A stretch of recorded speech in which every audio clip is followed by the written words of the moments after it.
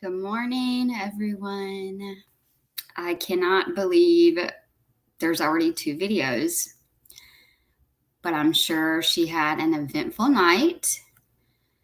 It looks like she ended up back in a hotel room or something.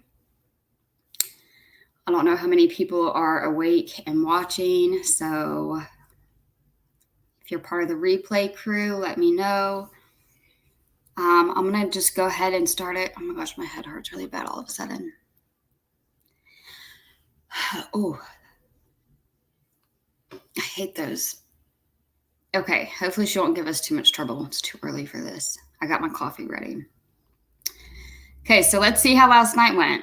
Sanity recall and proper medicine obtained. He had weed. He had weed for her. Okay. Let me see if she wrote anything. Every single time I check her captions, it doesn't say anything. But then if I don't check it, she has a whole shit wrote down. So it's still July 21st, 2022. There was probably why are you such a drama queen?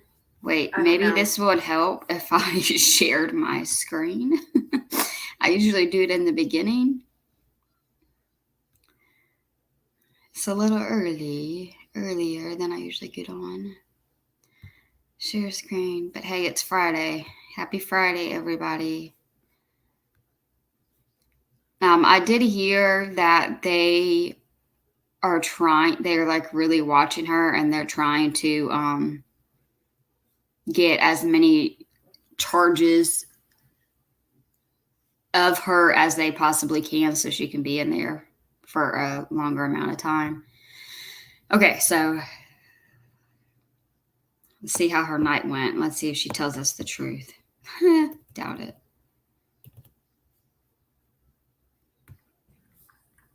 Okay, so it's still July 21st, 2022. There was probably why are you such a drama queen? I don't know. I guess it's just like that. So finally getting to eat the sandwich that I got to buy because I got the money from the YouTube videos. Wow. Uploaded today. I'm old, my boobs. How did you get, wait a second. Gross. How did she get money from YouTube? Sorry for that pause. How did she get YouTube money you don't get money the same day you upload a video. I don't know. She gets paid somehow. Is all this vegan? Okay, so I got in this guy. Stop, there it goes. That's probably true. You probably did get in that guy. That guy probably got inside of you. Y'all see how happy she is now? She got her weed from a stranger. Lord knows what they did. I'm sorry. I didn't mean to say that. Yeah, you did. What I meant to say was I got into this guy's car and he had a girl in the front seat, so I just hopped in the back. Oh. I was like, whatever, I'm not feeling good. I need to get high. So I asked him if he could find some weed, and he did. And so I paid $40 for a fucking blunt just now. Do you realize how fucking highway robbery that is? My gosh. $40 for a blunt? Are you kidding me? That's how bad she was fiending. This is a sign where you should get off and not smoke weed. What the hell? Never in my life. That's it. That's all I got out of it. And he rubbed up on my leg a little. I was horrified. No, you wasn't. But then he was trying to get at it, and he kept telling me, he was like, oh, no, you look good. I was like, what are you talking about? I look like a big old pregnant whale. But then he did some ice. So I don't know. I was freaked out.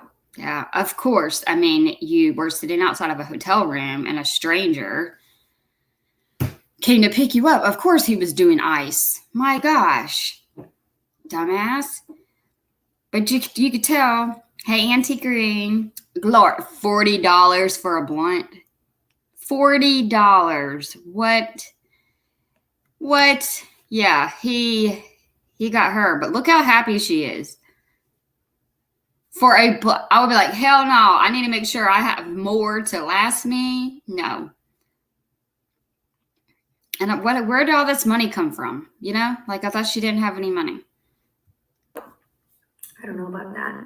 I know I shouldn't talk about that stuff, but I'm like, whatever, I don't care. Come back and shoot me. Find me, I don't give a fuck.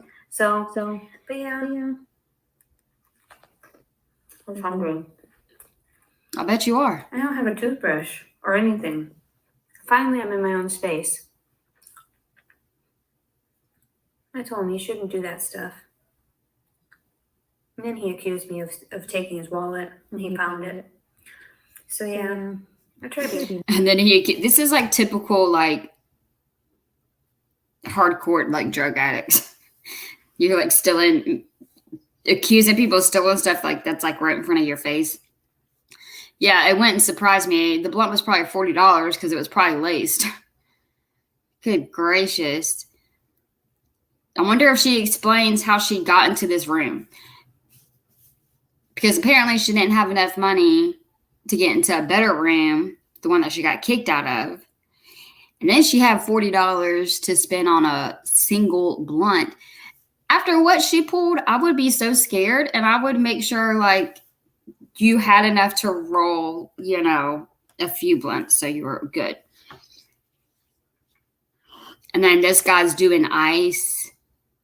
You were probably doing it with him. You knew you liked the attention. Whenever she was talking about, oh, he rubbed against my leg. Yeah, you were saying it with a huge smile like you liked it. Oh, I was wondering if they were going to refund her. Well, that's good. So she's probably just at a completely different hotel room. I mean, a hotel. Good gracious. I'm so tired of seeing avocados. But really, I'm always freaked out. All I just want is some weed and a safe place to be and away from dudes because they're shitty. I mean, I wish I would have had a dude for this baby, but they're going to take it from me anyway because I'm like, whatever, I don't give a fuck. You can do what you want. It's not my fault. You people are crazy. So, I don't know.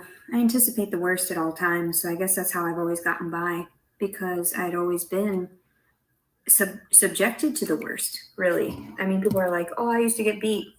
So did I, as a small child, whipped with shit and all this stuff and punishment, standing there in one spot for hours on end. It felt like a military of its own. Yeah, that's crazy because we tell you the same thing. Like, we've all had traumatic experiences in our past, in our adulthood, and we don't act the way that you act. So why are you acting like this? Why are you so entitled? This sandwich looks so gross.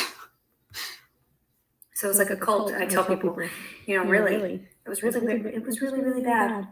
And oh my God, I'm telling you, I've lost all self-respect since this baby's been inside of me. Everything, you know what I mean? Since it was conceived. That's terrible. It's so sad. And then as I was walking too, because I mean, you saw what I was wearing. So, God, I turned that up and now it's trying to turn itself on again. You're going to try to freeze me to death? Although I've been having some crazy hot flashes, and when I was done with my panic attack, I didn't even know my blood pressure gets that high when I'm like that fucked up. And I thought I was okay. I thought when I was coming back to that my blood pressure was fine, everything was okay, but really I'm medically there's something going on. So by the time it was like a while, I remember it felt like a half an hour. I swear to God, it felt like forever. I could finally move my limbs again. And I got back over, and I should have been calmed down by then, you know, like by the time it was really severe. But then I just can't help it. I don't know what it is. So the blood pressure was like 155 over like, what was it, 98 or something, like really high. And I was like, what? So I don't need all this. I don't need you guys telling me that weed's not a fucking medicine because I was telling him before I. Okay, I don't know who she's talking about. I was telling him, but I mean, if you're if you were inside the hospital and your blood pressure was high, I'm pretty sure they would have done something and not just sent you off without. I was watching her newest when you came on, and she mentioned the doc at the mental facility TikTok. Yeah. I can't. I really wish you would stop using the Lord's name in vain. It drives me crazy when people swear to him and all of that. I still can't get over she went through all of that for a blunt that was $40, and she probably had to share it. I hope she at least just took a couple of hits and then saved it. Make that bitch last as long as possible. That is so crazy to me.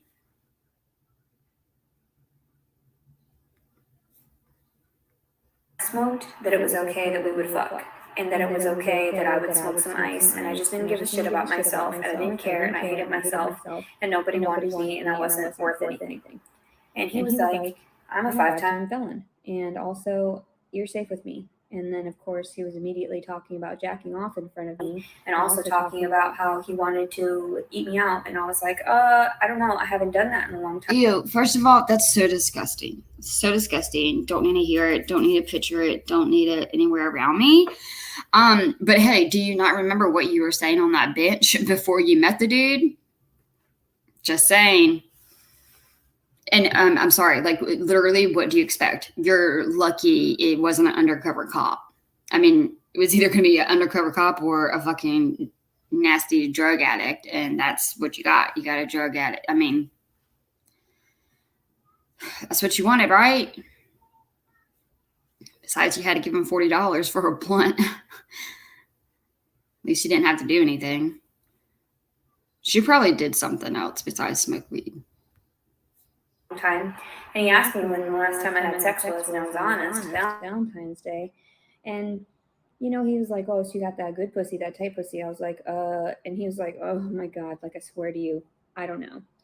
But he picked me up outside of the hotel, so it was kind of a blessing in disguise. Even though he was touching on me and saying all these grotesque things at me, I was horrified. I'm horrified. I'm not that pretty. Please don't touch me. Please leave me alone. If there was just like a convent, I could. Okay, sorry. I'm going to call you out right now because you like that. You could tell in her face the way that she was like smiling. She liked that validation. She's like, what? Please don't. I'm not pretty. She liked that confirmation of somebody wanting to sleep with her. Who's a fucking drug addict? I mean, he picked you up at a hotel. He probably thought you were a damn prostitute or a crack addict. And the way you've been acting, you're acting like a damn crack addict. I'm never going to get over that. $40 for a blunt.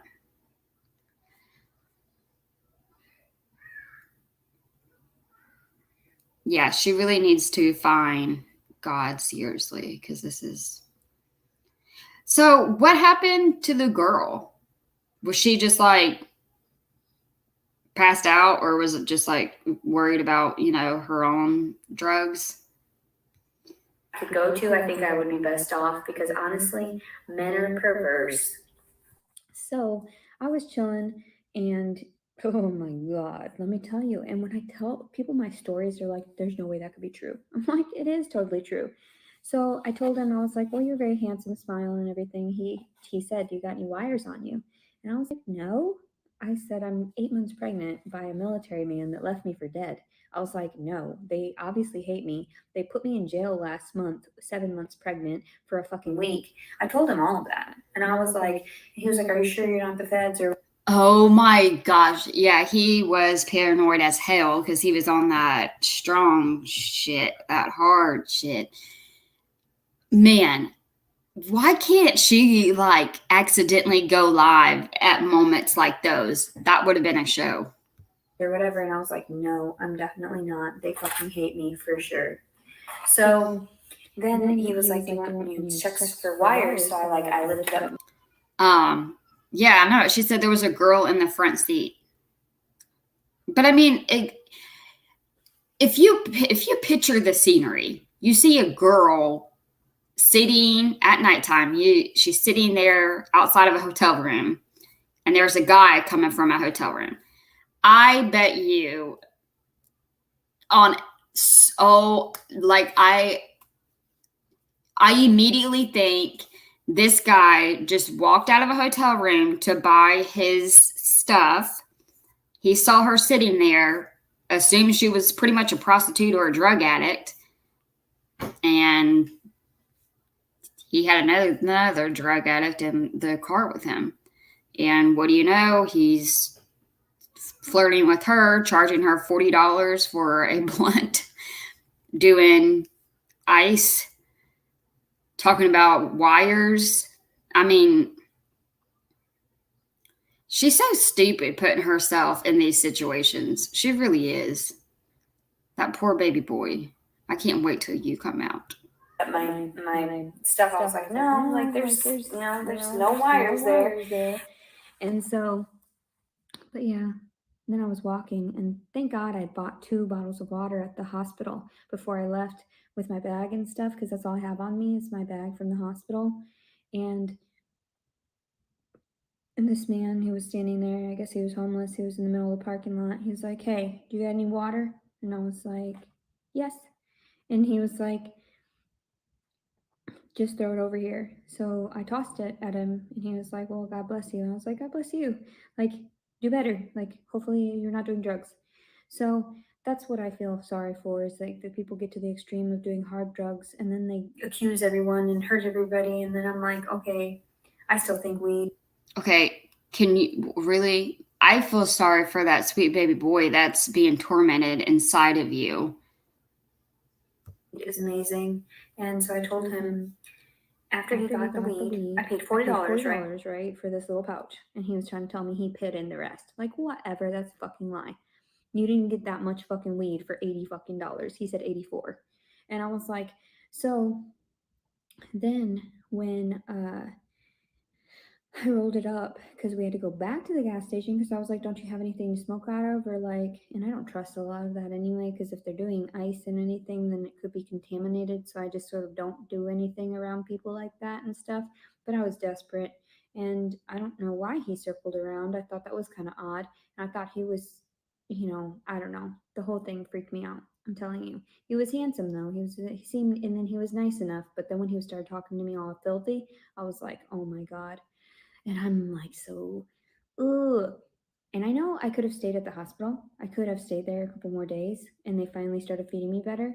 But fuck you guys. You're going to give me a list. I've got to go down and repeat my story a million times. It hurts.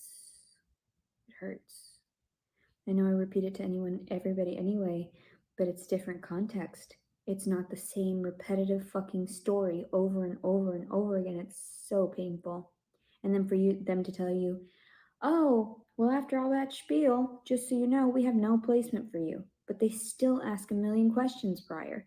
Don't do that. What the fuck? Just tell me immediately we have nothing. I hate my life. Hate my life. Well, who? No quarter? Some are saying no quarter sent this dude to pick me up, but I don't know for sure. Yeah, I don't know. I've never heard. I don't know who that is. If I lived in Arkansas, I would pick her up. No, I probably wouldn't. Well, I sound crazy, but I just want the baby.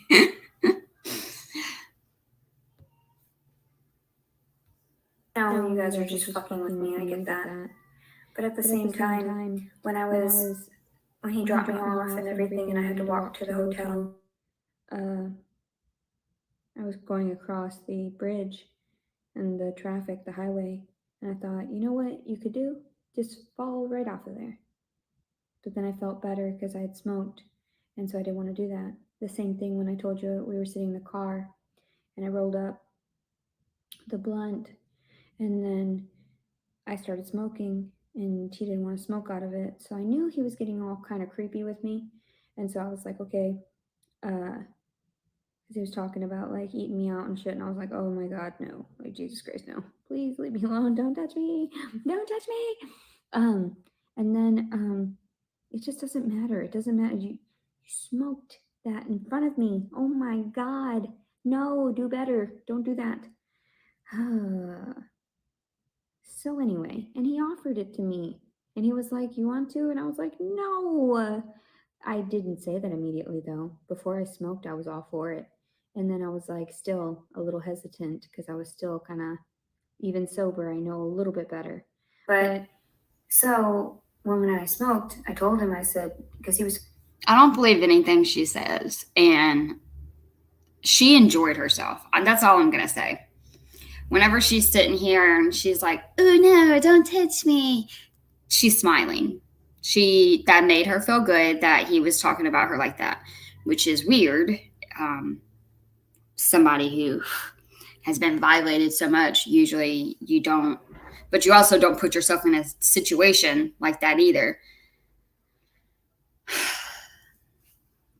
I mean, seriously, what the hell did you expect? Getting in a car with this dude. Y'all were both at a hotel room. You look like a prostitute. He looks like a druggie. And that's exactly pretty much what happened. he was talking about fucking, and I was like, at first I was like, I don't give a fuck. I don't give a fuck. Sure, let's do it. I'll do it for some weed. And he was like, he thought he was going to get some, I guess. So I was like, okay, no. I told him my brother was a felon too, and that he stemmed from a certain branch of whatever. And he was like, oh, I'm also from a different branch. And, you know, we're kind of connected. And I was like, okay, well, I can use this to my advantage by telling him that, you know, Don't fuck with the sisters like that. So anyway, can I? Dude, what?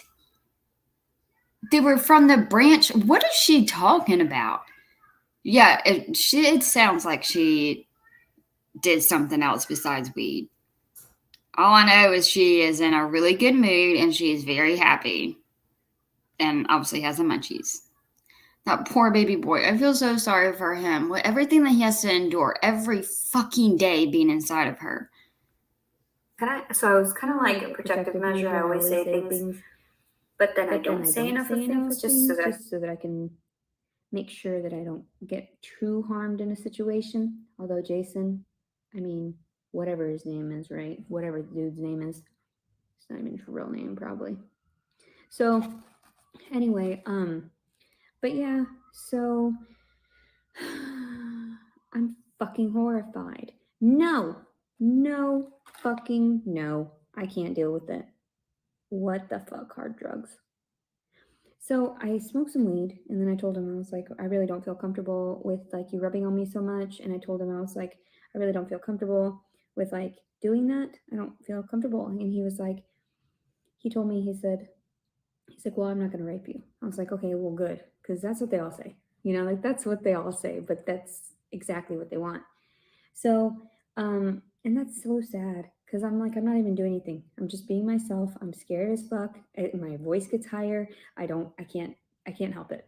So, and that just draws the flies to me. So sweet. So much honey. So, but yeah, so he was all ready for it. I know this is not the best angle for me. It's always like when the light is like, you know, a little better. So, but who cares? You guys are going to take my story and eat it. But yeah, I can't believe this shit. I can't believe I just had to go through that.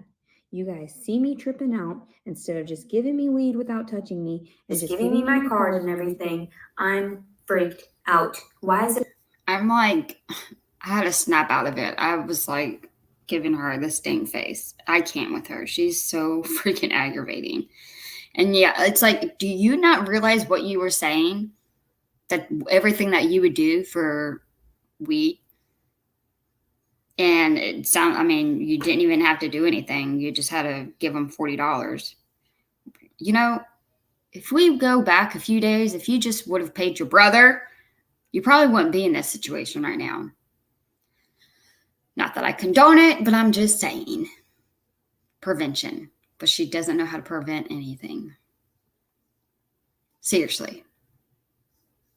He probably knew exactly the type of person you are.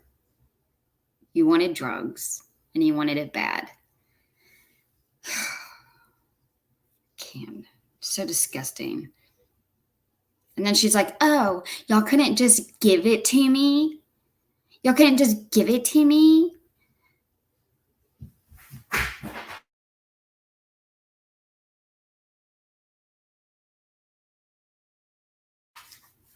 Yeah, I know. So did they drop off? There's a lot of holes in the story. Did you drop off the girl? Did y'all go somewhere else? How was he touching and rubbing on you? Why is it always about money with you people? Why? Why? You are the devil. You are the devil. Why is it always about you need money for this? You need money for that. I even gave him money for the fucking weed and he still fucking violated me. That is not okay. You don't rub up on someone. He did say, is it okay if I put my hand on your lap? Yes, it's okay. You start rubbing toward my coochie? That's not okay. You did not say, no. I was freaked out. I told him, I said, that doesn't seem. Okay, and that's something else. If I was around a stranger and then he was like, oh, can I put my hand on your leg? No. Hell no. Why the hell? No. And I joked with him and I kind of slapped at him and I slapped at him a little bit and I told him, I was like, no, you see, I went to a Catholic school and everything. I'm not familiar with all that. I'm not, I don't have sex very often. And so not like that and everything. Like I try to wait around for a boyfriend or something because that's disgusting. I think people are gross, for real. I think people are nasty. So, but yeah, I was almost violated. I could have gone with anybody. I would have gone with anybody. Like, what is wrong with you people? You should have known better. And I guess that's why it wasn't so bad and he let me go. So, but he was sweating profusely when he came back and told me that he lost his wallet. And I was like, I don't have it. It's not on me. Look at my stuff. I don't care. But then I had to touch stuff in his car to try to help him look. And I'm like, great. Now I got my fingerprints all over your fucking car. Like I need that if they ever catch you with something and be like, okay, why was this girl in here? And they're going to fucking try to pin me with some fucking crime. No, thank you. I don't do hard drugs like that and whatever. I don't deal with that. I just wanted some weed. I just wanted to calm the fuck down. There's nothing wrong with that. I didn't make the exchange. Fuck it. So, yeah. I'm sad. I'm lonely. But I did well, I guess. I mean, after I smoked and I, managed myself and I told him, I said I needed to go pee. And so he said, well, he pulled over to another area and he was like, well, let me follow you. I was like, why would you need to follow me? Like, ugh, people are so creepy. So I managed to pee in the bushes and then he stood nearby staring at me the whole time. And I was like, ugh. Why is my life this way? Kill me now. I know it's not as bad as some people have had it. Okay, but you made your life that way. Okay, and why are you... Okay, I would rather pee outside in the woods, in the bushes, before I go inside a store. I have anxiety. I don't like going around people. I don't like gas station stores. They're nasty. But if she had to go inside of a store to get Rillos, why didn't she just go pee? Like, she's not saying, obviously, she's not going to tell us the full story and the whole truth. Like, how long were y'all together? What were y'all doing? Where were y'all at? She enjoyed it. She enjoyed the whole night. Sick. But I don't care. We shouldn't have any of this happening. Like, I don't understand it. Why am I such a fucking, target in that way to all these perverts, too? What? I don't even look good. Maybe that's the difference, is that I'm right in the in-between. Oh my gosh, no, because you put yourself out there. You are looking like a freaking prostitute, drug addict. You are fiending hard. You were just selling yourself. You were saying that you would sell yourself for it. You put yourself in that situation. You're lucky you have money, because he could have been like, well, how do you expect to get this? If you don't have money, then this is like, be careful what you say. Gross. Mother, you caused this. You Oh my gosh. decided on which fucking child you wanted to fucking rear, and it wasn't me. So I'm over here exposing my fucking self to fucking danger because you decided it was okay for physical violence to happen in your home. I'm horrified. And I could have gotten hurt. And he had a needle. Oh, I freaked out. I said, I'm not getting in here. And I tried to open the door. I was like, because he tried to take me, well, he did take me a little bit of a ways. And so, oh my God. And I told him, I'm not going to let you stick me with that. Ooh, I'm scared. I guess weed helps me though. Weed helps me function and realize how scared I am about this stuff and like how not to do it or, staying away from all this other shit. I don't mind being high. I don't see what the problem is. You guys are crazy. There are way too many olives on this sandwich. Who puts that many olives on there? So, yeah, I was just making a short video to share with you what had happened because I still don't think these get out to the actual public. I still don't. I still think that they stop me from sharing my story. And that's the most fucked up thing is that I'm always confused because what's right and what's real? What is real? Israel, my brother. I love him. So anyway, Yeah, she's definitely still high on something. I'm telling you, my life is a shit show. You made it that Try to way. be good. But then you get a boyfriend before marriage and you're a fucking whore for the rest of your life. And even the ones that wait and everything. Then you get into these abusive relationships where the men take advantage of you at first and then they don't care about you later on, so then they go off and fuck other women. That's how men are. Trash. And they're like, oh, I can't help it. It's in my DNA. Yes, you can help it. Do you have a brain? Oh, you only have half the amount that a woman has.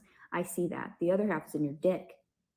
So, and that's sad. I don't mean to even talk that way, but a majority of men are like dishonorable in that way. There are a lot of men, I'm sure, that are just fine. And I talk shit to everybody, but I don't mean to talk shit about every man. Everybody knows that.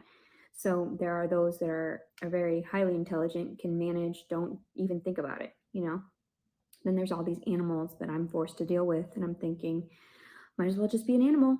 So that's when I freak out and I do all these crazy things. But then I try to appropriate myself. And then you give me a list. No, I freaked out. I didn't wash my hands all fucking afternoon and shit. And I was thinking, oh my God, all the times I used the restroom. And then I was sniffing underneath my fingernails. People have caught me doing that. Like, why is she doing that? Because there's bacteria. Any tiny bit of bacteria, I can smell it. And so it's so weird. I know that's fucking weird. But I'll sniff it and I know that there's tiny bits of bacteria and I didn't clean underneath them properly. So why did that just happen to me? I'm traumatized. Don't touch me. Oh my God. And that's like it was with like, what's his face? Don't touch me. So anyway, okay. I had a dream that I strangled somebody and they passed out is what happened. But I was just like, oh my God, just shut the fuck up. You're crazy. I strangled them until they passed out. What's wrong with people? Oh my God, why do I have these nightmares? Why? I shouldn't have to deal with this. I want some poodles. I want some protective poodles. I don't want to do this anymore. I want to live in my house and all by myself again, just in my safe place, away from all these crazies. Why am I forced to interact? I'm hungry, I think. I'm scared. I'm nervous. I don't know what's next. And I'm worried. I'm like, what is this next task I'm up against? What is this next fucking tribulation? Oh, don't talk to me. I'm fucking crazed. Don't talk to me. I'm just a pothead. Leave me alone. Oh my God. Oh my God. Kill me. And then you said something about sucking dick. I was like, no. I haven't sucked dick in a while. I mean, if it were one person that I were with. Okay, that's exactly what you said you was going to do. And that you would do for weed. It's so disgusting. She's like so disgusting. She's so aggravating. Because she enjoyed the whole fucking thing and she's still high. With all the time, then it wouldn't matter. But you saw my email. Oh, no. Sometimes I get filthy like that, though. I had one dude eat me out through the cuddling thing. I forgot to count that. Does that count as being celibate if it doesn't enter you? I mean, I think that there's something about that. Different stages of sexual behavior. You know, you can't really. But then there is also the DNA exchange in that way, like the saliva with the, that stuff comes out of me. That's gross. By the time I was so upset and they monitored the baby before I left, I checked my panties, the ones that I had, those disposable ones or whatever. There was some slight, like, it was like blood or something in there. Like it was like darker tinge. And that was Ew, that's so disgusting. She said any hole for a bowl. Yeah, you're right. Because remember she was talking about you can do it like in the A. That was disgusting. She's like, if I only let my husband do that. Ew. She probably did. And that's probably another reason why she's so happy. I don't know. This is just weird and disgusting and aggravating on a different level. She's definitely still high and she's annoying.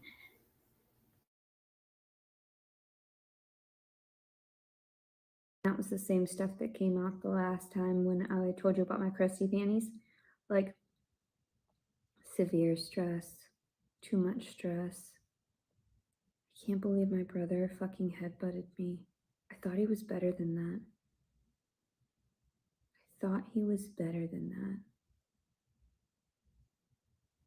I'm so disappointed. You just don't know anybody. You just don't know anybody and what they're gonna do and say, and you try to give people the benefit of the doubt.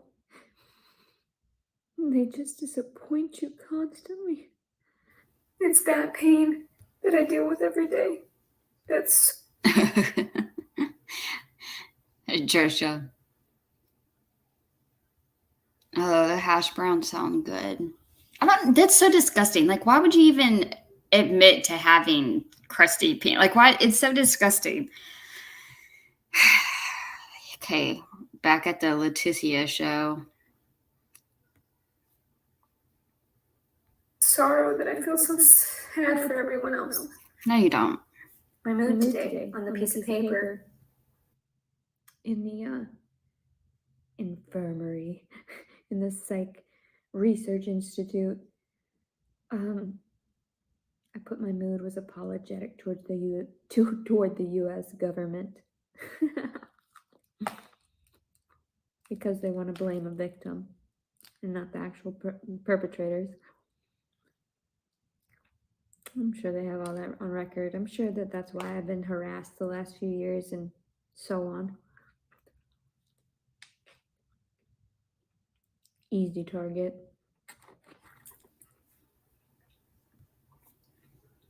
I should speak up. Good morning, Em. I know. I had to change my title to like Freaky Friday.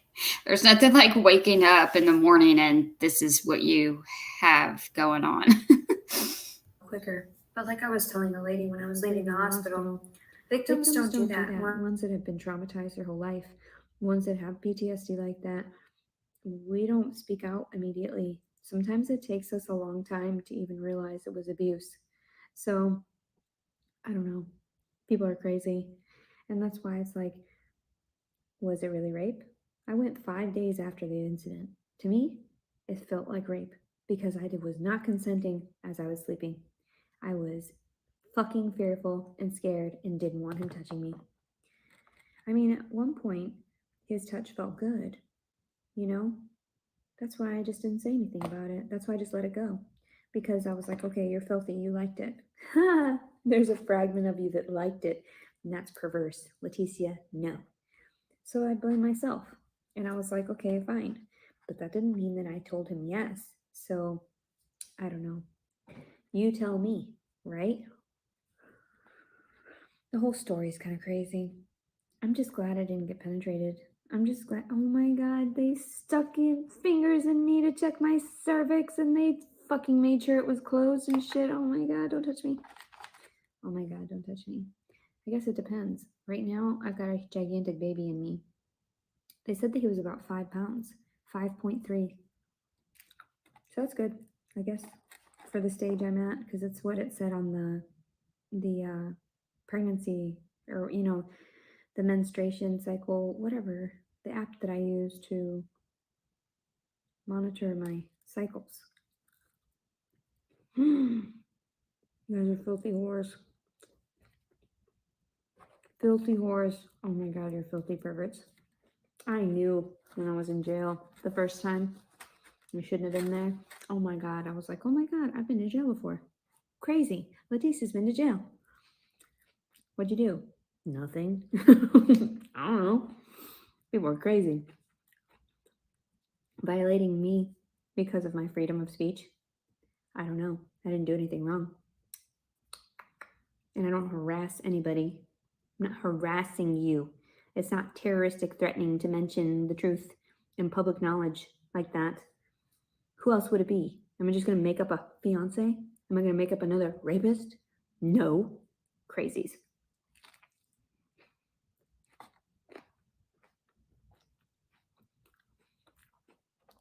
My videos are kind of like hanging out with me. One dude was like, hey, can I come pick you up? I didn't message him back. I don't fucking know you. I got into the stranger's car, though. That was new for me. That was new. And I went out on a bus. I've been on an adventure. I don't know why God loves me so much. I don't know how I get away with these things and like not get killed. Even walking across the highway. Man, if I don't get enough weed, I might just go over there and just like pounce right off the side. Jump like a kitty. Which reminds me, I was talking to myself right now. I was like, I'm sleepy kitty, because that's what my mom says to her cat. She's really nice to her cat. When she was telling her cat, when I first got over there, she was like, I love you. And I was like, I love you too, mommy. And she turned and she got all mad with me. And she was like, you don't have to get jealous about it. You don't have to be so condescending about it. Or she didn't say condescending. She just sort of like, you don't have to be a bitch about it, is what she said. And I said, what do you mean? Like, I was just chiming in because I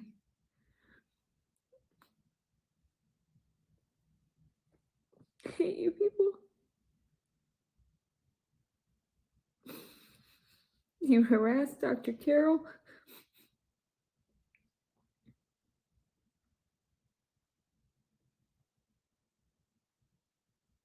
And you know you can't really harass me all that much. So that's why you fuck with the people that...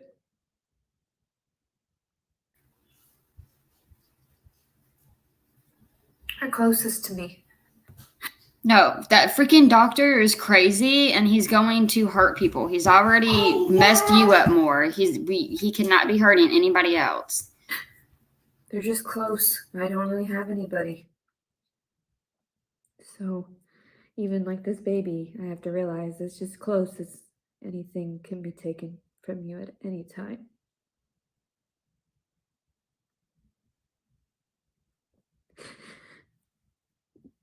And I know I cry about it. But this is supposed to be my privacy, right? You're not supposed to be impeding on my privacy. Yet, there's always been violations of that constantly. You are recording yourself, so therefore you don't want it to be private, obviously. And so, yeah, people are like, we got to her. We made her cry. Look at her. Oh, yeah, when my brother... I was so disappointed in him. How dare you?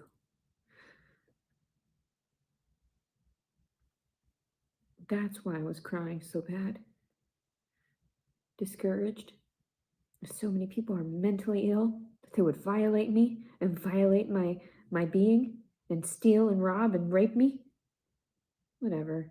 You guys are a disappointment, not me. Not I. Crazy. You guys are crazy.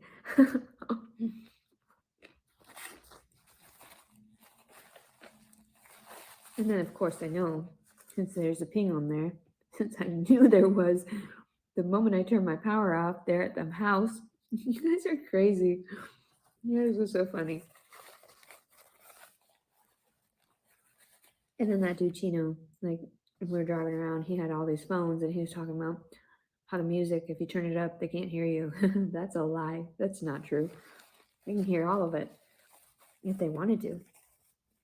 You can shut off certain noises on some audio now and manage to figure out, but I understand why he was whispering all the time.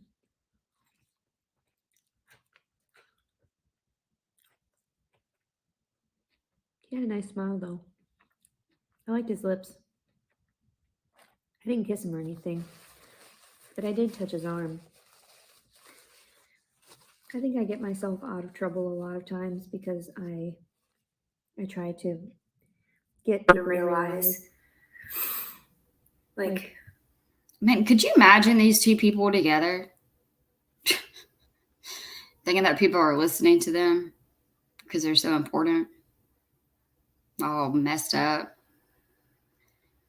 And then she just says, like, she doesn't want people to touch her. And it was like, ew, ew, ew. But then she's like, oh, but I liked his lips. She keeps on, like, giving compliments of, you know, he was handsome. I liked his lips. I didn't kiss him, but, you know, I touched his arm. Why?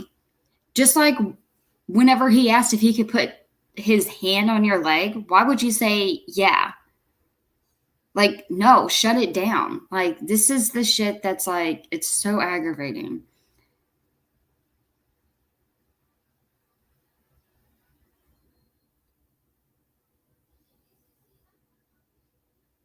Yeah, she can never take responsibility for anything.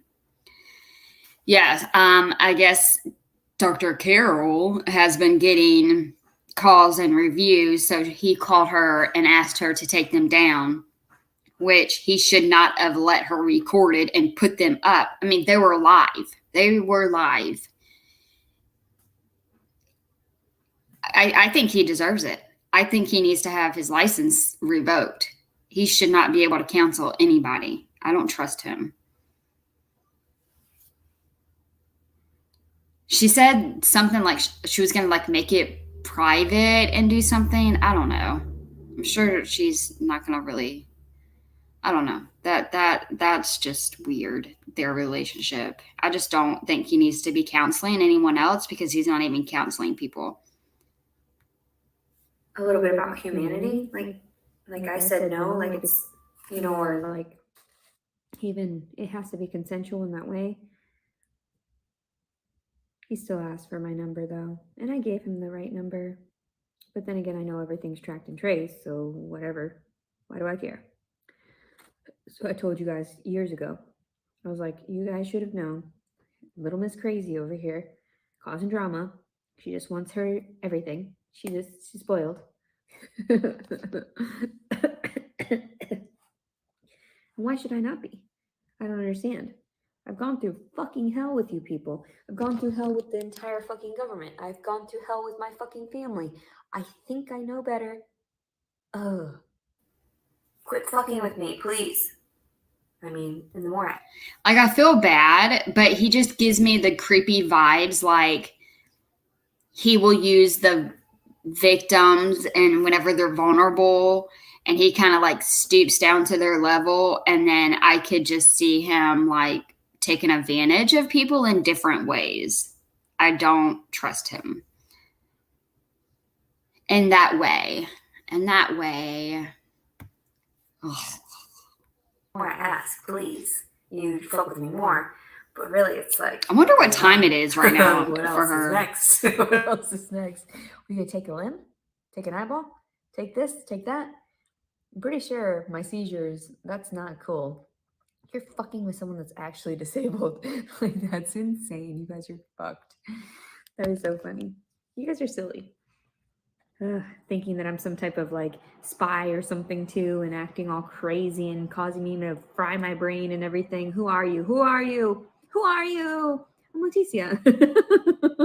I don't know what to tell you. You look crazy, girl. Running around. I don't. She might have been live because it didn't. I mean, she definitely used YouTube. But what had happened was she was in the hotel room. She was having a freak out, yelling and screaming. So she got kicked out. So she was sitting outside of the hotel, and she was on her phone saying that she would suck D for weed. You can put it in any hole for a bowl. Disgusting. And you hear a guy and he says something, and she was like, "Oh, she's like, I guess I could use a ride." She's like, "I'm actually looking for weed. Do you have any?" And then he said something, and she was like, "Hell yeah!" And then all of a sudden, her video ended. So now this is her video after that, talking about what happened. Good morning, Salty.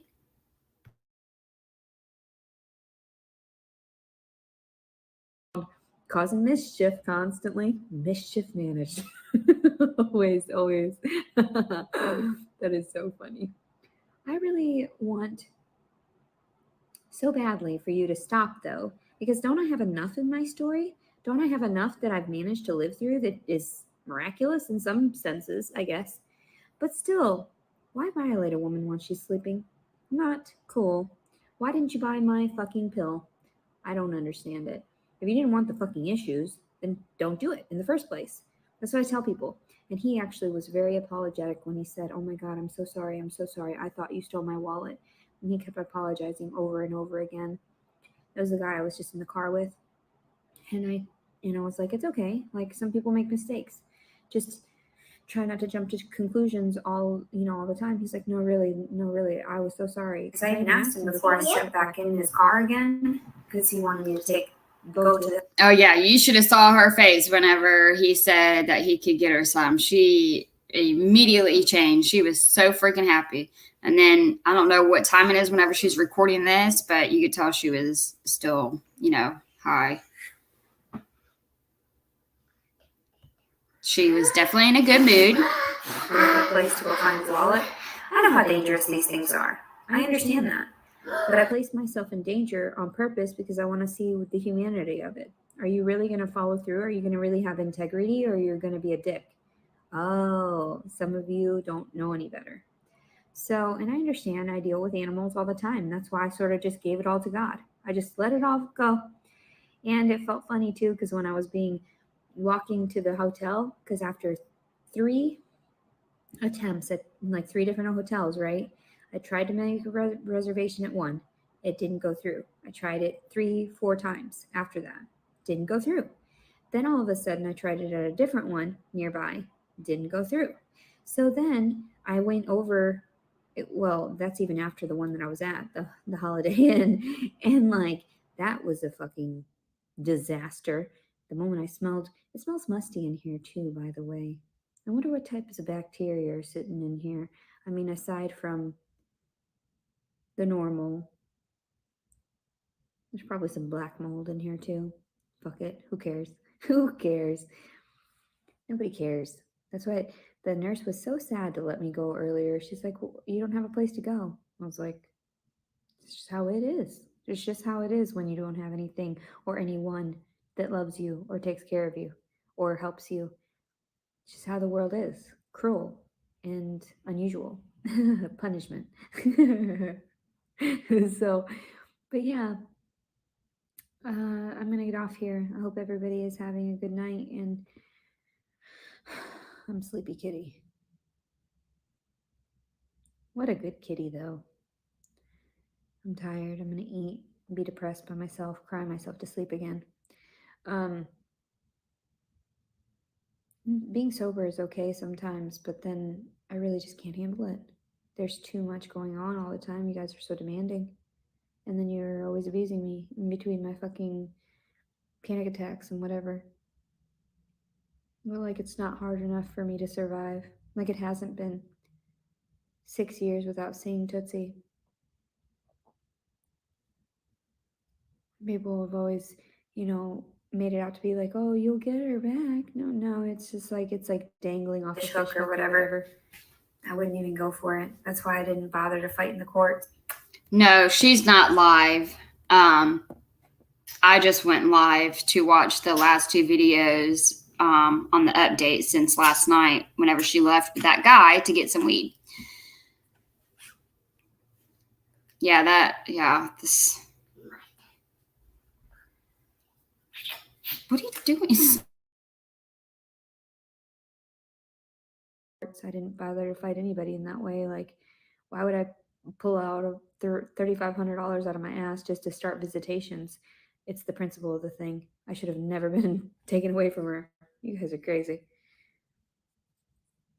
Dangling off a fucking, a line or whatever. A line of coke. People are crazy. Yeah, fucking crazy.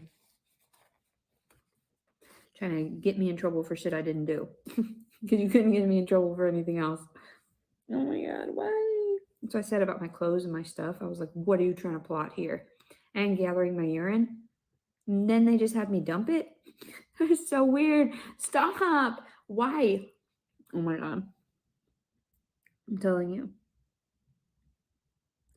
They had me gather my urine in one of those cups sitting in there, and it was touching my vagina as I was peeing. Did not feel the greatest. So, and then after all the work I did, I filled it up to the top within a few hours or whatever, half the day or whatever. And then I told her about it. And she's like, oh, I'll come back for it. She never did. So I ended up dumping it in the toilet. It's just ridiculous. Why would you gather my pee? Why are these things happening to me? Oh, because I speak out against the government. What truly happened to me and why I was placed on all these psych meds and how they stole from me. And I was just like blinders on. Like, it's okay. I'm retarded. Then you wake up and you talk about weed and everything. Well, I don't know. I think it saves people sometimes. I don't know what's wrong with you. I don't know why you would do these things. I'm horrified. Horrified. A bunch of perverts running this country then. If you're going to allow this shit to happen. Ew. Just die off already. They're like, you just die off already. But we can't just go and shoot you because then they would know. Because I left a paper trail. I left a trail of witnesses. And what is it called? Character witnesses as well. But it's so true because people would be like, Leticia would never do such a thing. She's really weird. She denies all kinds of shit. Like, I have so many opportunities. I could have gotten so fucked up and everything too. It's not just drugs, it's everything. Like, no, Leticia is okay. I'm very self-disciplined in that way, and that's why, like, I haven't been off fucking everybody. I'm just glad I didn't have sex. Ew.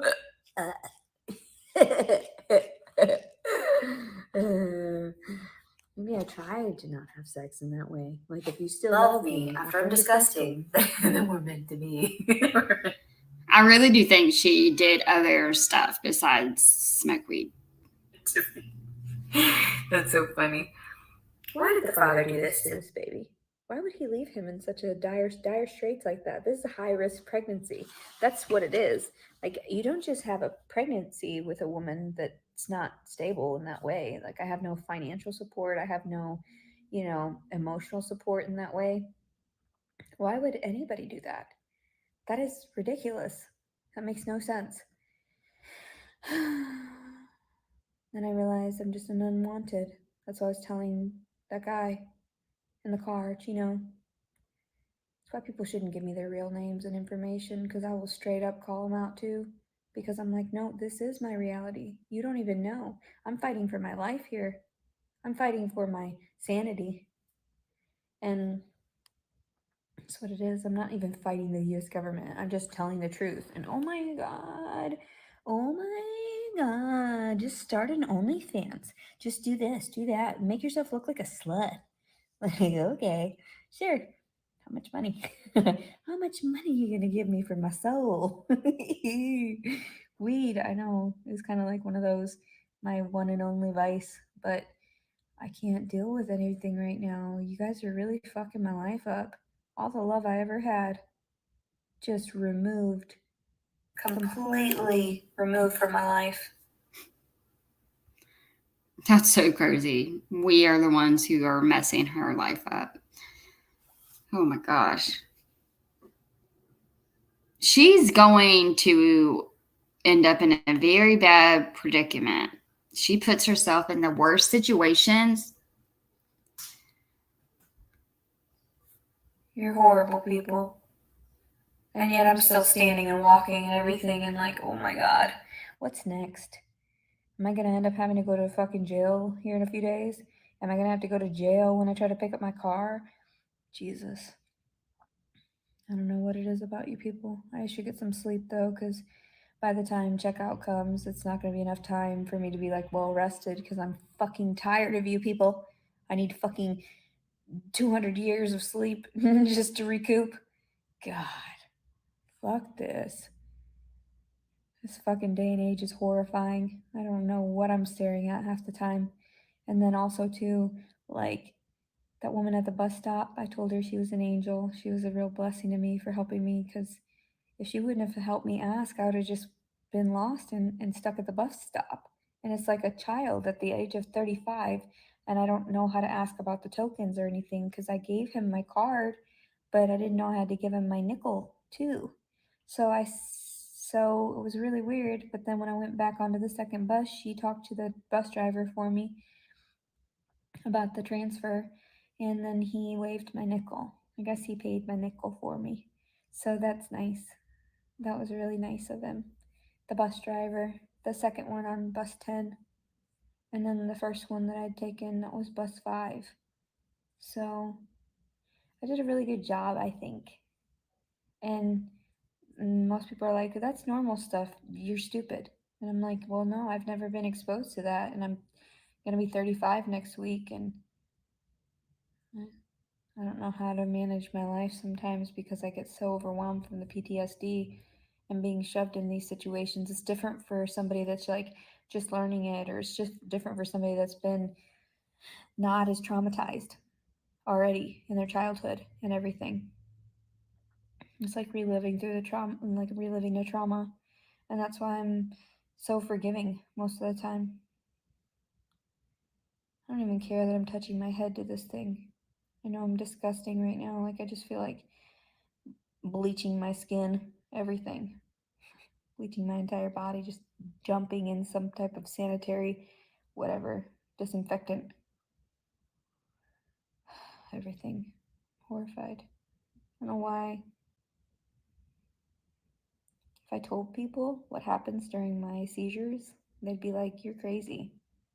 But they've probably seen it too. When you start like not being able to breathe and everything. And sometimes I call like the pets that I used to have, and I see them next to me. I see them. Like, they're not there, but I know they're there sometimes. So, because where else would they want to be but with the person that loved them most? And so for me, it's that warmth of feeling their energy again, of what it felt like. Mostly it's just the dead ones. But sometimes when I think about the other ones, I feel like they're right there too. And I don't know what that is. It's really weird. Golly, is she really talking about the ones that she offed? Yeah, she definitely needs in depth. Like,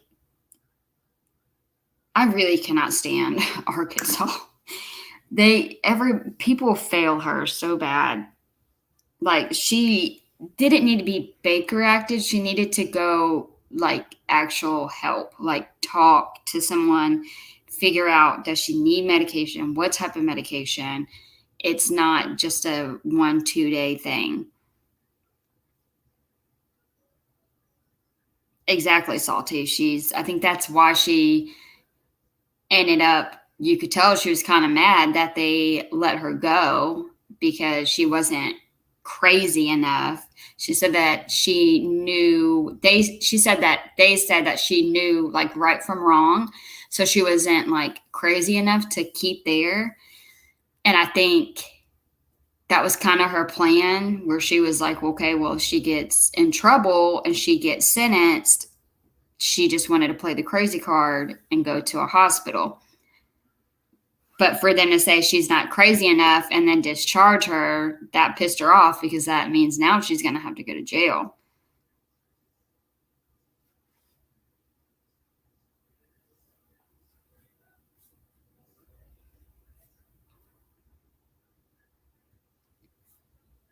I guess it's just like that, where it's like your brain is not getting enough oxygen or whatever, and you're trying. Like, I was trying so hard. I did so good. It did so good. I'm so good. You guys stress me the fuck out. This baby's gonna be super fucking weird. Super fucking weird.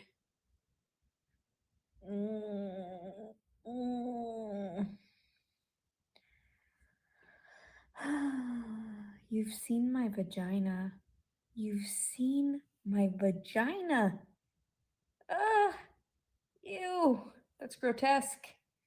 Anyway, I'm gonna get off of here. I'm freaking out. I'm probably gonna still continue with these thoughts, eat a little bit, and then pass the fuck out. Anyway, I wish I had a father to this baby. Fuck the real father, though. He's a piece of shit. Who does that? And who lies to someone like that? You're crazy. That's why I tell people, like, I was your only salvation for just, like, keeping my mouth shut and letting you, do what you did and be compassionate. You should want to try to make amends. You should. Oh, wow. That's strong. You were his only salvation. That pretty much sums it up. Yeah, you should want to make it right with Leticia, because if you don't make it right with Leticia, if you don't want to be with Leticia, then she's going to file charges. Blackmail, exactly. Yes, there's another one after this. I'll play it. This one's almost done. Want to understand that you did wrong by somebody.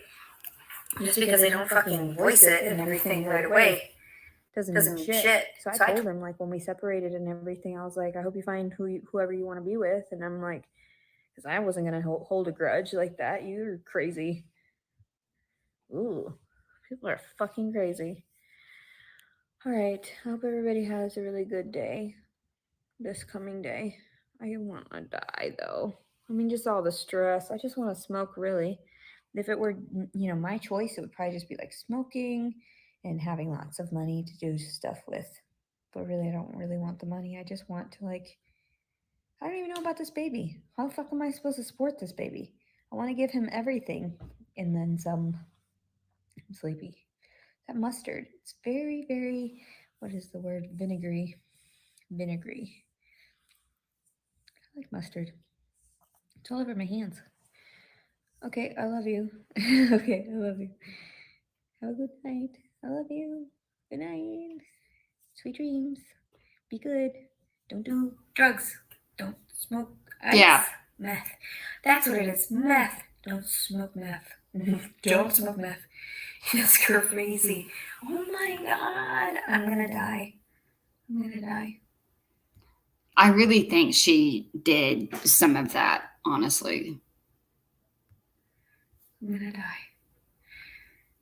I'm too freaked out for all this. That's why I just continue to record. Because I'm just like, I never know what kind of thought I'm going to go through that's like relevant to somebody else. Kill me now. Alright, I love you very much. I'm sleepy kitty. Today's July, well, shit, it's past midnight. So technically the early hours of July 22nd, 2022. Leticia Collins servant. I'll keep you posted. I'll probably end up in prison because that's what they want to do. And then the one girl was like, no, they just put you on probation. It's the principle of the thing. I'm not fucking guilty. Don't put me on probation. For what? Who the fuck do you think you are? For what? And what kind of probation are you talking about? When I went through probation the last time, it was 6 months. They asked me if I was still smoking weed. I said, I still kind of am. And so I was just honest with them. You're going to find weed in there. And then they gave me 3 more months of probation. This is before it was legal in Arkansas, right after the divorce and everything. And then I was actually clean for it. And the motherfuckers didn't even ask for a fucking sample. And then they were just like, you're free to go. 9 months of probation, here you go. Because they fucking monitor you. They know whether or not you're smoking and shit or not without even gathering your goddamn piss. Hence why they bitch had me. I don't mean bitch, she was a sweetie. I love her. Hence why the lady, I don't want to disrespect her like that, I'm sure, but I mean it in a non-derogatory way. But yeah, what? Don't like fucking pee? Like, oh, I gathered that for you. Don't you want my piss? Don't you want all of my fluids? You already have my goddamn blood a million goddamn times. You already have my sweat and tears. God. I better get to bed though. Ugh. Ugh. Oh, I'm so mad. And I know you could barge right into that door. I know you could hurt me. Do I care? No. No, no. I would probably laugh afterward.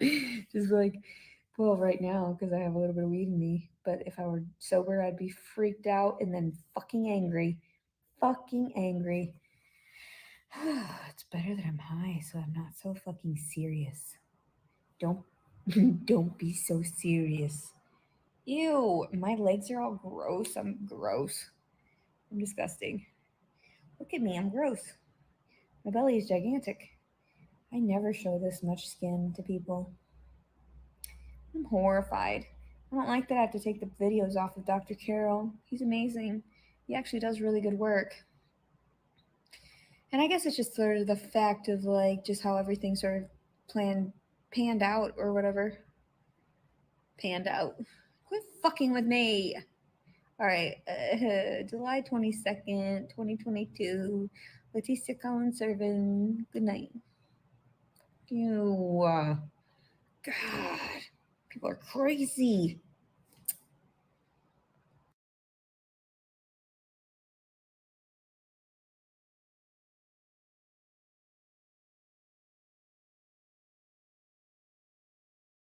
Let's talk about the importance of taking care of your mental health. The key to great therapy is finding a therapist you can truly connect with. I've been fortunate enough to find someone who cares for me and wants me to be my best self. And BetterHelp can help you find your perfect match too. Therapy can be intimidating, and not knowing where to start stops a lot of us from getting the help that we deserve. BetterHelp is the world's largest online therapy service, making professional therapy affordable and convenient for those going through life's many struggles. Of course, I had to step away, Okay, and that so- came on. Okay.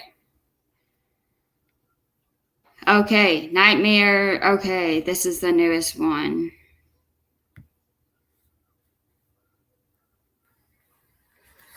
Guess really early in the morning on July 22nd, 2022. And I had this really vivid dream about Tara. And I had gone to this person's house. And then all of a sudden they had told me that she was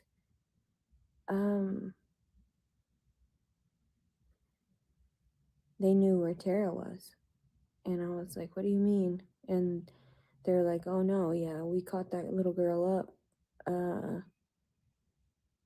a while ago. So I remember going through this house and I was hanging with this dude, and it was similar to the dude that drove me around, like that type of person. And we get to this house, and it's like a hoarded house. Like there's a bunch of stuff everywhere, and we're chilling and everything. And then he starts telling me something about like that they have a house and it's full of children, and it's like a trafficking house. And so I was freaked out. I was like, what are you talking about? You don't have Tara. No. Like, there's no way. And so they walked me back over to this other building. It was another house, and it was in this area. And I knew that I had like the phone on me at that time, and that, they track and trace me and everything. And so I, maybe not in the best way, right? But at the same time, I was like, if anything crazy happens, and I'm sure that they would probably do something, because if there's children involved, hopefully anyway. But I don't believe that a lot of the upper, authorities are that sane. I do believe there's a lot of pedophiles up there that get paid by the government. I'm not gonna lie. So, I mean, and you can't detest that because I don't know, you know what I'm saying? And of course, you had an official like fucking what's his face, and he's instead of him getting in trouble for rape, I'm getting in trouble for falsifying a rape. Okay, whatever. Fuck you people. So, anyway, we walk back to this house, and there's all these little girls, and there she is. She's 10 years old, and she's passed out. And since she was like the oldest one in the room, I had known she was raped. Like, I knew that she was laying there and had been raped at 10. Oh my And I God, thought, like, oh my no, God, this can't like, be no, happening. this can't be I happening. kept my cool and I kept my cool and everything. Yeah, I think she definitely had this dream because she went with that guy last night. And she was probably thinking of like stuff that could have happened to her. I mean, she's lucky to be alive. She's lucky something didn't happen to her. And like we were talking about last night, nobody would know the truth because you can't ever believe her. It's sad whenever she talks about her daughter. everything, and I told them, I said, is Is there an exchange or whatever? And there, I think we were about to make an exchange for something for her. And I scooped her up, and I was carrying her. And then she became like pocket size. And I put her in, like, on me somewhere. And I was taking her because I knew she was very sickly. I knew she had suffered a lot. She was dying. And so when we got through, like, I remember something about like these weird booby traps, and I was with somebody else. I can't remember. And there was like arrows that had been shooting across in that house that had all that hoarding stuff. And then at one point we were traveling, and I was walking, and something about like an atomic bomb, and it was set off. And I remember the person that I had been with started running really fast, and I couldn't keep up. I guess I was pregnant still, so I couldn't like walk that fast or anything. And Tara was still on me. She was tiny, and she was in my pocket, but I had like a front pocket, like inside of the like the robe that I had been forced to wear for, the hospital.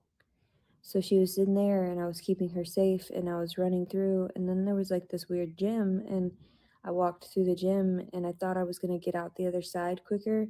And there said something about one entrance. So I went back out, and then I took a bicycle that was randomly on there on the side of the road to try to get away from this atomic bomb, and started cycling, but there was no seat to the bike. And so I just sort of had to stand and cycle. And that's all I kind of really remember, is that I was like trying so hard to get away from that blast, because it had come from that house where, like, the house area where I snatched up Tara. So I was freaked out, and I was like, oh my God, like, and then I realized, like, there's just no running. There's just no running from anything. Anything could happen at any time. And uh, these natural disasters that they call them, it's not natural to set off atomic bombs. People are crazy. And I know they had to do that shit in order to, I don't know. I mean, I have to, I wish I could see further than I do sometimes. But I don't know. That was a really fucked up dream. And I didn't like it. But at the same time, I know that I don't know if it's more like prophetic, or if it's just sort of like me and the horrors of what I've lived through, as well as placing my daughter in those same circumstances, you know? And I woke up right now too with a raspiness in my throat because of whatever bacteria is in this room floating floating around. around. And And I just wanted to capture that because Hey y'all. Yeah, I think she had this dream because of what she was doing last night, who she was with, and what could have happened. I think she did more than smoke weed, but in my opinion, I know my my therapists therapist have had talked about doing dream journals and keeping track of them. So I just figured I would place this in there as well so that some people understand the types of crazy and very stressful dreams that I have. And it's not normal. It's not normal. I've lived through so much stress my whole life. When I have dreams about like my father and brother and everything, it's stressful. Like I would wake up crying with my ex-husband and he was like, "Oh, you just need to get over it. It was just a dream." No, I don't know what the fuck is wrong with you, but you need to let me have my fucking feelings so that I can get over it, so I can understand that it was just a dream and it's okay, and like they're not here anymore and I'm not getting hurt anymore and it's okay. No, people are sick. People are so sick. And then they demand more of you because I was thinking too about when I woke up, the panic attack that I had in the fucking room. And they have it all on film. And I thought, oh my God, that's so embarrassing. That is so fucking embarrassing. It truly is. Because I cannot control it. My muscles, I can't control any of it. So the fact that my blood pressure was 155 over 98, and then I can understand, I know what's going on, my eyes, my vision and stuff, I can see you. Like, yeah, I know, I acknowledge. And once I finish my panic attack and whatever that is, I can usually like function once I get the ability to even talk again and everything, and like get out, like, because they had already asked me earlier in the day on the 21st. They had come around midday and asked me about my insurance, asked me about my personal information. And they had to update that information because they had information that was like my old phone number from 10 years ago when I was there last. And also, they had the wrong they had written the wrong address on there. Instead of like my PO box having certain digits, it's only 4 digits long. You would think that they would have that right, but of course paperwork gets misconstrued all the time and people mishear things constantly. So instead of like fives, they had like, or the 5 and stuff, they had a 6. And I was like, okay, I caught that. And so I actually told them and I signed fine in the afternoon. Everything was fine. I was cognizant and everything was fine. I was pissed. Well, no, that it wasn't even that day. I think it was the day prior. Wait a minute. No, it was the same day. But I was trying to be polite and I was nice to them, but really I was just begrudgingly detached, I guess is what you would say. I was very depressed because I couldn't smoke and they were detaining me one night overnight. Like, what else do you want from me? What other proof do you need that I am not okay and you are fucking with a disabled person? So anyway, after I'd had my panic attack, I don't remember how long it lasted. It seemed like forever. By the time I could feel my legs again and could walk around the room, I actually had to walk very slowly and like holding the wall and everything because I've had to, to make sure I don't fall, especially now that there's excess weight in my midsection.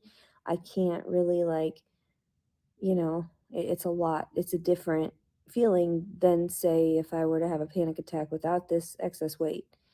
So I was trying really hard, and I thought by that time, shit, it took me forever. I thought my blood pressure would have been fine, you know? But then I Sat sat there, there. and it was Sky High, and then the girl came. I don't even know what she's talking about. I think I got distracted. I'm guessing she's talking about back at the freaking hospital. It's so weird. It's kind of scary watching her in the dark. Came back, a lovely young lady, and she asked me the same. She was the same one from earlier. And she asked me the same questions. She said, "Oh, we just need to get your information." And they gave me the false information, and I corrected it, And so when at that point, I think that people think I'm okay. They think I'm just faking it. And I'm like, no, I know what you're trying to do. I know what you're trying to say. I know what you want from me. I just can't help you sometimes, like the officers that after I became homeless. And living on the streets, there was one officer that Yeah, she's definitely talking in circles, like always, and it's so aggravating. offered to drive me to. No. I True. had actually gotten a cab. Brainwash. From Levi Hospital, I think it was. At one point when I was like, I don't know when it was. I don't remember what had happened. I think it was after, though. Shit. I'll have to think because I was really fucked up. And this was right after I'd lost everything a few years ago. And when I went to the state patrol, because I'd already gone, okay, yeah, this is what it was. I had already gone at one point to, I walked over to the Garland, like the courthouse area where there was that sheriff's department in Hot Springs. And it's right next to the courthouses. And there's like a sheriff's department there. I think that's the Garland County Sheriff's department. So I walked there and slept outside in the bushes. And I slept in a coat because it was a coat that I'd gotten for free. And nobody came up to say anything to me. They just sort of left me there. And I woke up and I went inside and tried to ask for my phone and my keys to my car, because this was after I got out of the psychiatric facility from being naked inside of my storage unit, I believe. That's when it happened, right after a suicide attempt, right after I'd come down from that. I was so freaking out. I got naked on the side, and they took me to those. Okay, whoa, I have no idea. Okay. Who is it? No quarter. Squids, you're the second person who brought this up.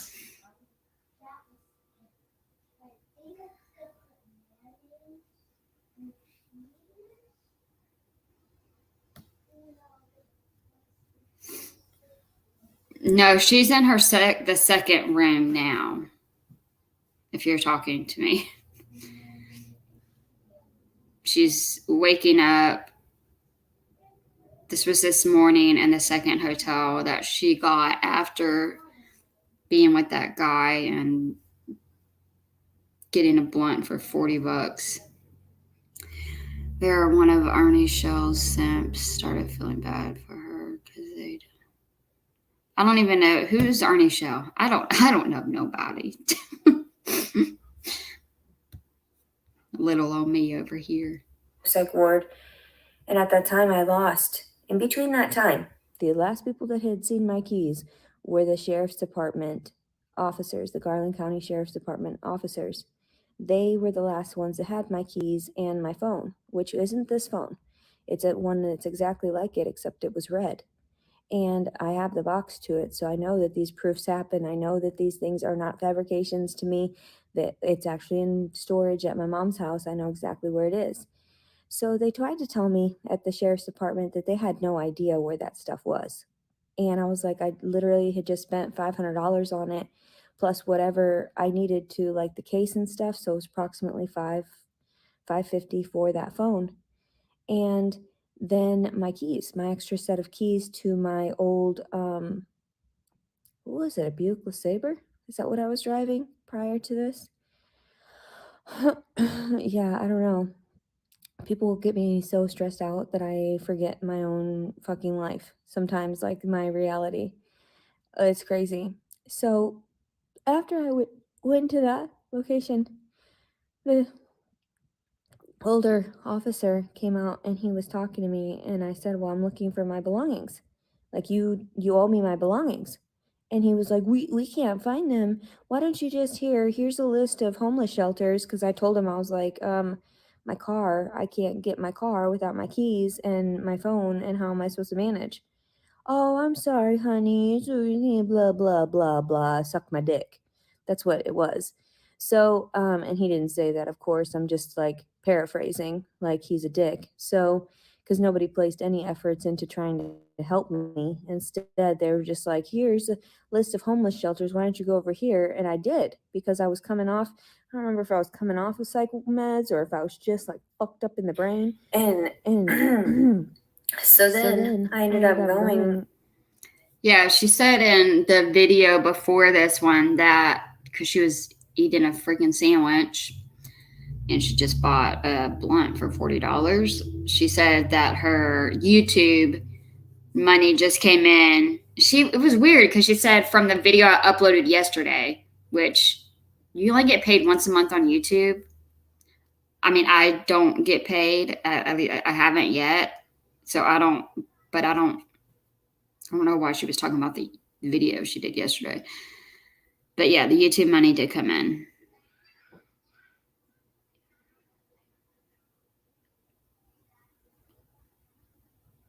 Yeah, he has helped. I mean, if they don't, like, if they want to help children and they're like against abuse, then they should be doing something else because she's hurting and abusing her own baby.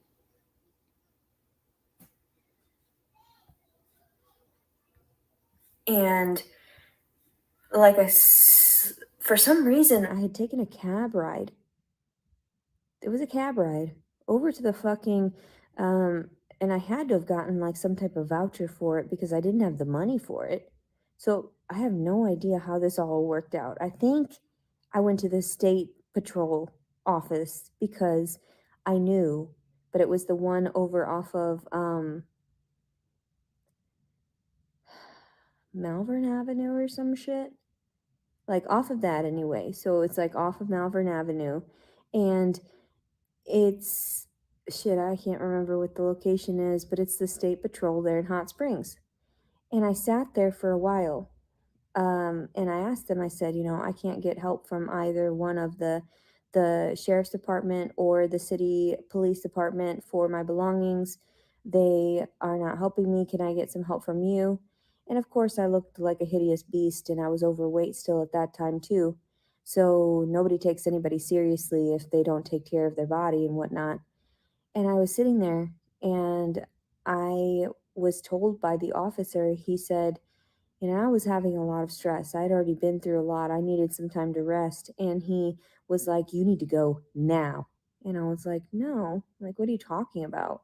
Like, I'm not doing anything to you. I'm sitting here waiting for you to help me. There's got to be some office somewhere, some police that would help me, right? No. And like the worst part is like the way that they mistreated me on the way in and everything too. And I'm thinking, oh my God, these people are fucking trash. These officers are fucking asshole pieces of shit. And I don't give a fuck what I say. There's got to be footage of the day that I walked in there and was sitting there just asking for help. Just asking for help as a disabled citizen, asking for help as somebody as the true victim. And no, they don't see that shit. Instead, they're just like, let's hurt you more. Let's traumatize you more. So he told me, he was like, I feel like she never asks for help. Like she demands things. And then if you try to contact her to help her, then she is just so mean and disgusting and thinks that everyone's just against her. It's like, if you don't get up right now, we're going to force you out of here. That's how these people are. They don't give a fuck. Like the nurse that came in and she flopped my legs down on the ground, tried to, and I was like freaked out. I was like, don't touch me right now. Like, I am not doing well. I'm about to like panic more. Like, please don't violate me. So yeah, people are crazy. They are so fucking crazy. You literally are so distorted. You don't even help the disabled citizens out there that you claim that are like, oh yeah, you're innocent, blah, blah, blah, you're disabled, like you need help, like all this shit. No, you're fucking full of trash. You are lying pieces of shit. And the fact that you are just part of a cult yourselves, that's hilarious. Like you're gonna get exposed. My story is fucking true. You literally fucked with an like my entire life essentially with somebody that was like, Yeah, she thinks she's slick. Like whenever she was talking, like, you can't trust anybody, but I trust the nurses here. I don't think they're gonna shoot me up with anything, and they've been real nice and accommodating. That's because somebody was in the room. So she was trying to spill out her sob story, and then even whenever she got discharged, she was like, yeah, the nurse was upset because she didn't want me to go, but she said that she couldn't do anything about it. It was out of her hands. Guys, people are crazy. Every single time she says that, it reminds me of the country song. People are crazy. Yeah. Like, aren't you tired of being the victim? That would be a horrible, like, miserable life to live. suffering from borderline personality disorder, which is, and I got some more information on that from the psychiatrist there at the National Park Medical Center. And he had said, he was like, well, yeah, because that's where you don't. I wonder if they at least made an appointment with her to like come back or find a doctor so she could get help. Like, did they really just like send her off and just nothing? Nothing, no checkup, no future appointment with a doctor to be diagnosed and helped? Understand how to emotionally engage with someone because you believe they're nonsense. And I was like, yeah, that's exactly what it is. I mean, they're not supposed to lie, right? I mean, that's how it is, right? The world.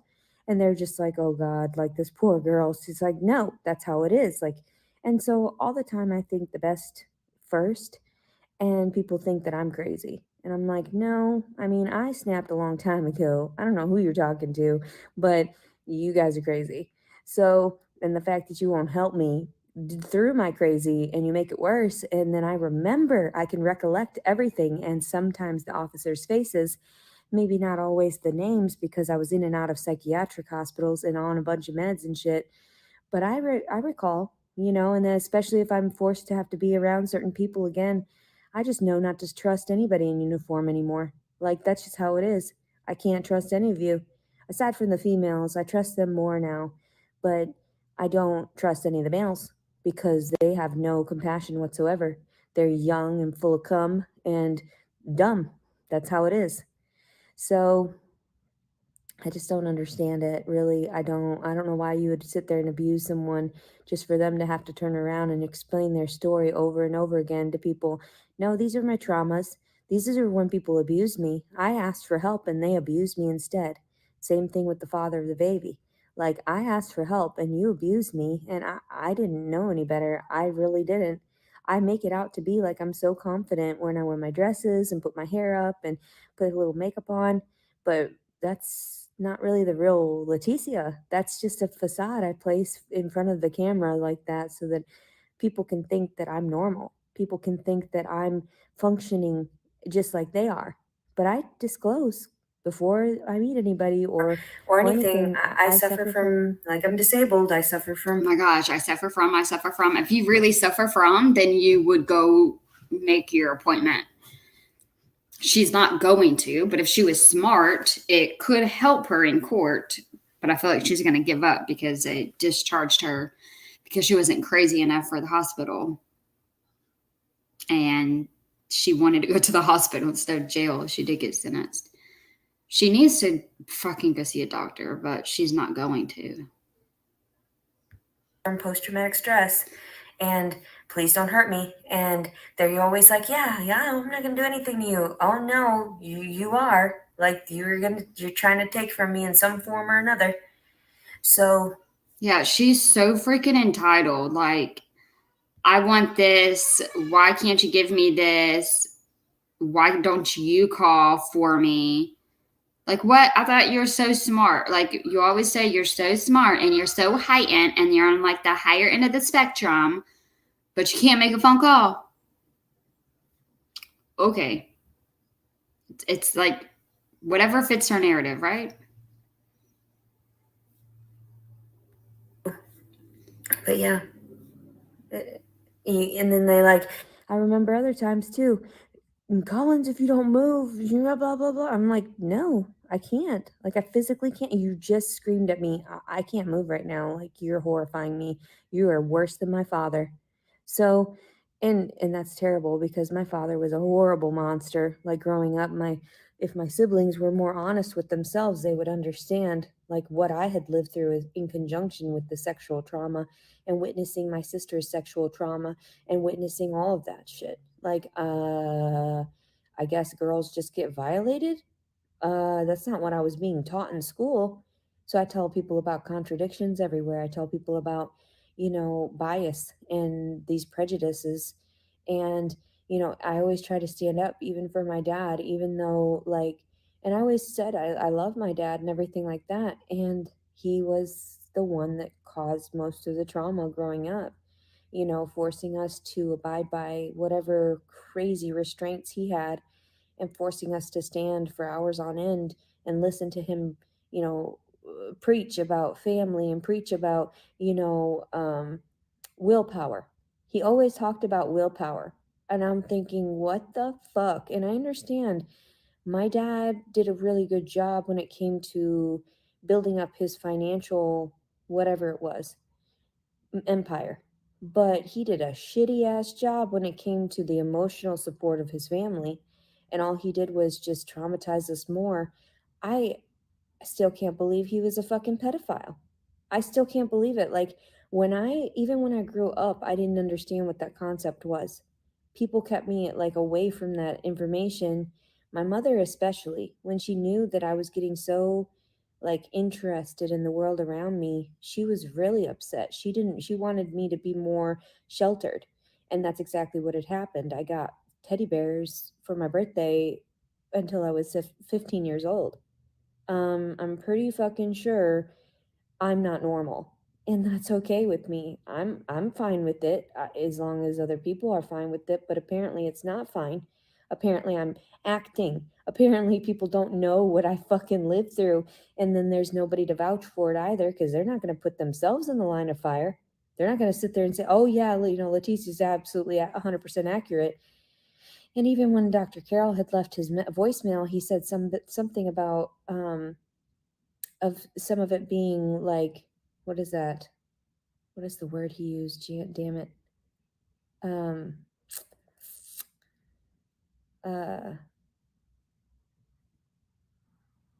like not exaggerated, but sort of not exaggerated, but he had said some of the things that I state are a little bit sort of, God, what was the word that he used? Jesus. But like that, similar to that, where I had, shit, I'm trying to think of it. Like I had overdone it, over exaggerated or something, the truth, or sort of flamboyantly expressed it. And I'm like, excuse me, no. Like, I don't state anything that is not tracked and traced. So the fact of it is that, when they try to tell me this shit, I'm like, no, I know that there's proof out there. I know that there are character witnesses, there are eyewitnesses. So whatever anybody fucking says, they're lying. And they can't, like even my mother, she probably says to them, I don't remember any sexual abuse. I don't remember that. Really? You don't remember him whipping out your daughter's tits at the dinner table around the rest of us and trying like suckling on your tits in front of us too? You can't recall that. I'm saying, oh, it was all the pain meds you were on. That's why your version of events is all skewed and fucked up. But mine wasn't. I had Zoloft, yeah. And during those times, I tried to make it out to be like, okay, yeah, my family loves me and there's nothing wrong with them and we're a wholesome family in my brain, and my brother's downstairs fucking bringing over these fucking gang members and shit, and bringing over these fucking, had guns all over the fucking place, had fucking wads of cash and shit he was trying to hide from the feds. And I was just like, I see that. Like, they're gonna see that too. They're not stupid. Like, even in that day and age, they had their fucking tracking and tracing and shit. That's why my dad would unplug the phone when we would have our family meetings after a certain point. I'm not sure how he got that information, but apparently, apparently they're out to help these fucking crazy people, these perpetrators. Good morning. Yeah, this is her video. Golly.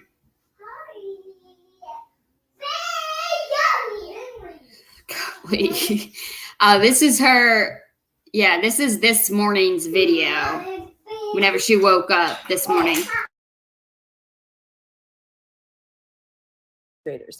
So they've got all this extra information that the innocent people don't have, and so they're just vulnerable to it, defenseless. So the fact that even like the father to this child did what he had done to somebody that was literally sleeping and defenseless, that is perverse. That is, I don't know what it is, like, and how am I supposed to enjoy that? Looking back, I realize I'm like, I shouldn't have any feeling toward that. I should have nothing but disdain toward him, because that's pathetic, completely pathetic. You had to wait till I was passed out so you could steal from me. That's how pathetic you are. And that's hilarious to me. And I'm like, where is my compensation? I've gone 8 months with this pregnancy all alone, doing it all on my own, feeding myself well, staying hydrated, staying away from all this crazy nonsense, and trying to appropriate things for my baby. And everybody keeps asking me all these stupid questions. Oh, I am so tired of her talking about being compensated. Like, what? You don't hear me asking to be compensated for everything that I have to do. Over and over again. The fucking lady that was monitoring the baby prior to me being forced out into the streets from UAMS, she was like, oh, how far along, blah, blah, blah. Oh, how many children? And I'm just like, I haven't seen my daughter in 6 years. This is a rape baby. Get this shit over with. And she was just like, oh, it's good that you get to go home today. I said, yes, if I had a home, but I've been living out of my vehicle for 2 years, and they know that, and they know I have nowhere to go right now. They're setting me off on the streets. I can't believe they do that. And I was like, yeah, I know.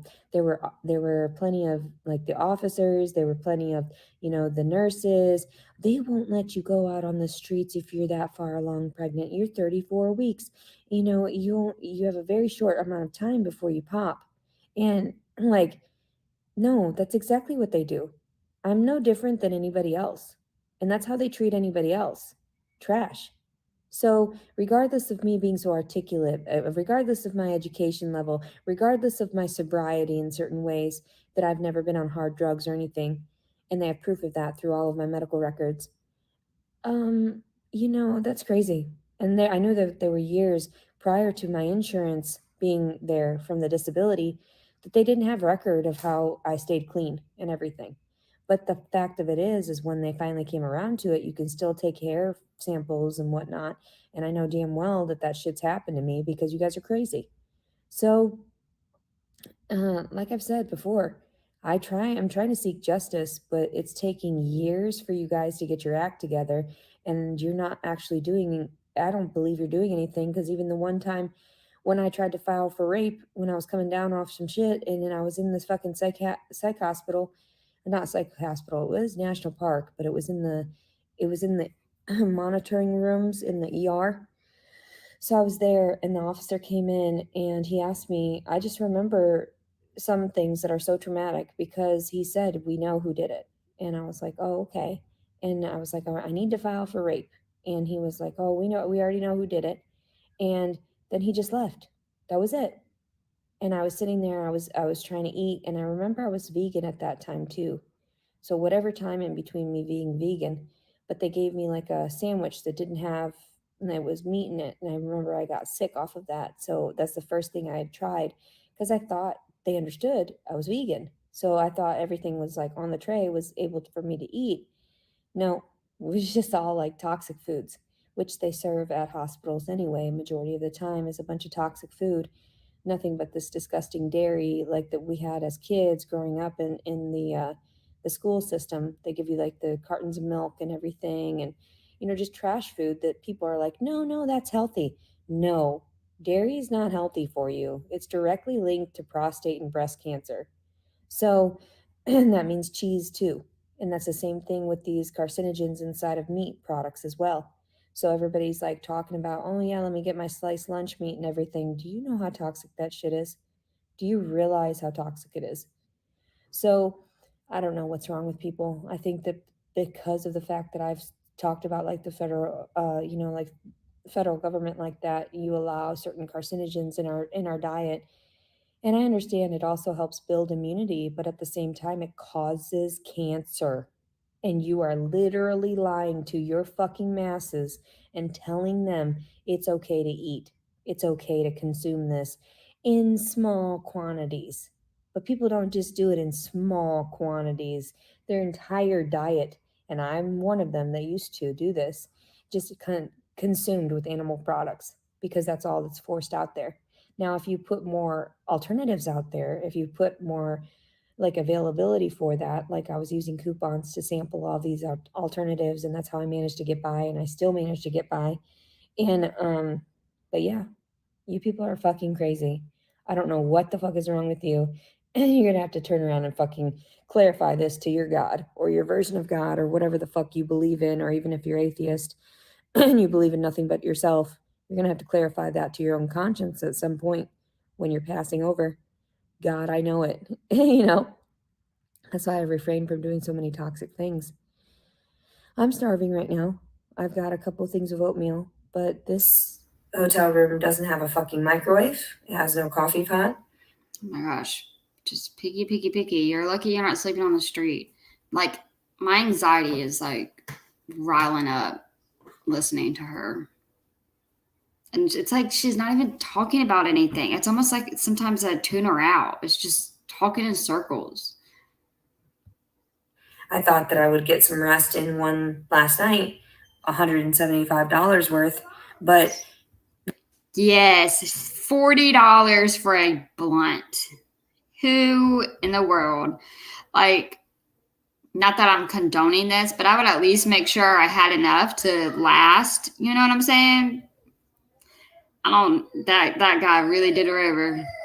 No, that was refunded to me apparently because I had to get kicked out because I was screaming because the whole fucking room smelled like a cigarette.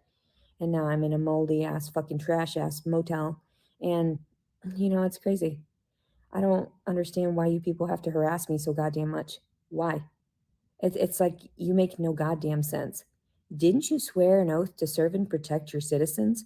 Oh, but I'm one of those unwanted citizens because I speak out against you, biting your fucking fingers, nipping at you, telling you need to fucking clarify this to the masses because the only way I got better was subjecting myself to the facts that you lied to us. I pledged my allegiance to you guys. No wonder you took that out of schools because I would be horrified to pledge my allegiance to a fucking country that all they do is harass their disabled females. Wow. And just because I looked like well enough to fucking fornicate with, and you had all my medical records, you knew I was safe to fuck with. So that's why I was sent all these military dudes. I'm not stupid. I'm not fucking retarded. I know that there's something behind that. And I know that something about, that's why they had even stated on one of the articles I'd read, don't use any of those monitoring systems for your tracking of your ovulation and shit, because if you are a single female, they're going to fucking come after you because that's what's going on right now.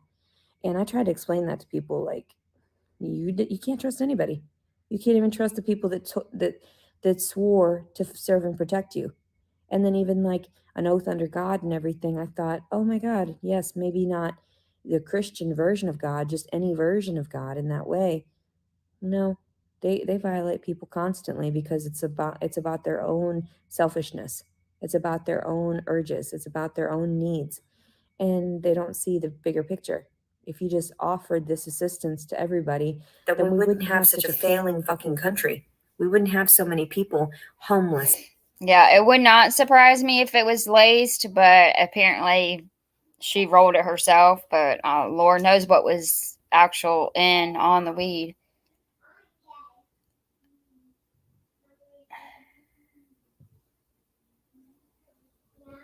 I don't know. I feel so sorry for the baby. And she was talking about how, like, the guy, was doing meth, smoking it, and then he had a needle and he offered her some. It would not surprise me if she took it.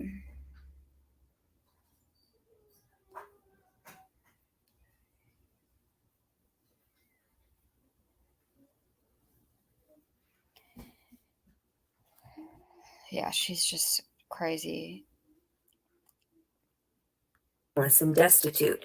And one of the responses to one of these bitches that was sitting in front of me, that was the initial, whatever team that was there to help me, support team, there was like approximately 5 or 6 women sitting there gawking at me, and I was trying to explain myself and be as articulate as I possibly could. I was excited. I thought they were going to actually help me there at UAMS. Instead, one of the cunts was like, homeless women or homeless people raise kids all the time. I was like, not this bitch. Like, I don't know what you're fucking talking about. I'm not gonna go sleep in the goddamn bushes and have a baby on my tit so I can be violated by any fucking random hobo that comes across and just sees me there. What the fuck is wrong with you, you dumb cunt? Like, that's exactly how I wanted to respond. Like, are you serious? You stupid bitch. Like, just because you've got your fancy, expensive shoes and your fancy, expensive outfit, bitch, you'll get your fucking karma for talking to someone like that. You're going to be like, oh, yeah, homeless people raise kids all the time. Yeah, you should be so proud working at fucking a hospital, presuming that you know best about psychology and shit. Bitch, you're dumb as fuck. Like, who the fuck? And then you don't offer me actual assistance. You give me lists of shit that I've already fucking called months ago, and then I placed myself on these waiting lists. Did I get callbacks? Fuck no. Did I end up getting any type of information back? Fuck no. Did they know I was pregnant then? Yeah, they sure as fuck did. So, yeah, nobody wants me to keep my baby because I'm homeless. They want to steal my baby because I'm actually a healthy one. And then that's why people keep offering me, I'll adopt your baby. Oh, yeah. How about I stab you in the fucking neck for saying that to me? How about I stab you in the goddamn mouth for fucking talking to me like that, you stupid bitch? I've already lost 3 fucking kids, and not my fucking fault either. So, yeah, people need to shut the fuck up when they talk to me, really. You need to think before you speak, and then you're like talking about that shit on the fucking everywhere, all over my fucking Instagram. You trying to freak me out or whatever. No, bitch, you look fucking ignorant as fuck. You're trying to steal from somebody that is trying to appropriate their life and then was forced into the situation. Of course, I have love and affection toward my baby inside of me. And people are like, no, she said she would kill it. Did I? Did I abort it? Did I do anything to harm it? Fuck no. No, he's absolutely fine. And they know that. And they're probably. No, you don't even know. No.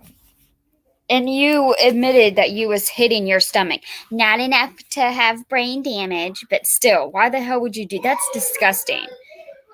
Freaking because the baby's growing and he's moving and you didn't want him to move, so you are hitting your stomach. You're a fucking piece of shit.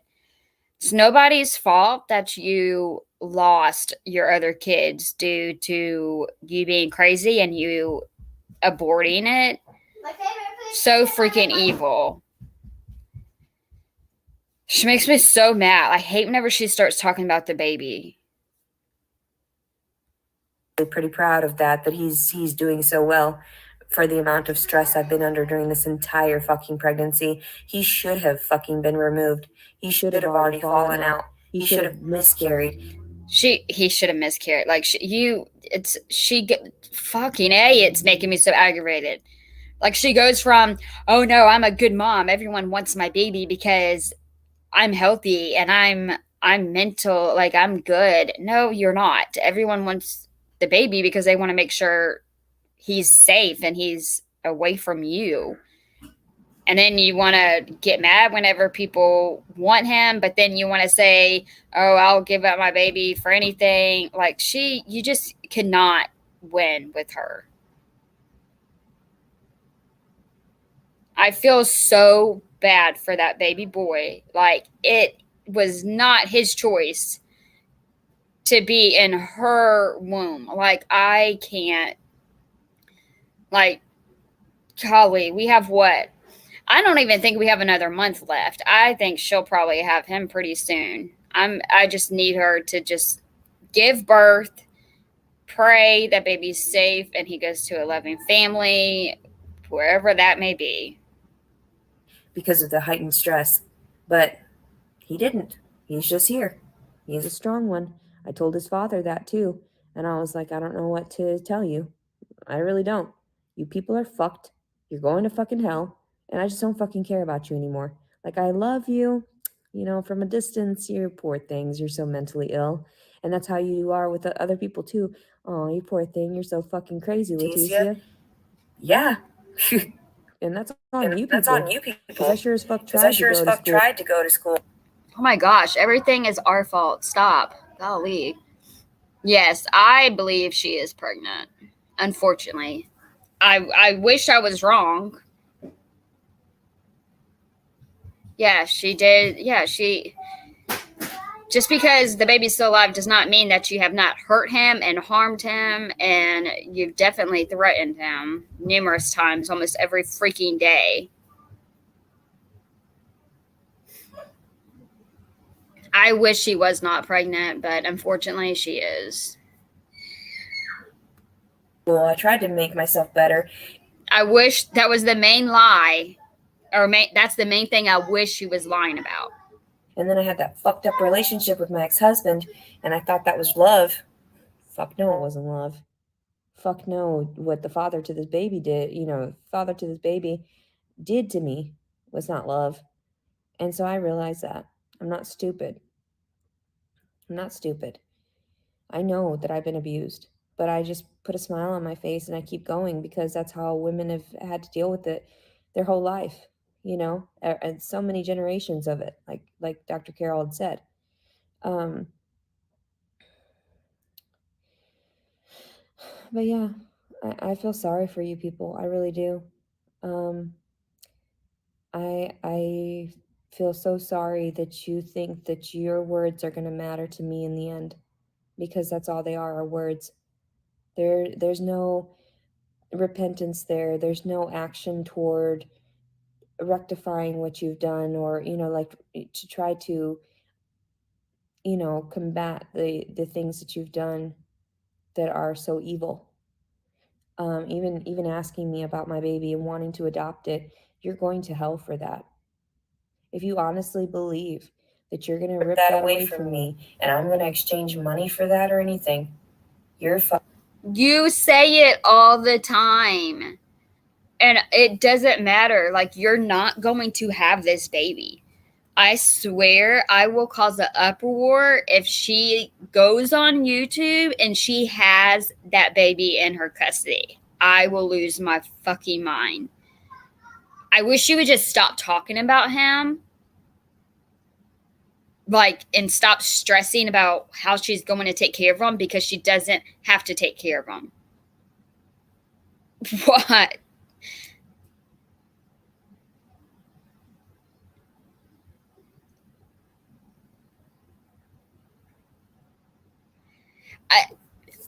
I know. With everything going on, it wouldn't surprise me if they let her keep him. I'm gonna have me a new best friend. It's ridiculous. I don't even want to think about that. Like, Arkansas, I fucking swear.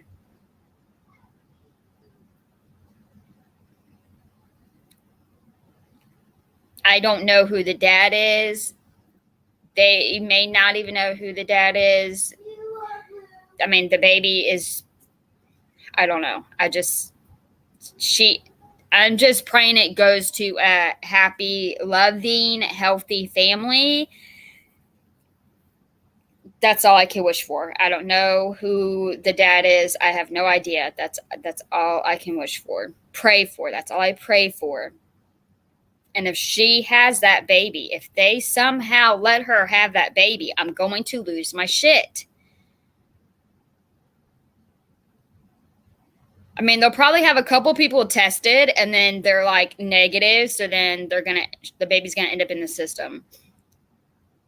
And then we just pray. Fucking retarded, because money is the devil. And I tried to explain that to people years ago. They didn't understand me. And that's why I wasn't seeking anything outside of my means in that way. And I wasn't seeking like a father, like to a baby right away, getting him trapped like that. No, you trapped me, bitch. And I see that. You're a fucking idiot. And I don't fucking like you. And that's how it is. And people are like, I can't stand how bipolar you are. You're fucking bipolar. If you're going to tell me that you're going to fucking take care of me, or you're going to tell me I'm going to be safe, you tell me this and that, you're fucking bipolar, you dumb bitch, because that didn't fucking happen. So you need to get some fucking mental help. For real. People are so fucking dumb. No. You're going to tell me in the fucking courts that, oh, yeah, the father is sane. No.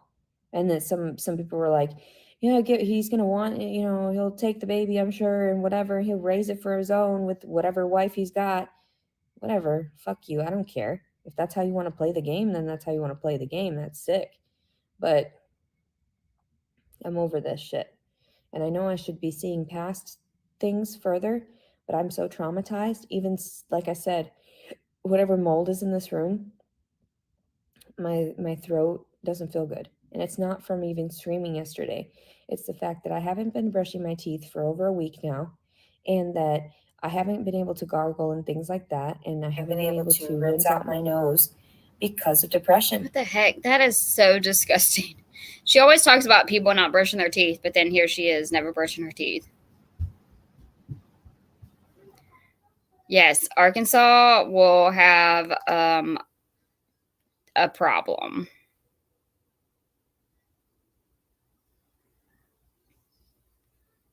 It wouldn't surprise me if it was Dr. Carroll. Golly, he freaking ugh. Her breath must be delightful. I missed the live. Dang it. CPS is coming because she lost her rights to her first. If you can't have one, you can't have none in our state. I don't think Jason is married, but I do think he's with a long time, like a girlfriend that he really cares for. And actually, I believe she is pregnant and will be having her baby soon as well.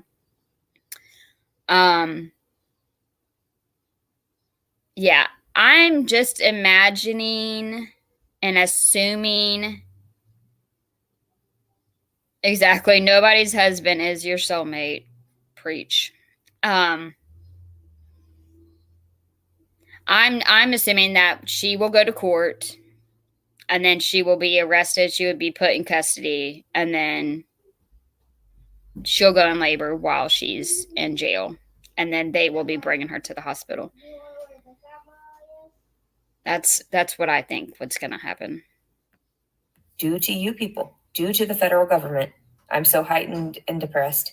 So, and due to the fact that and that's what it is, the federal government, because they're the ones that place these fucking warrants and this nonsense that I falsified some kind of report. I didn't falsify it. What the fuck are you talking about? Either he misheard or he misunderstood my terminology because he's a dumbass because he was fucking raised in Arkansas and he was undereducated. And I'm just like, okay, I stem from the top 10 bracket for states in education and you stem from the lower 10. Yeah, I'm pretty sure even though. Yeah, she said, like at first, in the beginning, she said that the court was going to be on Zoom. And I was like, what the hell? But then I think it's really going to be in person. And she obviously says that if it's in person, she's not going to go. So she probably won't go. They're probably going to have to go freaking find her again. And hopefully it won't take them, 6 months like it did last time.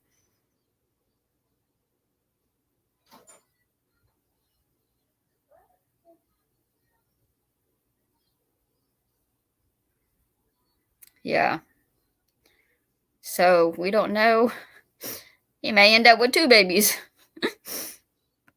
And those that have badges and everything, you should feel sorry for, because these detectives don't know what the fuck they're dealing with. They don't know what the fuck psychology is. They don't know what terms are and definitions are of things.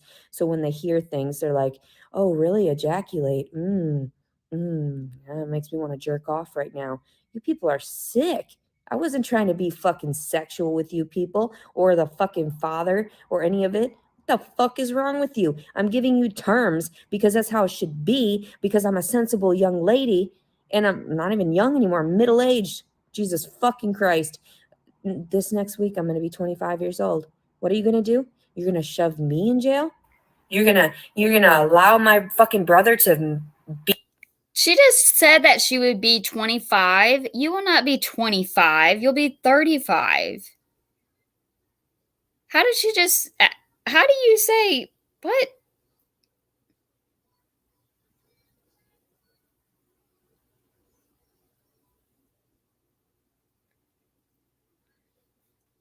Golly.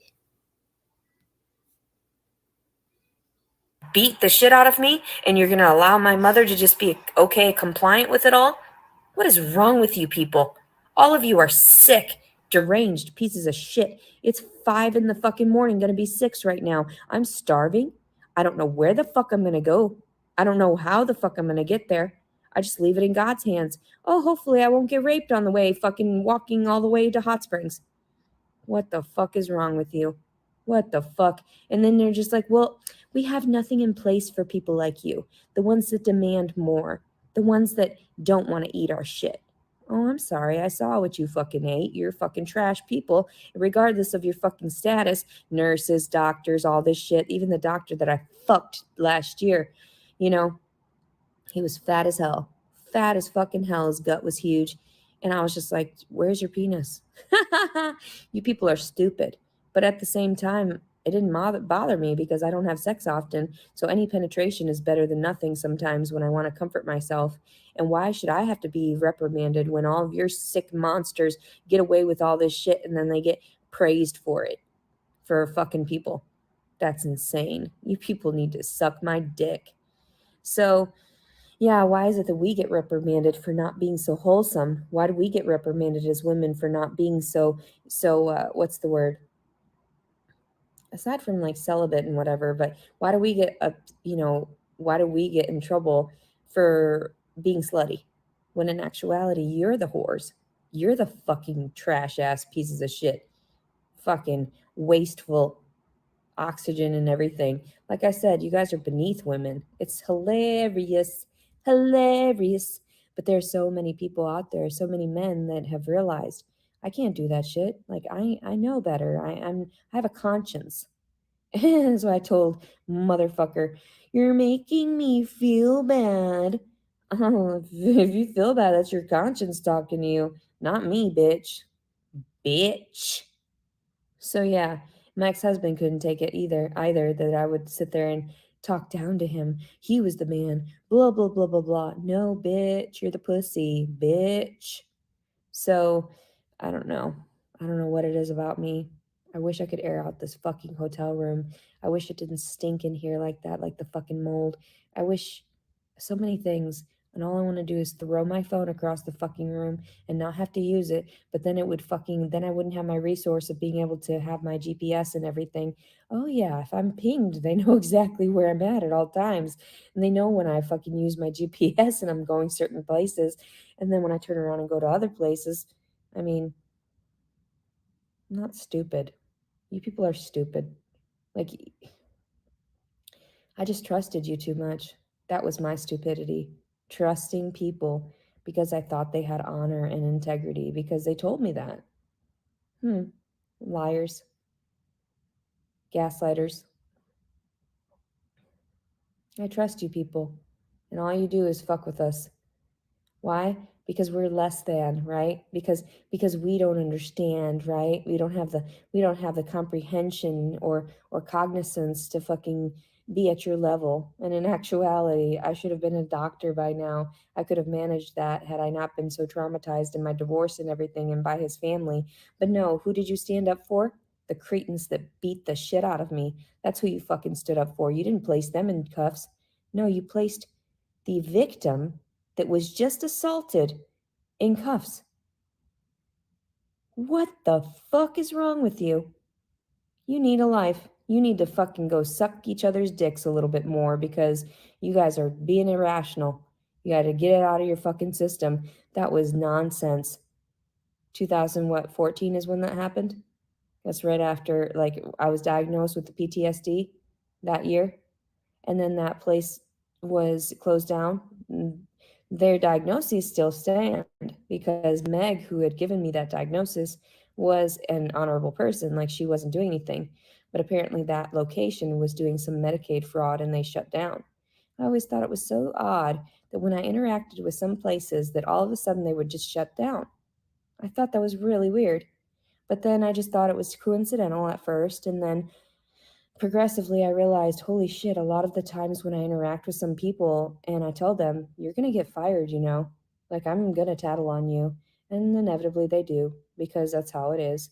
Some of these people, because that's not how you treat your clients. That's not how you treat your patients. That's not how you treat somebody that is disabled, you know, somebody that is, you know, clearly not always there and clearly is trying to seek help when she's trying to seek help. Because when that baby voice and shit comes out, you know damn well Leticia's not feeling good. She's not all there right now. Like, she needs some help. She needs to be guided by, you know, hand in hand. Just guide me through whatever I'm doing. She pretty much admits right there, whenever the baby voice comes out, Leticia is not good. That's very telling. I know it's everybody's fault. I'm so tired of being blamed. Good Lord, I don't even know you. And I'm like, we're all like, it's all our fault. I know the first room smelled like cigarette smoke, an ashtray. Now this one smells like mold. If they were pinging your phone, why did it take them so damn long to get your ass with that first warrant? I know that's what irritates me so much. It's like she wants help. She's asking for help. She's bitching and complaining. But whenever everyone tries to help her, she doesn't let them. I'm doing because I've already snapped. I'm gone. Like, I'm just listening to whatever you're telling me and going with it.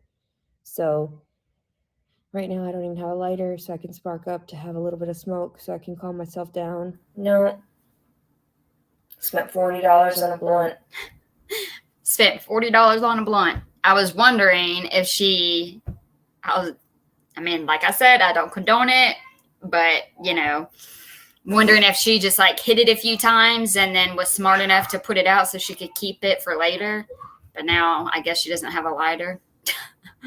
That sucks. It was well worth it, though. I mean, not well worth his fondling. No, I'm traumatized. Oh my gosh, no, you're such a liar. And not well worth him smoking ice and asking me if I wanted to. He kept doing it, asking me over and over again. And I was like, no, I think I'm okay. Like, at first I wanted to, because I was like, fuck this baby, fuck this guy, you know, the father of the baby. If you want a little crack baby attached to you, then that's fine. Like, let me smoke some crack. Meth. Yeah, that's what it was. Nope. I don't know what's wrong with you people. I really don't. My mother didn't smoke any of that shit. She wasn't involved with that shit. She just ate a bunch of shit that she probably shouldn't have. And that's why I'm all crazy and everything. But, you know, and didn't get the proper amount of nutrients when I was inside of her. So, and that's what happens. And then you're going to tell me I'm fucking crazy. Really? You just said you were crazy. And believe me, you're not crazy because of what your mama ate or didn't eat whenever you was in there. No, bro. Why don't you place the blame on the people that actually deserve the blame? You. Why do you continue to harass me? To see how strong I am? To see how much I can fucking withstand without killing myself? Because, oh my God, thank God I got some weed in me. Because I probably, if I would have had to cross that fucking highway, would have just like, okay, brace yourself. This is going to hurt, but not for long. And then people would have ran over my body. Like, thump, thump, thump, thump. Who fucking cares? Like, my body is nothing. Like, none of this fucking matters. All of this doesn't matter. And so, a lot of times, too, it's like I've been through so much stress. I already know it's going to fucking hurt. I know it's going to be fucking painful. But then at the same time, I just attach anyway, more often than not. I figure I'll be fine. I figure it'll be fine. Once that initial pain happens, I've got such a high pain tolerance from all the shit you people have done to me and all the shit my parents and everybody else and all these fucking manipulative fucking dicks. Nothing matters to me anymore. I just spent an hour harping because I couldn't get back to sleep. And now I need to get some sleep, but I can't because there's fucking mold in this room. You people are so fucking stupid. I am literally going to try to seek out a fucking lawsuit from this because you guys all need to be punished, not me. What's wrong with you? And if I just had enough money to fucking withstand all this shit, I would be fine. I just want weed. I just want to fucking chill the fuck out. I just want my kids around me. I want some poodles. Oh, that nightmare about Tara, that was so bad. Just seeing her just there, just lying there, she didn't even have like responses for me. And I lifted her up and I looked her in the face and she was just so out of it. And I looked at her in the eyes and she looked at me like, "Who are you?" And I said, "It's Mommy." And she said, "Mama." And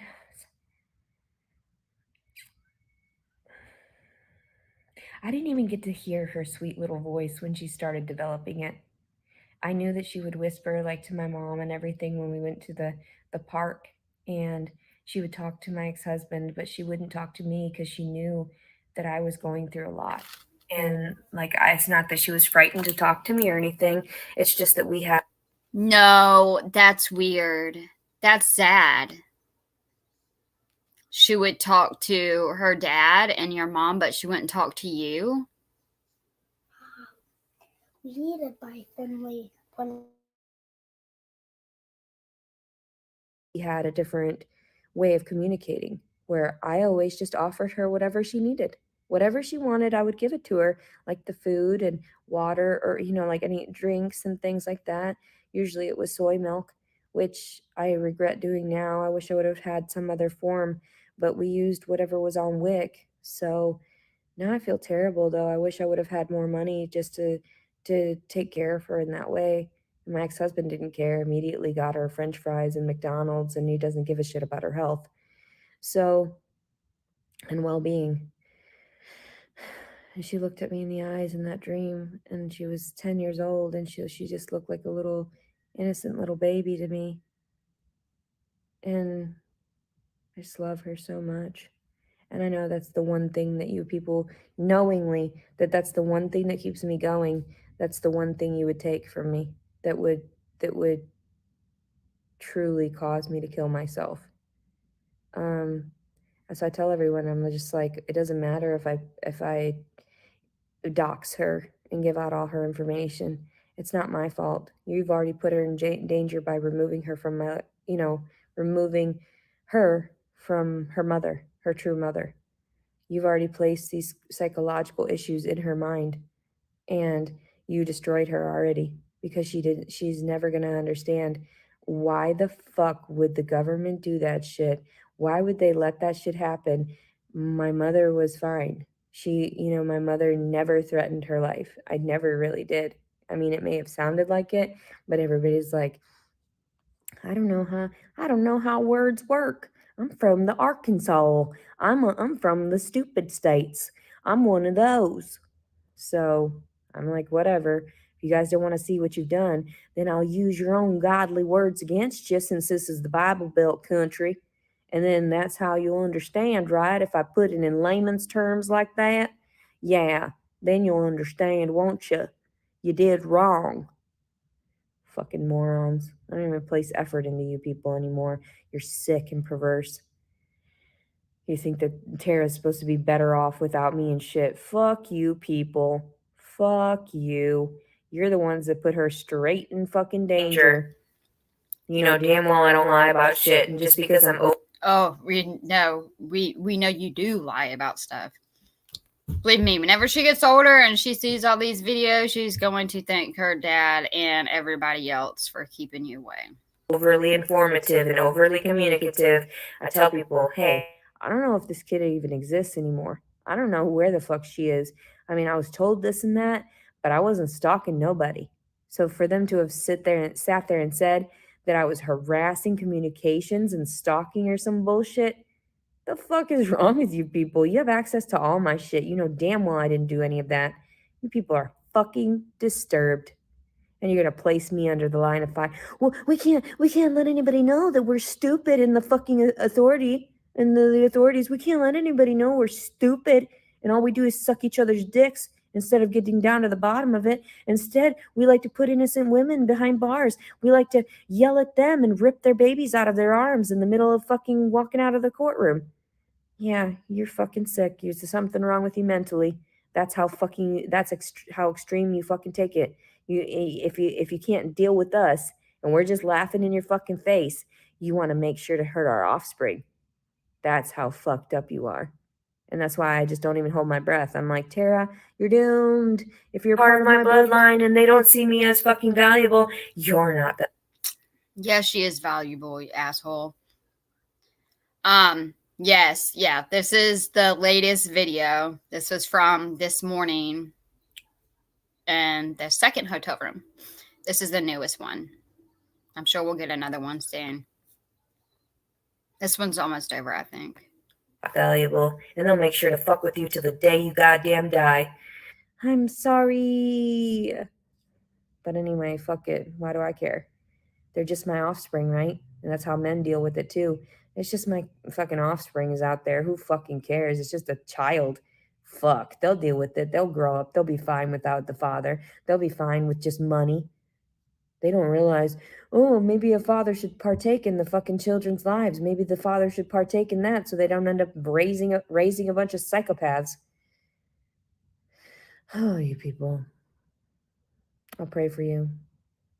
I don't want to pray right now, though, on camera. I'll do it in my head and just say, fuck you people. Today's July 22nd, 2022. You're super disturbed, all of you. But I'll still pray for y'all. I'll pray for y'all because, oh my God, she was saying this and that. Fucking dumbasses. You're fucking dumb cunts, all of you. So fucking stupid to listen to a bunch of naive, ignorant buffoons.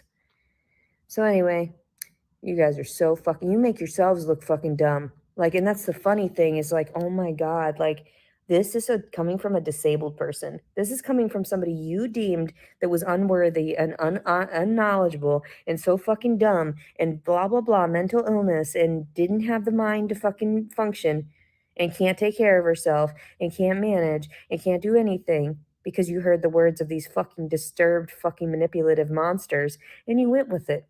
I'm a retard too. Look at me, I got a badge. And look at me, I'm going to go ahead and toss her in jail too. I would get mad at her mouth too. Let's get physically violent with her because her mouth.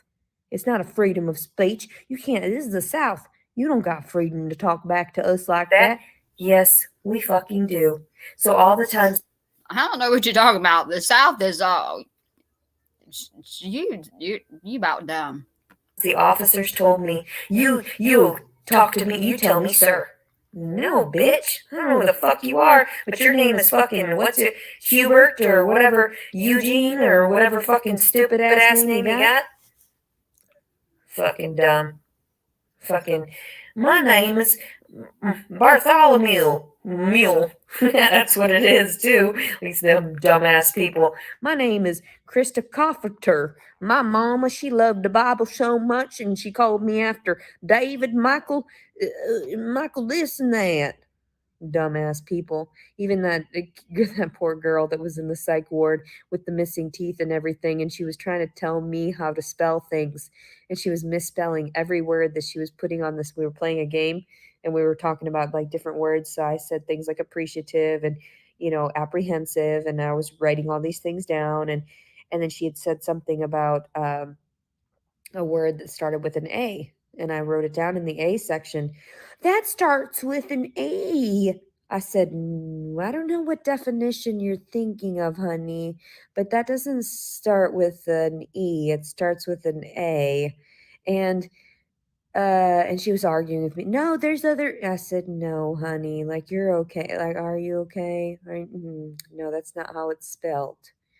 So, anyway, and then it's so funny. I felt so sorry for her. She just kept wanting to. She kept wanting to, like, I don't know. I guess she was just so, because I was pregnant and everything too, and she wasn't. That was the one with the surrogate or whatever, the surrogate mom. Oh, why would you take a baby that came out of that? Ugh. Ugh. I saw that. Ugh. So, and then she ended up, and I feel bad because I don't want to talk shit about people because she was so sweet. You know, she really was very sweet, and she was just so naive in that way, and she was homeless and everything. And I'm thinking, girl, you went after the money, you went after the fucking drugs. That's what you did. And now look at you. Your brain's all fried because all you do is take your meds and yeah, do. So anyway, she was arguing with me about spellings of words, and I was like, no, I'm a writer. I'm pretty sure I know what I'm talking about here. Oh, you're a writer? Okay. She was having this spelling bee with the lady or supposedly a crack lady who was a surrogate in a psych ward. I just saw where she posted 2 pictures on Instagram. She said, found these hidden away in an alley. Yeah, she's freaking crazy. She's so smart and heightened and intelligent until she's disabled and can't make phone calls. And there's a purpose behind me telling you about that. Dumbass people just trying their best to compete with me because they're trying to believe that they're on the same intellectual level. And I'm like, no, I'm sorry, honey. Oh, you've got a badge. You think you're smarter than me because you got a badge and you got money coming in, a paycheck, and you think that you got a stable house and stable family. And oh, you poor things. Nobody likes it when somebody talks down to them, especially somebody that is so quiet and everything. And then all of a sudden you get accosted or you get reprimanded from me. And it's like, oh shit. Like, I feel terrible. I thought this girl was a crackhead until I open my mouth and I show them these pearly whites. And they're just like, oh shit. You're not as ugly as I thought you were. Yeah, I know, honey. Oh, are you okay, honey? So, you people are deranged. I swear to God. You'll all get your fucking karma. And the shit that I see, the shit that I relay, and the shit that you can't delete, because technically it's my freedom of speech. So I don't know what you're telling me. I don't know what you're talking about, because I don't see that was a violation in any way whatsoever. I didn't tell nobody to contact him. I didn't tell nobody. I didn't talk to him directly, did I? So, and what else are you trying to talk about? Me trying to name him after him and everything. Is that not okay? Is that not kosher to you people? Is that not all right? Oh, I'm sorry. I'm being facetious. Oh, you don't know what that word is. Oh, so when I talk that big old talky talk, you're like, you don't even know what those words mean. Oh, I'm sorry. I'm the one that went to the private school. I'm the one that had those high fucking grades. I'm the one that came from a fucking place way up north. Place fucking above you and your fucking educational levels. So I don't know what is wrong with you people. You're so funny. You're so funny. You really are. You're so funny. Oh my God. And then I baby you and I'm like, oh, you okay? Even the officers, you call me sir. You look like a big toddler in a fucking diaper is what you fucking look like to me with your fucking suspenders and shit, like just attached to a big poopy ass diaper because that's all you drag around on the ground right behind you, smearing shit all over yourselves and all over each other. Let me get some donuts and some coffee this morning.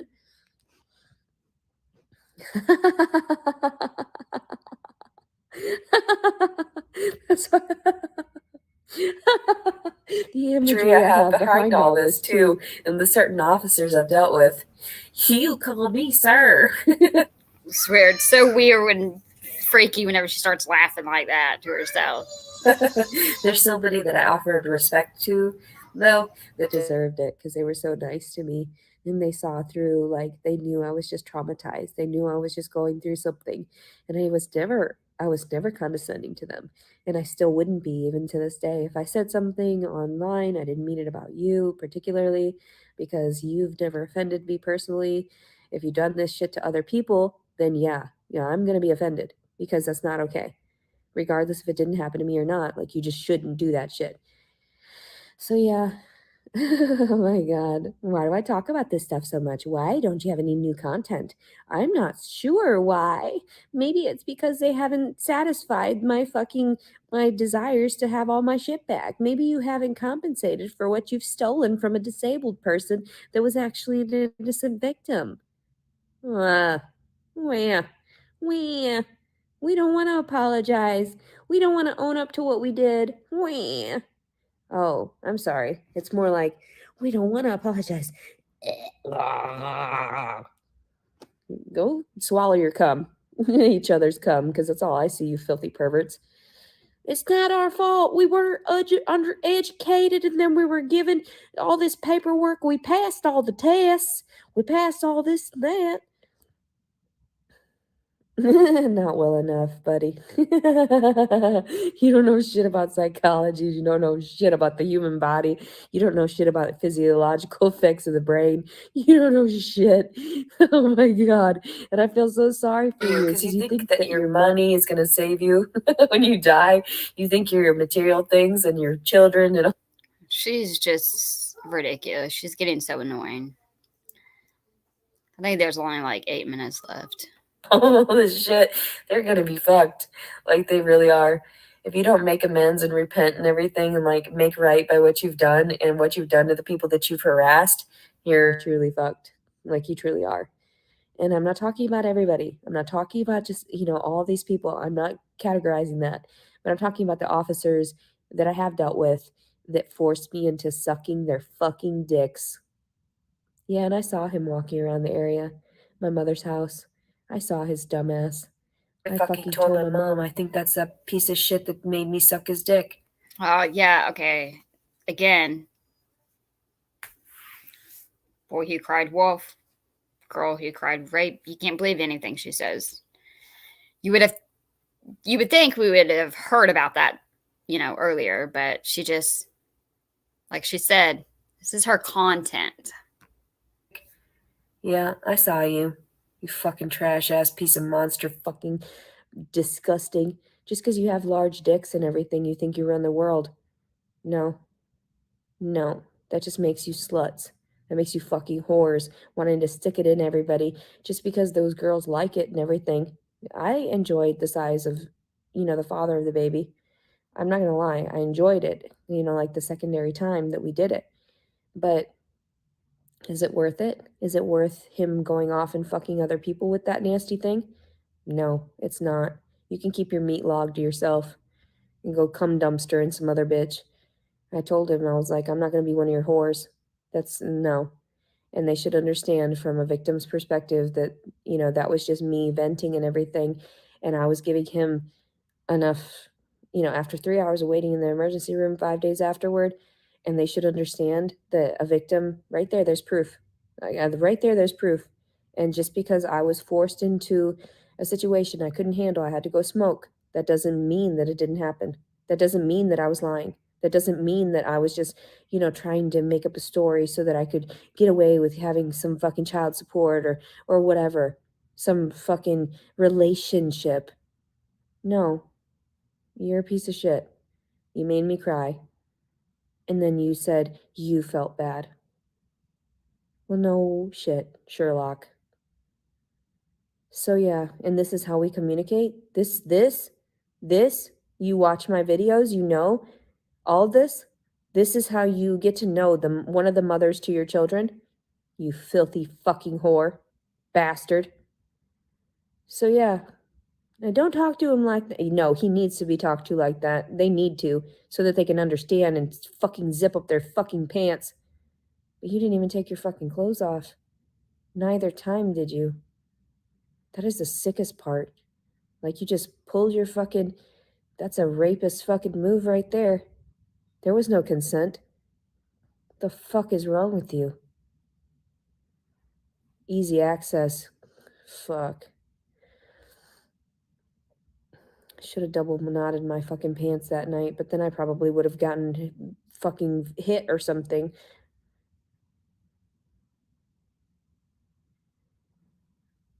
I did not anticipate a baby coming from all of this. I usually, like I said, just kept my mouth shut, which is not the best thing. I didn't want to give that to my daughter.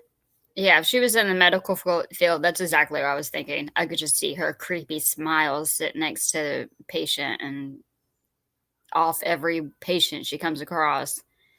And I'm sorry, but I would rather be hit than RAPED.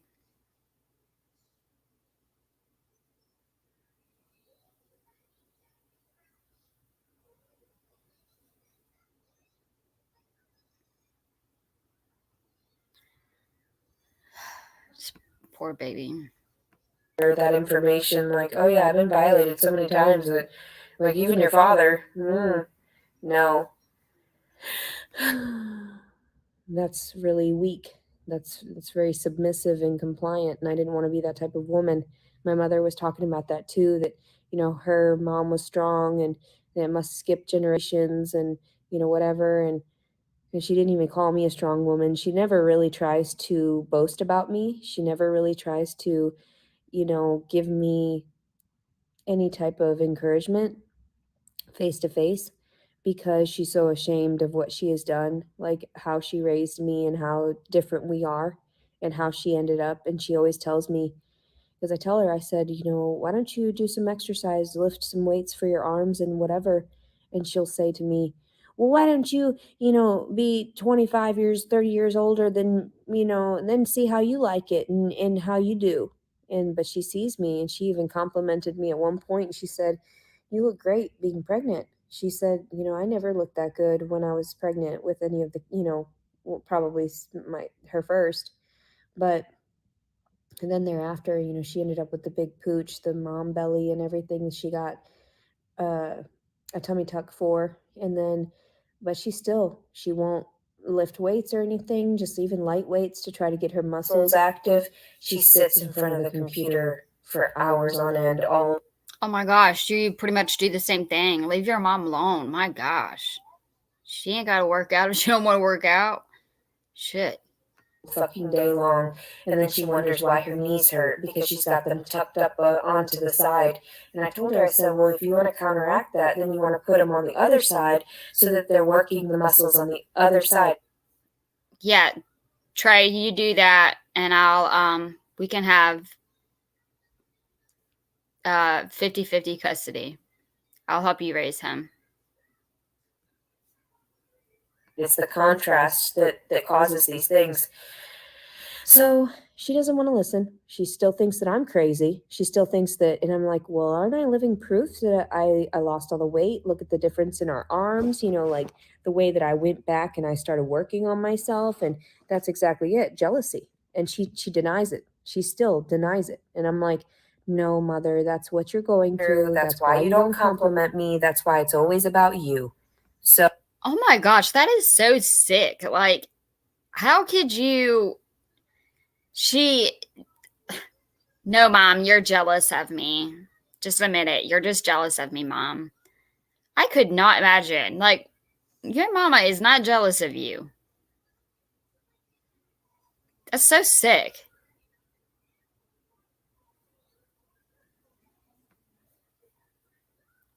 So I have no idea how to tell these things to people, because it is the psychological perspective. Like, I just don't know how to fucking deal with this. Get over yourselves. Go read a book. Go fucking learn about psychology. Go learn about fucking, fucking, oh my God, health and well-being and everything. Why don't you fucking listen? And just because I don't have a doctorate, just because I don't have any actual certification to tell people these things, that's why you don't believe me? Am I not living fucking proof? After losing 150 fucking pounds and getting my shit together and avoiding fucking toxicity, you just don't want to listen. None of you do. You're fucking sick in the brains. Get over yourselves and go suck a dick. So yeah, I'm fucking angry right now. People are so stupid, even my own mother. Like telling people, "Oh no, I can't do it. I need more meds. I need something for the pain. I need more pain stuff." And I'm like, "Mom, you know you could do that better if you just worked and incorporated those muscles. You wouldn't have aches and pains there because they would move themselves out." "Oh no, I broke my back years ago. I can't do." Bitch, I've seen you lift shit. I don't know what you're talking about, but whatever. And then all of a sudden there's nothing. Like, whatever. You should be on fucking disability for mental health, more like, instead of physical. Jesus Christ, bitch. So, anyway, I'm sick and tired of you people. I'm sick and tired of this hotel room already. The fact that I can't eat my oatmeal right now. I've got to drink some water and then go blow my nose because I'm not doing well. Today is July 22nd, 2022. Leticia She's just never, ever grateful or thankful for what she ever has. And this is why it just gets worse and worse and worse. She could be at, her mom's house. And now look at her in the second hotel room, bitching and complaining about that. You're lucky you're alive from being with that freaking guy last night. You're lucky you got to sleep in a bed in a hotel room. You could be dead.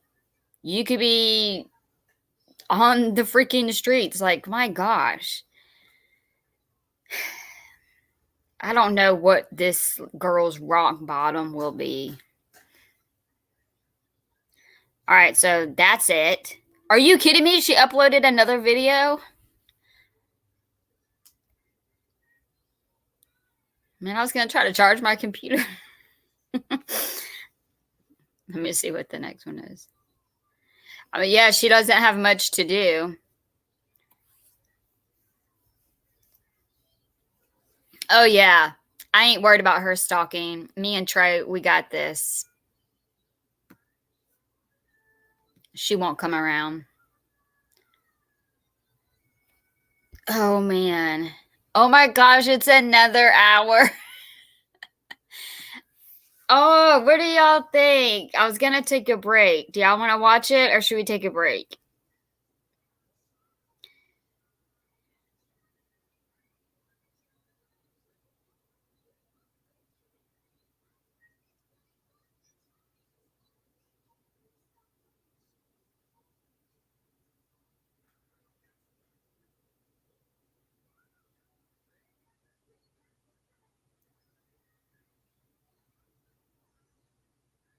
Right, we're already here. Might as well do a binge watch of Leticia.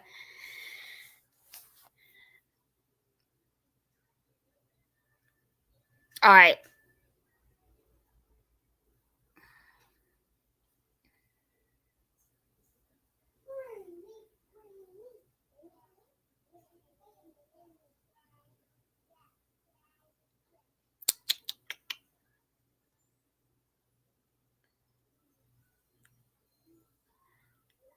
I don't know what to do.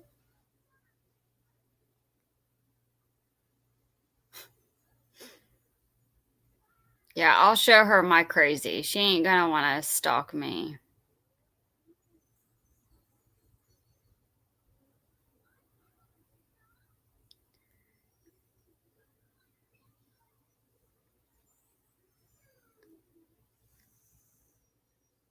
Yeah, I found it is a lot, which I've heard other people say this too. It's easier to watch her videos whenever we're together. I can't, it's so hard. Like whenever I try to commentate, I can't take much of it. But if I'm doing it live and I have y'all with me, it's a lot easier.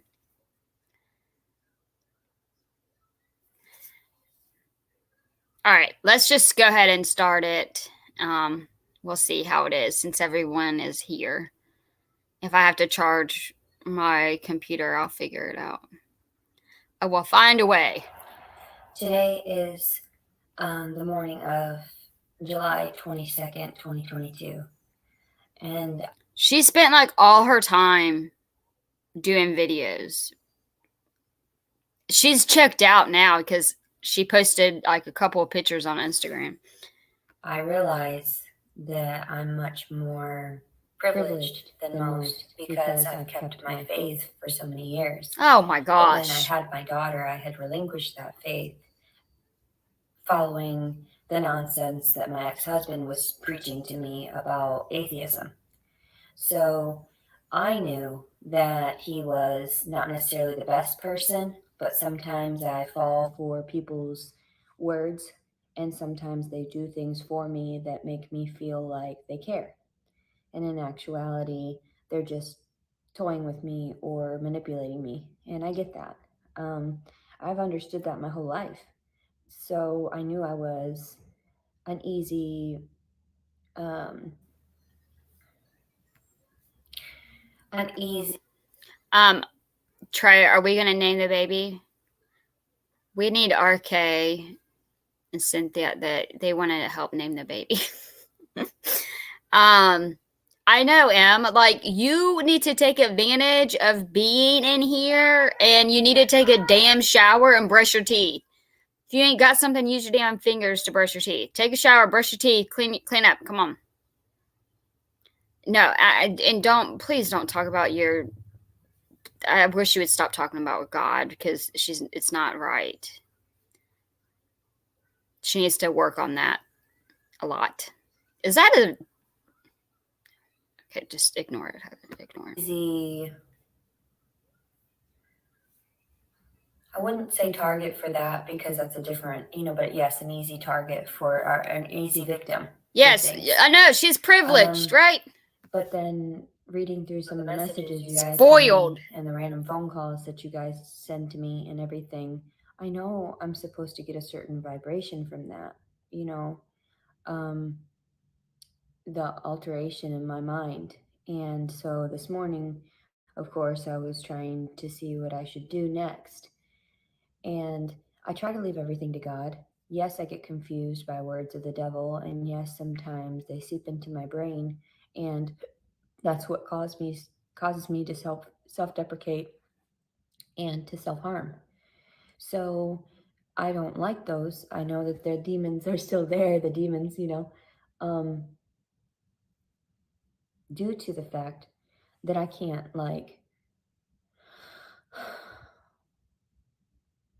I can't get other people to see their demons. I can't get other people to recognize where their faults are. So I try to convey that as best I can through my actions, through appropriating myself and not being a hypocrite. So, and I understand that, and somebody said something about Masonic symbolism and everything, and something about daggers. And I don't really read too much into all of that because I know it's true. And I feel sorry for those people because they use the words of God and they believe that they're hurting the right people. And in actuality, there's some people like me that are very God fearing, that knew from the very beginning, that knew that people had approached her as a child, that knew that they were trying to help me. And I'm not retarded. They're everywhere. You are all everywhere. And I knew that from the railroad systems to the electrical workers union to everything. I knew who ran the the United States. And in that way, not just the United States, but the world globally. So I tried to be good. I tried to not dwell in the shame that I had for having fallen into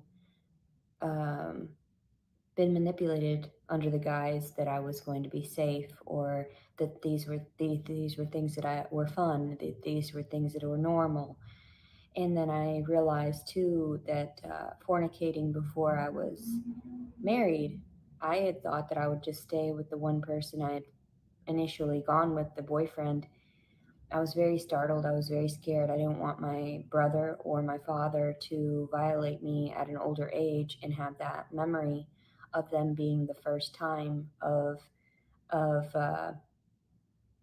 like that sanctity or whatever in that. And even though I didn't bleed the first time, and the guy was just some guy from high school, like a grade or two older, that had dated one of the girls in my class, I realized how shameful that was. I didn't go out seeking a bunch of it. And even with my boyfriends, you know, like the one boyfriend I had in high school, we were together for a couple of years and we did it sparingly because I knew how primal it was. I knew how animalistic it was. I was on birth control then and realized how much it made me want to think about sex. So, Oh, wait a second. I had to step away for a second. I was like, I heard y'all talk about Masons, and I was like, oh shit. But then now she's talking about sex.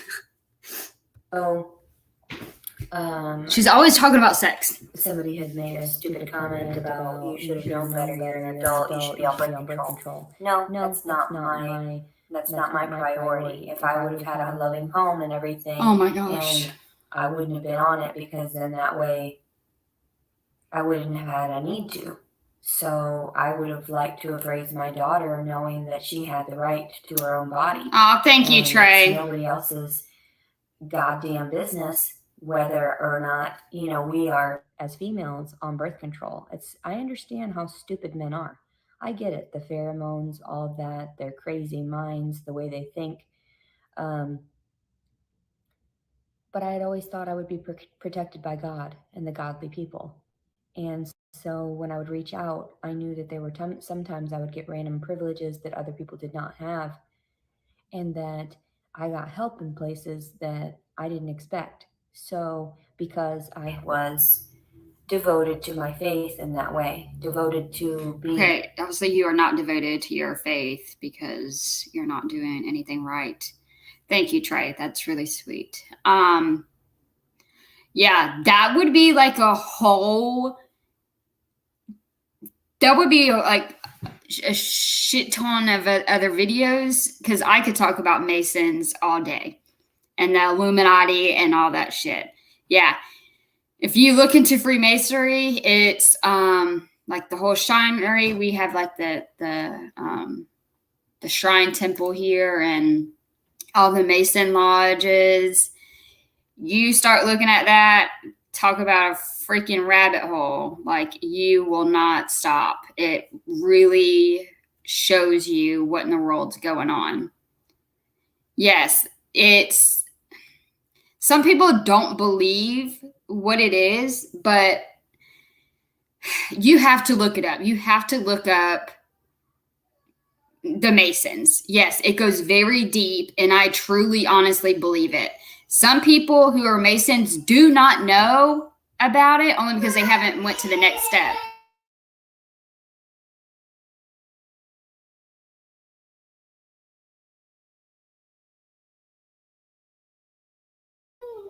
Yes, and you're right, Jane Doe. And being, because I was born and raised Catholic, we don't believe, well, they don't believe in birth control. Being a better person, devoted to not being a hypocrite or misusing or misguiding anybody, misusing the facts that I have, the information, and misguiding anyone into perceiving that doing the wrong thing is actually accurate, you know, correct. You should never attempt to go down that road, you know, like when people sell their children, like when people take hard drugs, like, and I know marijuana, they're like, oh, that's still a drug.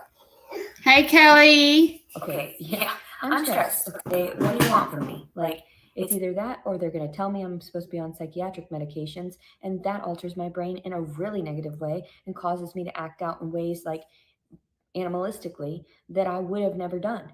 So, and I was hyped up. I was energetic in that way. I obviously have ADHD in some form. What are you going to do? Shove me on a bunch of, what is it called?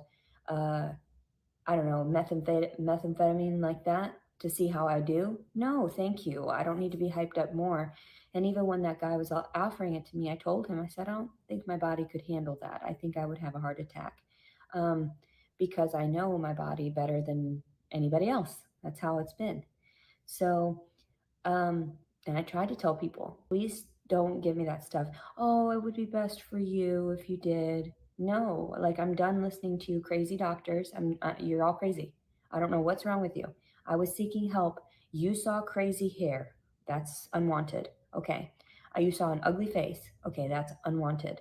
Okay. You saw someone that was trying to get their point across in a short amount of time so that they just started talking all manically and whatever, and you thought that it was manic. No, that's not it. It's my lack of socialization that causes me to speak like that, quickly so that I can get my point across as best I can. But nobody listens anyway because they're all in their own head about what. I'm going to go subscribe to you, Trey. Didn't get notified you were live. I just sent you a message about.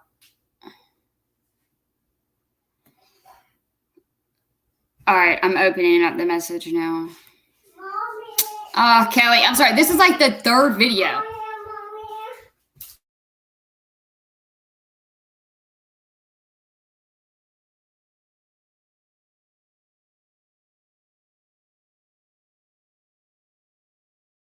What they're going to have for lunch and what they're going to have to do for their children and what they're going to have to do for this and that. And they're not worried about their jobs, which your job, you're getting paid to maintain and care for other people. So if you got into the humanities and you're actually inhumane like that, you don't focus on the individual, you don't focus on their individual needs, knowing that I'm disabled. And people are like, you're not disabled. Yes, I'm pretty fucking sure I am. And if I weren't due to my PTSD and everything, it would be in regards to the medical issues that I have that I've not really tried to disclose to people because it's embarrassing, like the seizure thing that I have. And I've always suffered with panic attacks, whatever they are. That's what I call them, is panic attacks. They're not really seizures, because if I were seizuring, then I would be on the floor and I wouldn't be able to, I would be convulsing. So, but my muscles and everything is just a detachment. So I call them panic attacks and the detachment. And okay, no, you can't call whatever you want a panic attack. A panic attack is a panic attack. The anxiety attack is the anxiety attack. A seizure is a seizure. Detaching is detaching. You don't call whatever you want a panic attack just because that's what you want to freaking call it.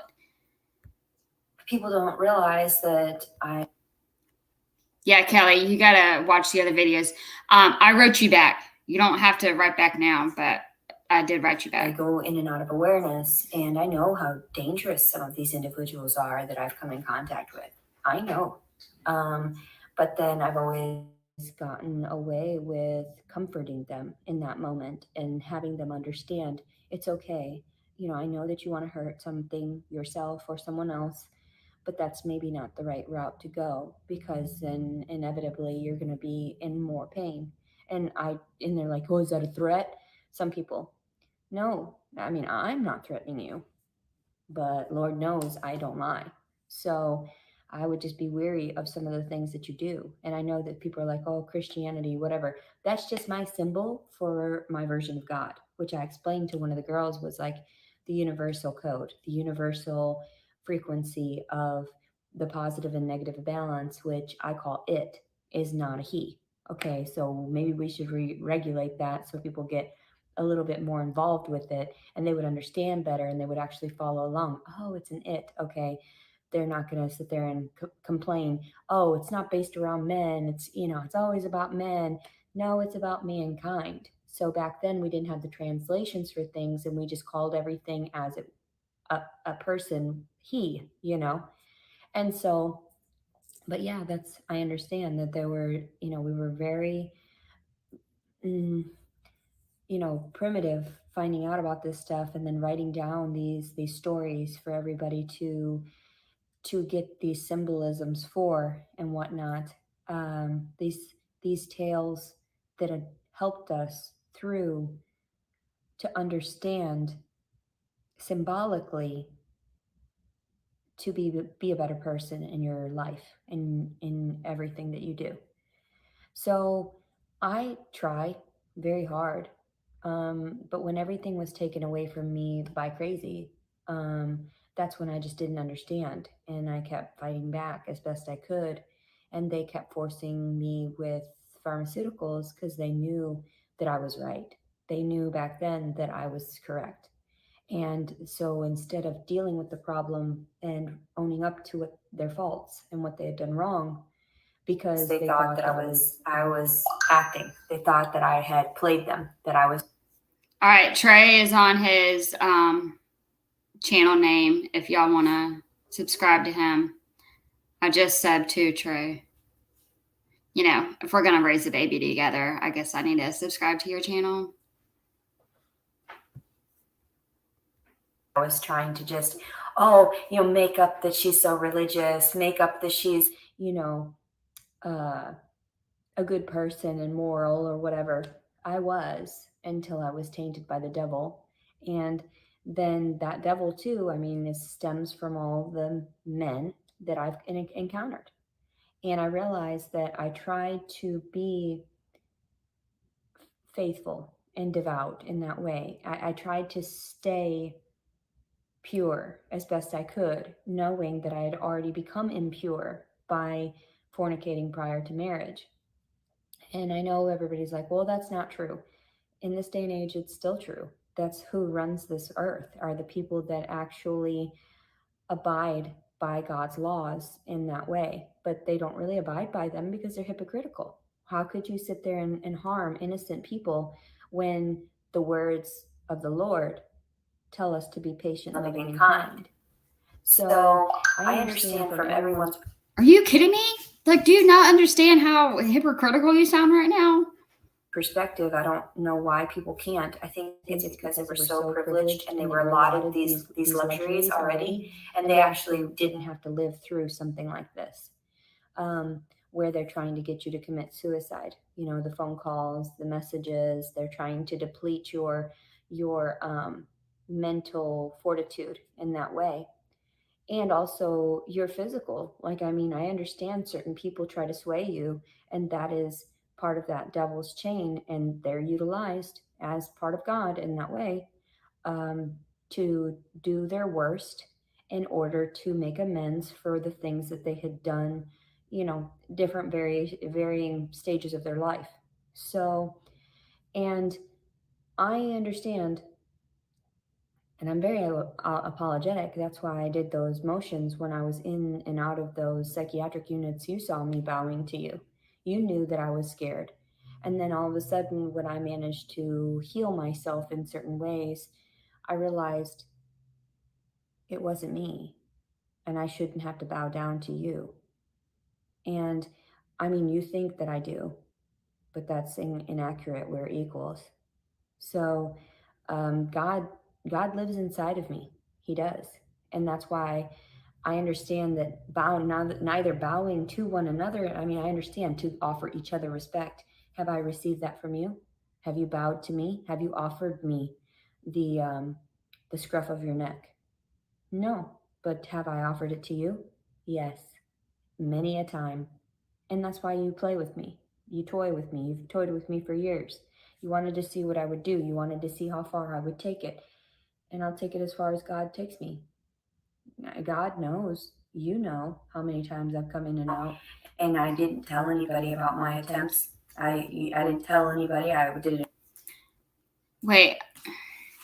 She has public defender and he postponed. So she's not going to have court on the 25th? I'm really surprised that public defender actually cares and is actually going to look into it. I just checked her the court papers and I didn't see anything.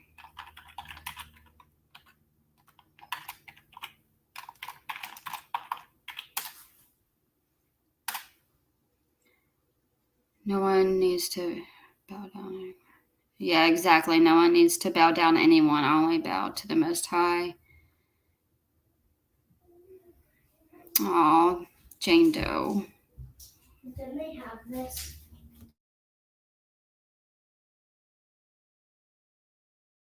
In the shadows, not seeking attention, seeking guidance from God, seeking that connectivity to the universe, going back to the flow of energy, the flow of nature.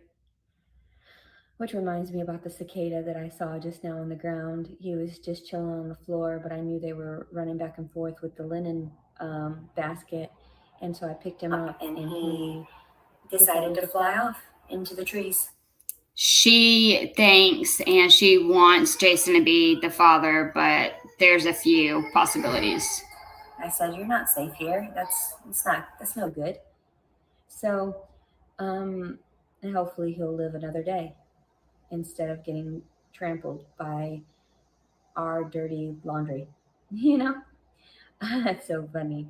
I don't know. There's some people that say that I should write that novel and everything, and I say I understand, but also the happy ending hasn't shown itself yet. So I couldn't disclose this properly until God offers the proper love, um, reciprocated love that I've been searching for my whole life. Um, I know I get in trouble for offering too much love. When I left the bus stop, I was so overwhelmed about what I was doing, where I was going. I told um, the bus driver, "I love you, thank you." We were the only ones on the bus, mind you. So he knew that and he was like, "Oh," he just caught off guard. Like, "No, I just mean like I love you as a human being. You're very kind." He helped me to understand where the hotel was, and he didn't have to do that. He didn't have to pay my nickel. He didn't have to do any of that, and it's just such a blessing to meet these individuals. And when I was sitting at the bus stop too, waiting, and Cece came up, and um, a beautiful woman. And then there was another gentleman that came up, and he was homeless, and he was missing teeth, and he was sleeping inside of the UAMS at one point.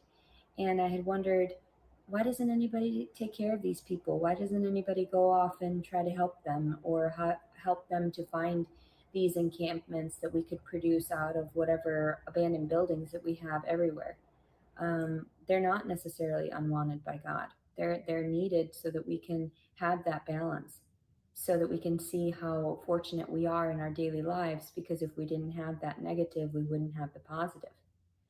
So when he was wandering around on the outside of UAMS, and he wandered over to the bus stop where we were sitting, and it started sprinkling, and there was no canopy for us to sit under.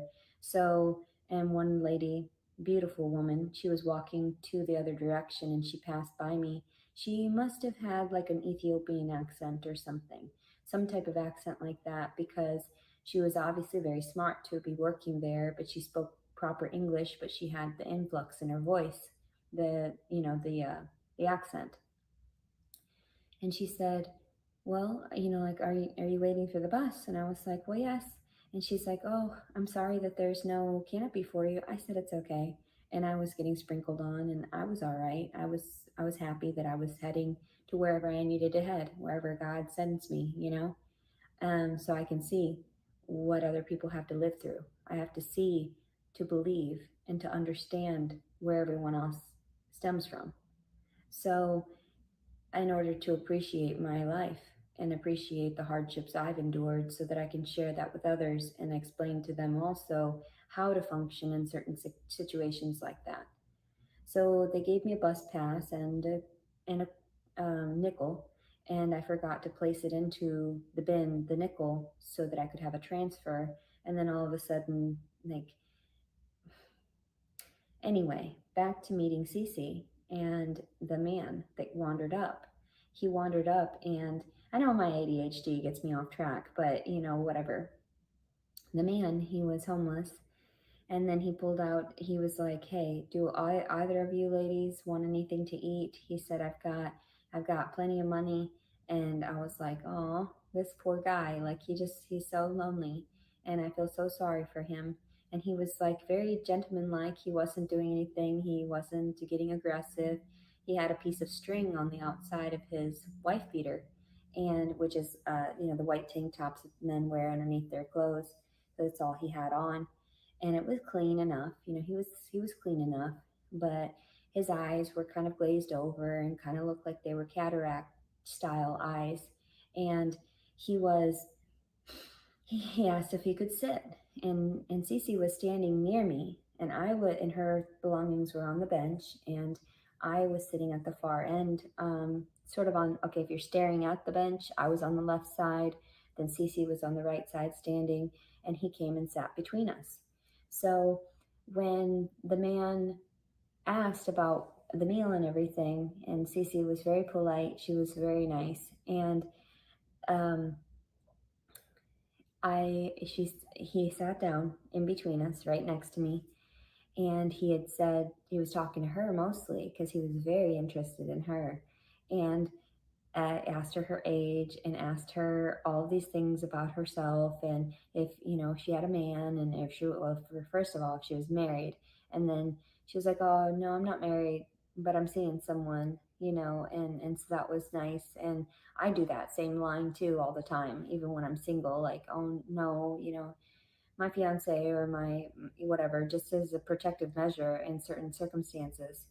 So but yeah, he had mentioned, so he was talking, and then he got out a cigarello, and he lit it up, and I told him, I said, well, I'm pregnant and I don't know about the cigarette smoke. Oh, he said, oh, okay, no worries.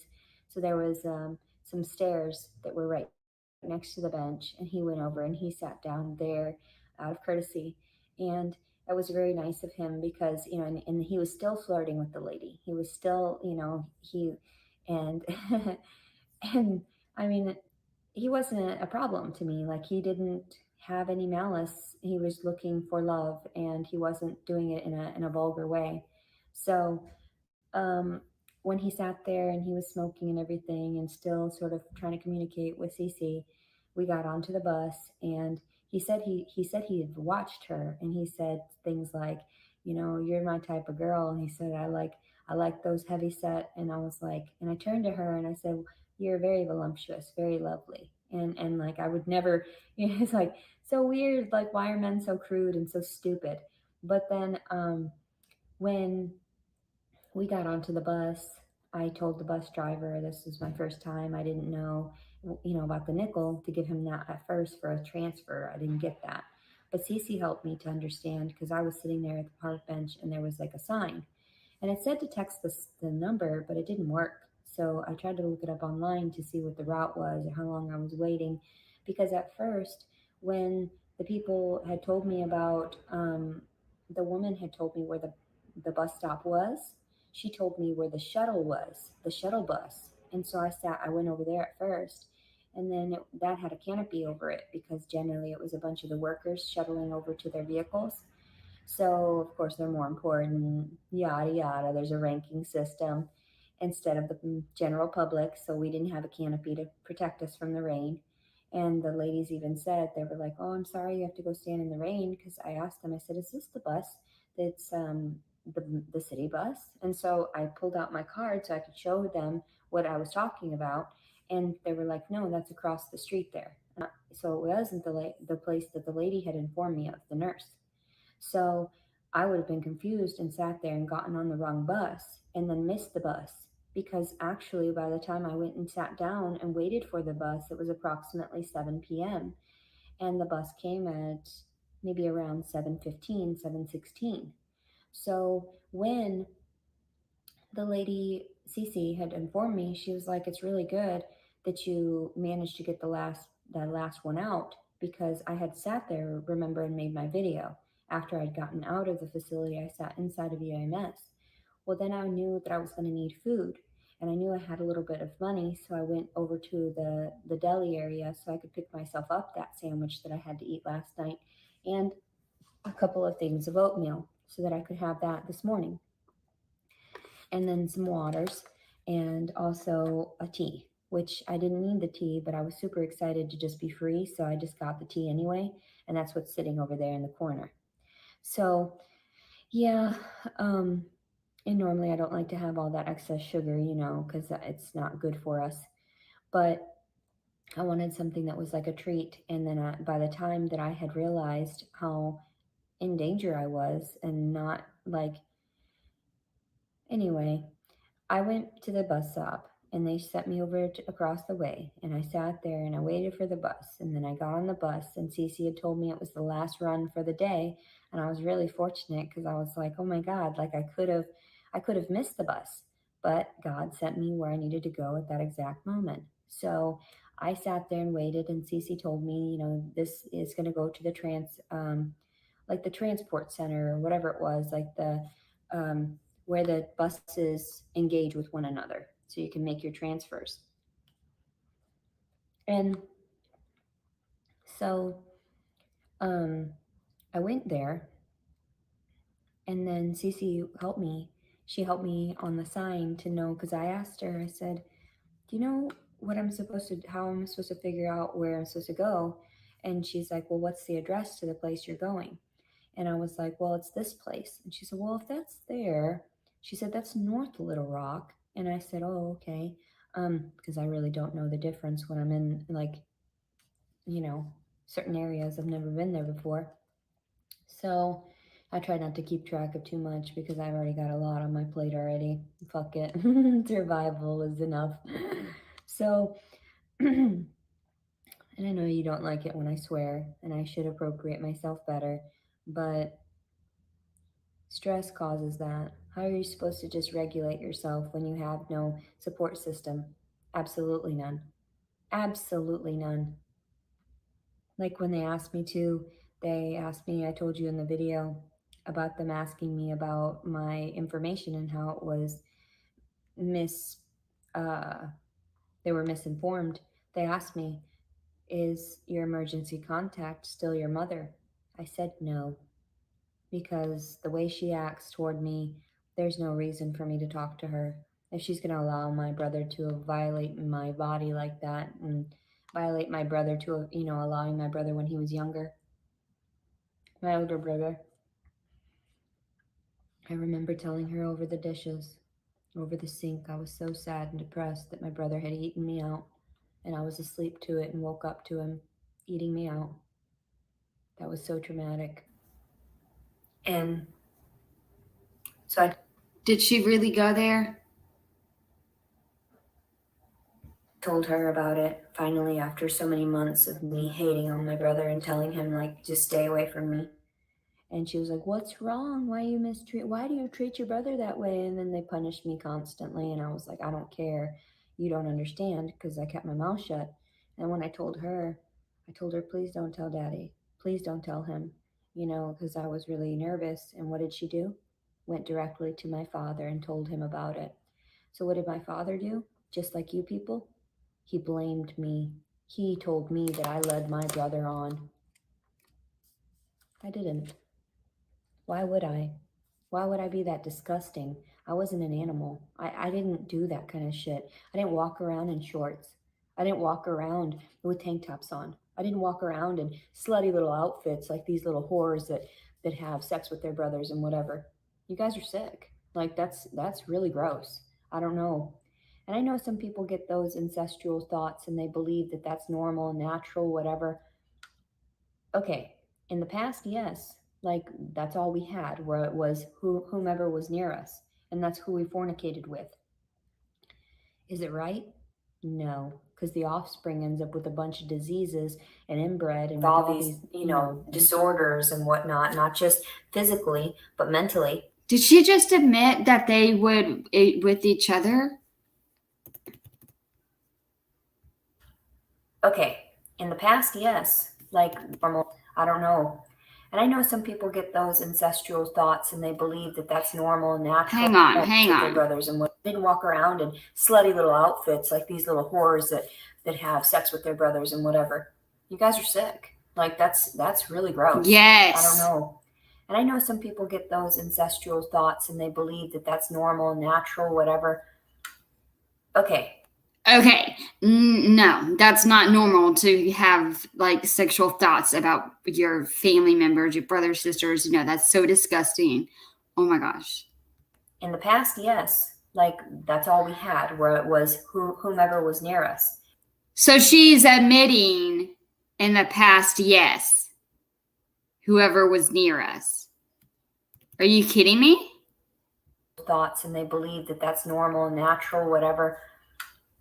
Okay, in the past, yes. Like, that's all we had, where it was whomever was near us, and that's who we fornicated with. Is it right? No, because the offspring. I really hope and pray she's not talking about her family personally, Spring ends up with a bunch of but it kind of sounds like it. diseases and inbred and with all these, disorders and whatnot, not just physically, but mentally. So you people are fucking sick. Mm-mm. And the fact that that happened to me and then I got in trouble for it, I feel like it's shamed me my whole life. My brother didn't say much. He was always trying to make amends for it, but then he didn't really, because when I went and moved down with him, I blame it on his coke usage. And then the one time he was sitting on the couch when I was approximately 16 years old, and we were talking, and he was saying he was sad. He was just so sad. He was never going to find anybody. And I said, no, cheer up. It'll happen one of these days. And then he was like, no, you don't understand. And he's sitting on the couch where my mother usually sat up in Briar Lane. And he pulled out his penis and started rubbing it. And I was like, ooh, I started laughing. I was like, are you serious? Like, that's gross. And he's like, why don't you come over here and touch it? And I was like, how about no? That's disgusting. Don't come anywhere near me. Like, that was so gross. I made sure to stay across the room from him. And then also, too, like, he knew better. He was what? A year older than me. So he should have known better. But he didn't. He didn't learn his lesson. He never has. So when I ended up, and my mother says, no, he's always apologizing. No, he's never learned his lesson. He's an animal. He should be one of those, that should be mistreated like I've been mistreated. So when I moved down there too, I was approximately 20 years old, 19, I guess it was 20. And I was forced to live with him and my younger brother, Israel, the one that's never really done anything wrong. He's done drugs and stuff, but you can't blame him for that. I mean, he's just been a very, being a virgin this long and everything, he's a good person deep down, like even if he didn't, even surface value, he's a good person. Like he just keeps his mind to himself and he doesn't bother with anybody. And he just, when he says some things, it's kind of whoa.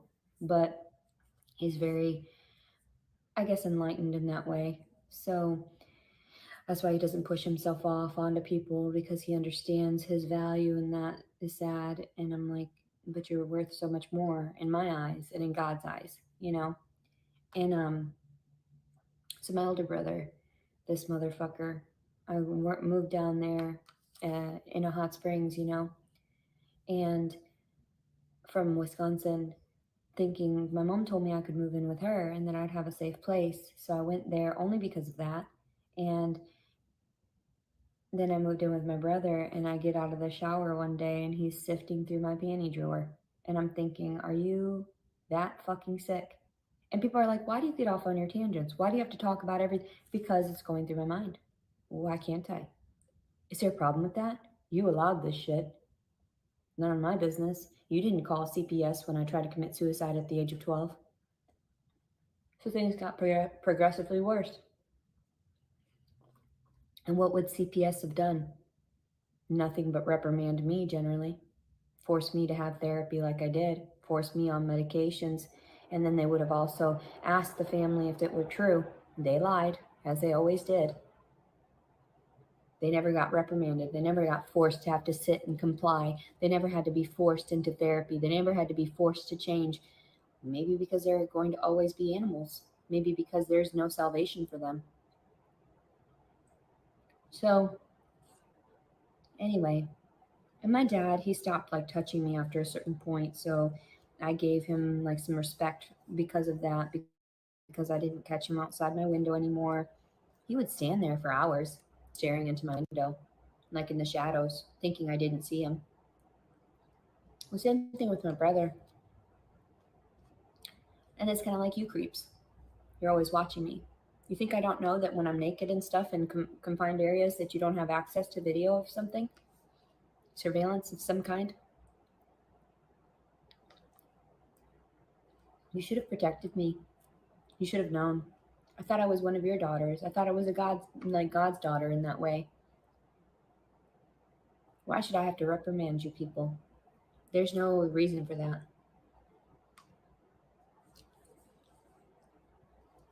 This tastes pretty good. So, yeah, I'm very discouraged at what I'm supposed to do next. I don't know what's going on. And I know I had to learn through certain things and have to see and witness and be horrified by a lot. So back to the story where Cece was helping me get the bus. And she ended up looking at the map for me. And she talked to one of the people. I don't know if it was a supervisor or a bus driver, but he was very helpful. Oh my gosh, back to how do you get back now back to Cece. How do you go from one to the other? And they knew I was like really kind of like not all there, you know, to have been able to use these things on my own, which I was never taught, and I never had seen it in any kind of movies or anything. And I realized that my vehicle was a huge privilege, so that's why I just tried to maintain it even on my own. And I didn't want to lose my car because I knew that that was my freedom of not having to interact with some of the people that were having to take or utilize these public systems. Because the public systems, even with school and everything like that, and the transport system, all of that stuff, a majority, 99% of the people that were taking the bus yesterday in the evening were, and I hate to call out ethnicities like that because I have very much respect for people individually, but they were all Black. And I thought, oh my God, these people never got the allotments in life that they should have had. And that's why they're still struggling to this day. and they're being ruled over by these white people that think they're okay, but really they're. Trisha, that's funny. I know I can never hear like in that way, like just certain things. It will never be the same anymore.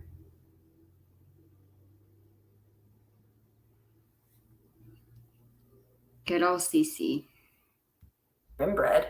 And I'm like, oh my God, are you okay? Gosh. Like, are you okay? People, like all of you, are you okay? Do you not see what you've done? Do you not see the separation that you've made and these different, segregations that are still going on? I was horrified. So yeah, I discussed the things that go on in my mind. How much I would wish to give back to some of these individuals because they didn't have the proper information, guidance, any of that to have known. And that's why I'm really grateful to even like the movies that come out, like Tyler Perry movies. One of them was playing, I didn't get to watch, and I really wish I could have sat there and watched it because it helps us all to understand we all have the capability of being just like those upperclassmen, and we don't need to take shit from them. We really don't. And that's why I don't take shit from you. I do, but I don't. And so I'm just like, whatever, because I still just shrug it off, don't I? I know you're gonna be crazy regardless. And I know it's hard for like you guys to watch me all the time because there I am eating. I'm looking all gross. Look at my hair. Look at this. It's not about the aesthetics. It's not also about what I'm doing. It's about the grander scheme of things. What is the message I'm trying to convey? Peace, love, hope, faith. I don't know what to tell you. So, and I'm trying, and I have to be vulgar for you to understand what you're doing to me because that's how it is. Like when people have to cuss at others. No. Just no. So, and that's why I talk to you even during my breakfast because I figure I have nobody. I'm talking to myself. And yeah, it's interfering with me finishing my meal because I have another cup I want to eat because I want to make sure I get out enough calories this morning to withstand any type of walking I might have to do or whatever. I'm so curious, like when she got the hotel room and like when she finally went to sleep. I know it was after midnight. What time did she wake up? She has to check out soon. I mean, I know she already checked out because she put up a couple pictures, but I swear she'll probably post another video whenever this one's about done. Well, I'm pregnant, so I thought a little bit ahead because fortunately I didn't try that ice and I cracked the window. He had the windows right up and then he did it in the car with me and I was like, man, I'm just crazy. Offering a pregnant woman, big old pregnant woman too, fucking crazy. Are you kidding me? But of course, I just look like a crack whore to everyone, including the father to this child. So that's sad. And you go play with your little crack whores in your little nasty confined space in the mind of whatever fucking perverse circus act you have going on in there. So anyway, and I try to be really nice about these things because I'm like, okay, they're just suffering through mental illness, but nobody sees it yet. Nobody sees what true mental illness is. And that's some of these people that come out of the military all jacked up, or these people that are in higher positions like the doctors and everything that go around telling people, yeah, we'll help you. No, you didn't help me. You just hurt me more.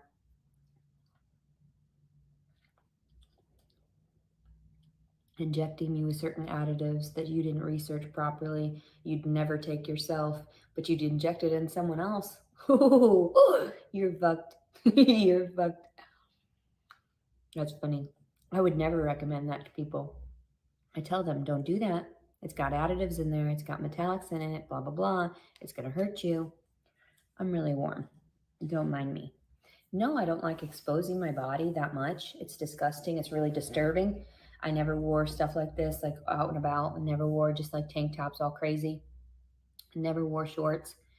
And now I figure in this day and age, since everybody's acting like primitive beasts, then I might as well do it too. You know, why not? And I sound like I do things nearly as bad as some others. And to see the girls in their spaghetti strap dresses in church and everything with their backs exposed and presuming that that's okay because they're Catholic and they've got their husband with their big $1,000 of value rings and everything. Good for you, crazy whore. That's what you are because you're over there exposing yourself. You couldn't even put on a cardigan. Bitch, please. So anyway, and you got this little baby running around sneezing in the Bibles and shit. Gross. Fucking disturbed. Oh, but we're still part of the same family. The God family. Being that you're rich and I'm poor, you get away with more. So who am I to say anything? Who am I to say anything? I'm ugly. I have nothing. I come from no one but God. So, yeah. So I understand that this baby is a blessing. I understood that from the moment I knew he was there. That I solidified knowing he was there, mind you. Because I already knew he was fucking there. There was something wrong, and I knew it. And it was going all hormonal and crazy. Oh, I'll get back to that. We'll get back. Okay, no, we'll finish the story first. Because I know this is crazy. I know I'm always jumping around. It's just my mind. I'm tired sometimes. I'm exhausted from having to deal with trash people. Cece wasn't trash, though. She was so nice to me, and she helped me. And so I got on the right bus and everything. And I asked her if, a hug. And she even gave me her number so I could text her to let her know that I made it safely.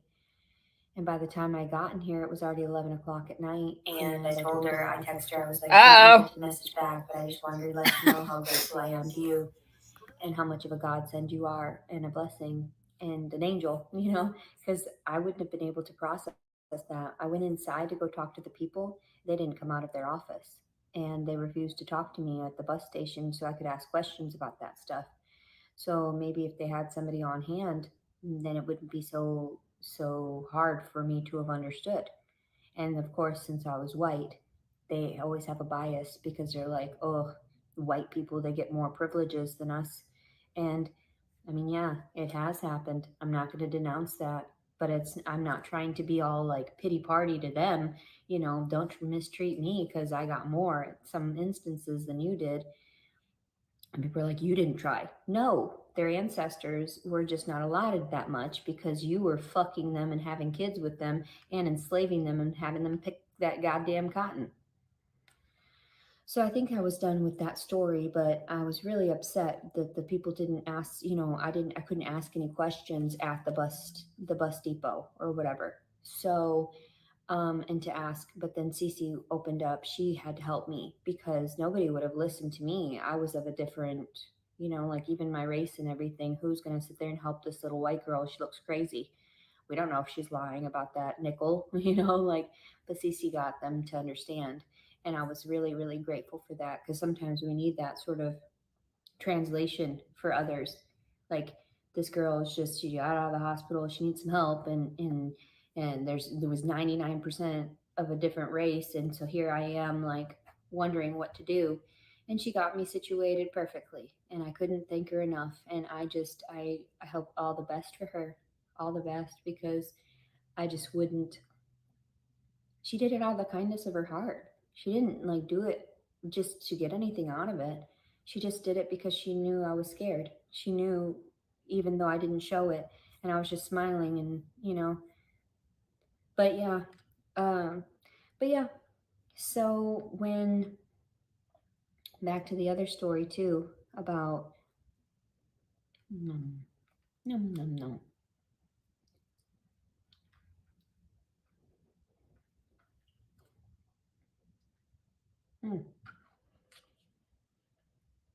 What was I talking about?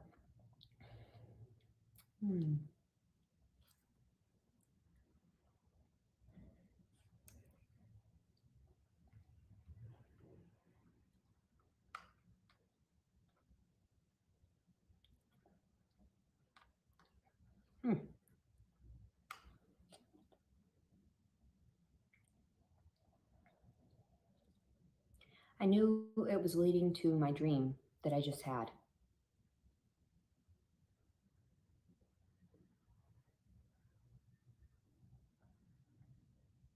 So I asked this guy I knew that the baby was there.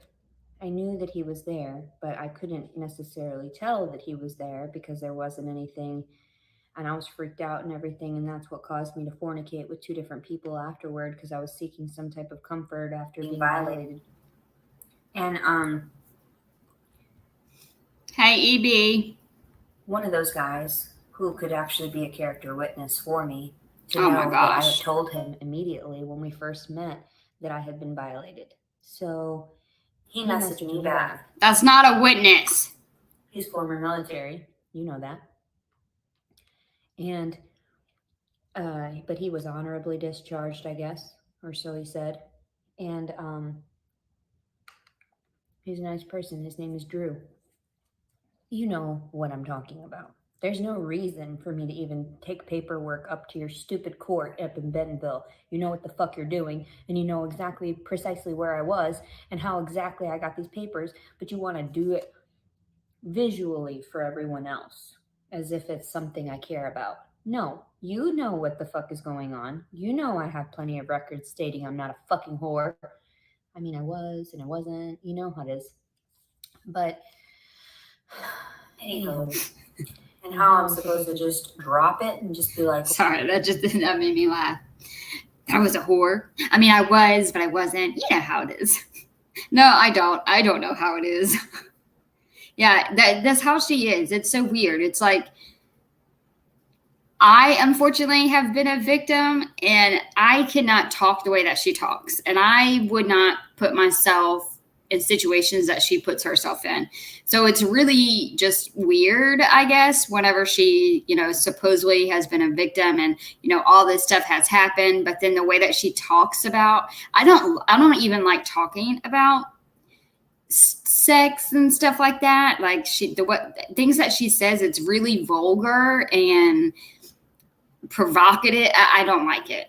It's crazy, like how, like you said, like how can you do this and say this and then immediately jump to the other? Like, oh no, she's gonna get reprimanded. No, bitch. If I end up on fucking probation, I swear to God, I'm gonna burn something down.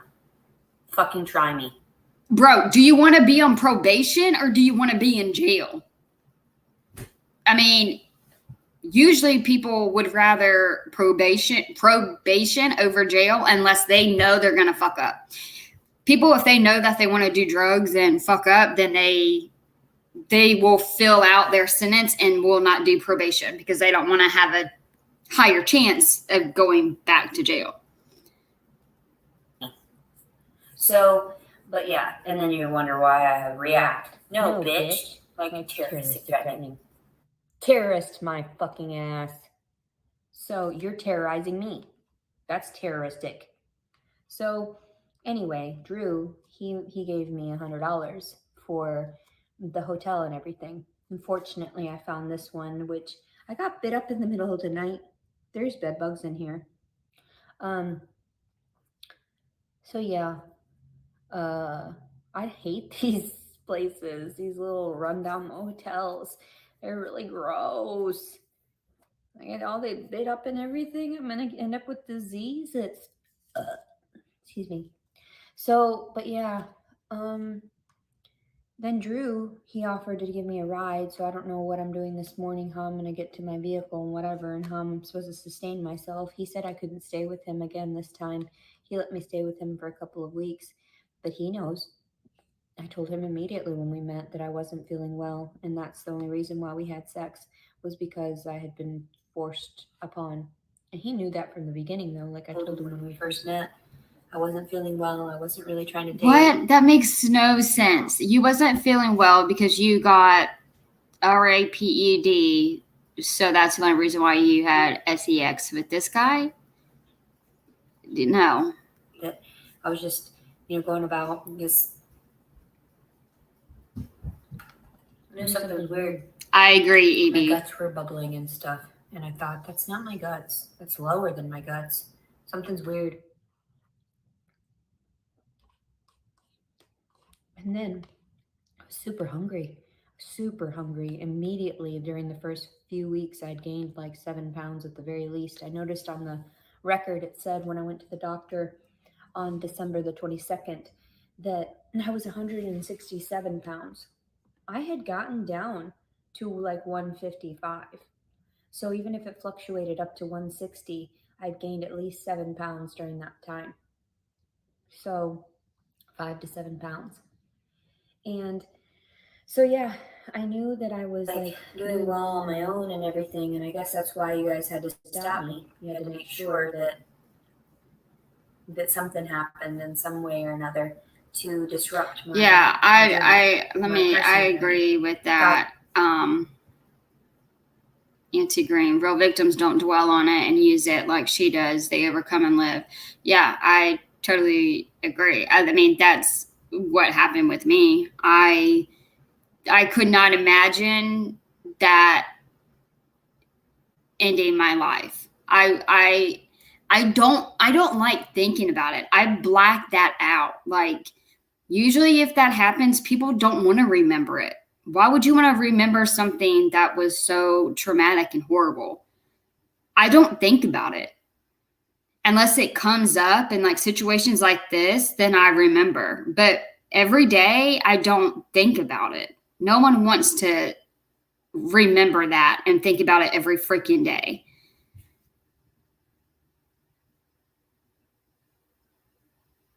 Exactly. I'm still to this day, I sometimes will jump if someone touches me.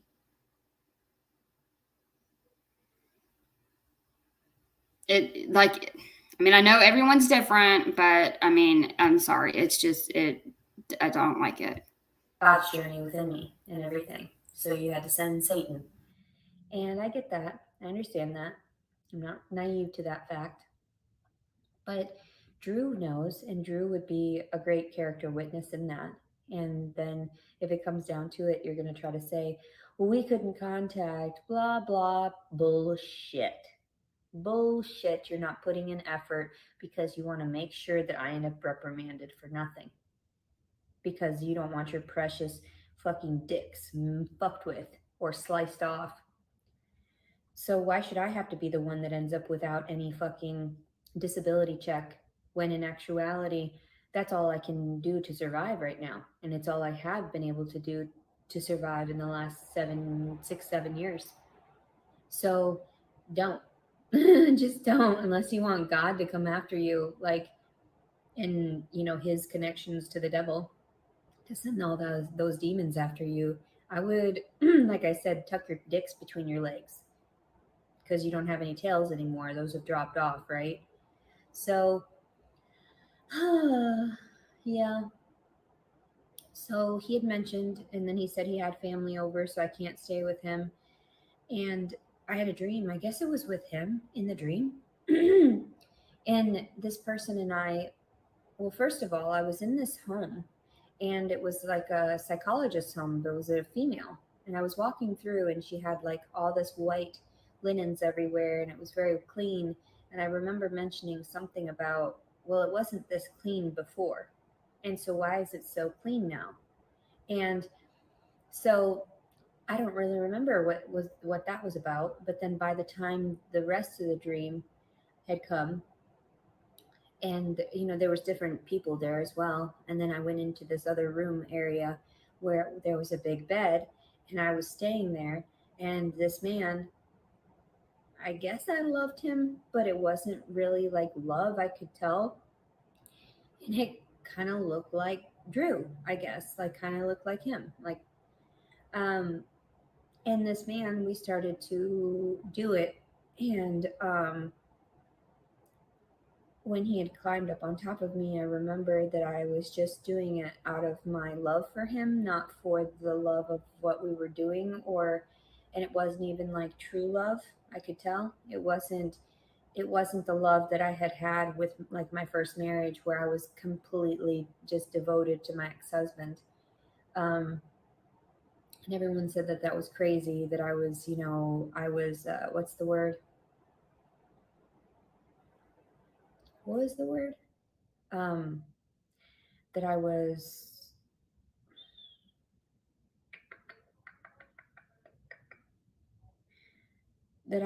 like, whatever, mentally. And that I was just, I don't know, obsessed with him. And I'm like, no, it has nothing to do with, I mean, we were married and we had a child, and, I'd always presumed that the children. I agree. It's pretty controversial because some people don't like it whenever I say that, but I say the same thing, devils cry too. Where's the alleged fathers during the threats if they are so stand up? I've had days where I don't care, they're a piece of shit in my eyes, because if this is your child, go to court, order a petition. Like, even if there's a chance that it's your child, go to court, order a petition for a DNA. It can be done while she's still pregnant. Like, if there's a chance that this is your baby, wouldn't you want to make sure your baby is being safe and not harmed by her? That's what aggravates it. It pisses me off. And I understand there's some people who's like, well, he might not be the dad. Well, he might be the dad. So why wait? Why wait? And then the baby, so many things could have been prevented. Like, we have to care about babies whenever they are conceived. Don't wait until the baby is delivered to care. I'm going to stop because I will go on, and I can't. I go hard for this baby. And I don't even know anybody who is connected to this shit. And it makes me so mad that there's not one person who is actually doing something for that baby. And we're supposed to stay with their parents, and that it was okay. Like, you work through things, and that's how it goes. Then when I got my divorce and everything too, I was so ashamed, and I thought it was all my fault. And he tried to tell everyone that it was because I was cheating and everything too, when in actuality he was cheating long before I was. So I don't understand. I warned him. I said, do you want me to go and cheat? Is that how you want to play this? And he just didn't say anything. He never stood up for it. He never said no. He didn't love me. He had never loved me. He was using me. And then when we were forced to have a child together, he was like, there was no actual love, I guess. He was off doing whatever he wanted. He went to his concerts. He left me alone breastfeeding the baby. Even when he got a job, he made it out to be like I was harassing him at work, and no, there was something wrong. I knew that I could tell there was something wrong. So, and even if it were a slight bit of postpartum in that way, but it wasn't postpartum like toward my child, it was postpartum toward the circumstance. My daughter was always my favorite person in the world. And she just was just the cutest thing to me. I can't believe she came out of my body. You know, I was so enamored by just the sight of her, the smell of her, just everything. I was just so infatuated. And then she was ripped away because everyone said that I didn't place any effort into her, that I was the toxic one, that I was the abuser. And no, you need to take some hair follicles from those people and know what kind of crack addicts they are. And I told everyone too, inevitably they're going to find out. Inevitably they're going to know that it wasn't me. But of course, the state of Arkansas took my words and took their words and realized, oh, she's talking crazy. No, I'm not. I'm talking about something that is well above your pay grade, you know? So you're not paid to situate and fix the situations. You're paid to go get your dick sucked by women that you just arrested their husband and went and locked him up. That's pretty fucked up. That's pretty fucked up. He was on the clock when that happened. There's no reason for that. And he had a wife or whatever and kids and everything. And I hope destruction to him and his family for what had happened. And that's sad because why would I have to do that? Why would I have to be the one to deal with that? And they're like, you let him. I didn't lead anybody on. He was in my home. His power of authority was scaring me. I went with it because I thought he was being flirtatious. He was single. He told me, and all this stuff. It wasn't that I was trying to go from one dick to another. No. And even at that time, I was on a bunch of psychiatric meds. So, because my daughter was, after a certain point of not breastfeeding, they forced me on it because everyone physically assaulted me. I'm sorry, no. Get your priorities in check. Go after the people that are actual violent criminals. And then we wouldn't have these issues. Then you wouldn't have back talkers like me going around telling you what's what and how it's going to go from now on. Because I'm not going to take your shit. And that's why I went around and I left reviews everywhere and even left reviews for my father and my brother. And just so that they understood where I'm coming from, you're fucked. So unless you make amends. And I know my father was trying to, even with him trying to stabilize me and support me financially right now when I was with my mom. But what happened with the money? I mean, my mom said she only got a certain allotment of it, and she's always been really greedy with the money because she has to make sure that she has enough for herself to sustain herself. And I get that she's paid my bond. I get that. Does that mean that I was going to let her go without? No. That's why I was trying to find any resource I could, like the monetization on the YouTube, to offer back to her. And that was the first thing on my mind, was giving back to her, as opposed to trying to salvage the things that I had allowed to crumble, to erode around me, like my payments to my vehicle, like my payments to my car insurance. They're too much. It's too much money. I don't know why you guys are crazy. When I went and removed that extended warranty, they told me they were going to drop the payment. They told me at that time when it would drop off, that the payment would lower itself by $90. And they lied. Everyone just lies about everything. Because when I went back and I asked them about it, they were like, and when I was on psych meds, I knew, well, maybe I was wrong about that. Maybe I didn't, whatever. Can you imagine the type of disgusting stuff on this headboard? I'm literally rubbing my feet all over it. That's disgusting. People put their heads on there. They put all kinds of their hands when they're sleeping, and they're all gross. Like the girl that I was telling you about, the surrogate mom inside of the psych ward, was, and I know she was doing it out of the kindness of her heart, kept touching everybody's things. At one point, she tried to touch the salad there to move it 2 inches to hand it to me, just because she was standing there. Like she felt like she needed to mother everything Well, because your children were taken from you. Now you're crazy because you took the money and you didn't appropriate your life to try to have these children on your own. Now you got the crazy mom hormone in there and you're going around touching everything with her filthy hands. They don't wash under their nails. Regardless of them, you telling people to wash their hands, they don't wash under their nails. And that's where all the bacteria is harbored. And that's why I was telling you about me sniffing my nails to make sure there was nothing underneath it. It's always these ring fingers though too. They're the best ones for me to figure out if my hands are clean enough. So, because if I've gone a distance or whatever, like I just started eating some of my sandwich in the guy's car last night. I was hungry. I was over it. I just smoked. Which reminds me, I gotta go get a lighter by the time I go do anything. I have no idea where I'm going or what I'm doing right now. I'm just like, leave it to God. That's funny. So, but yeah, I'm grossed out. Everything is gross. Can I just have my own home and then like have lots of money to help other people? That's all I can think about. Because writing this down would be amazing. Because I am a pretty good writer and I am a pretty good artist, and I could also do like I wanted to do children's books to help people, and so, but no, I never have a safe place to just work on my goals, my life's works.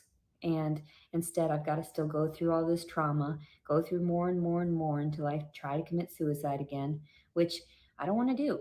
I'm trying to be better. I'm trying to understand why you keep doing this to me, but I don't see a very good outcome. You guys are acting crazy, and you guys act like I'm the problem because I swear, because I smoke weed, because I've fornicated in the past, when in actuality it's like, wouldn't that be a great story to help people alter their reality so that they understand, oh shit, maybe I shouldn't do that stuff because it is going to lead me down a really dark path. But if I choose this path, then I'll be enlightened. If I choose this path, I'll have better things happen to me. And that's why I always get blessed here and there, randomly. Who knew that doing the right thing would cause benefits around you or like positive reactions? But still, I get all these negative responses because they're demons inside of everyone else. And that's the hardship for me, is like trying to figure out why people are doing these things. And I just try to help everyone. I don't know what it is. I don't know why. I guess it's because my daughter was ripped away from me, and I had to realize that there was more to life than that. I forgot to tell you too that in the dream that I had of her, at the very end, she was a tiny little, like fetus style version of herself, and she just gasped and died. And I don't know what else to say. That abortion marked me, but it wasn't me. I didn't do it. I wasn't the one that chose to do that. It was the other guy, and he ran away over to Europe, and you know exactly where he is at this very moment, I know. So, I wonder what life would have been like had I kept that baby. But he told me he didn't want to support it and everything. And then I was scared. I didn't know what to do. I was still in the midst of growing up and coming out of my own traumas. And he told me we would still be together. And he still fucked me afterward. And then that secondary baby that didn't have a heartbeat. And then I was like, oh my God, like I'm such a whore. Like I'm such a fucking tramp. And everybody's going to always treat me like that. Knock on wood.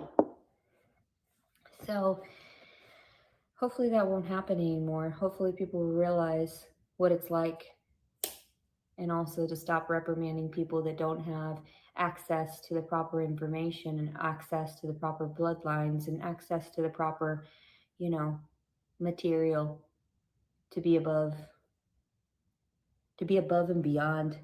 You're funny. You guys are so funny. And then I just laugh because I've been in those situations and I just end up laughing. I don't know. I just don't know. So anyway, people thought I was crazy. They thought that I didn't know what I was talking about. They thought that I didn't know who was truly running the world. Okay. Okay. That's why I started making videos for you. It wasn't for the general public. It was for you to understand that you need to also repent. Everyone tells me to.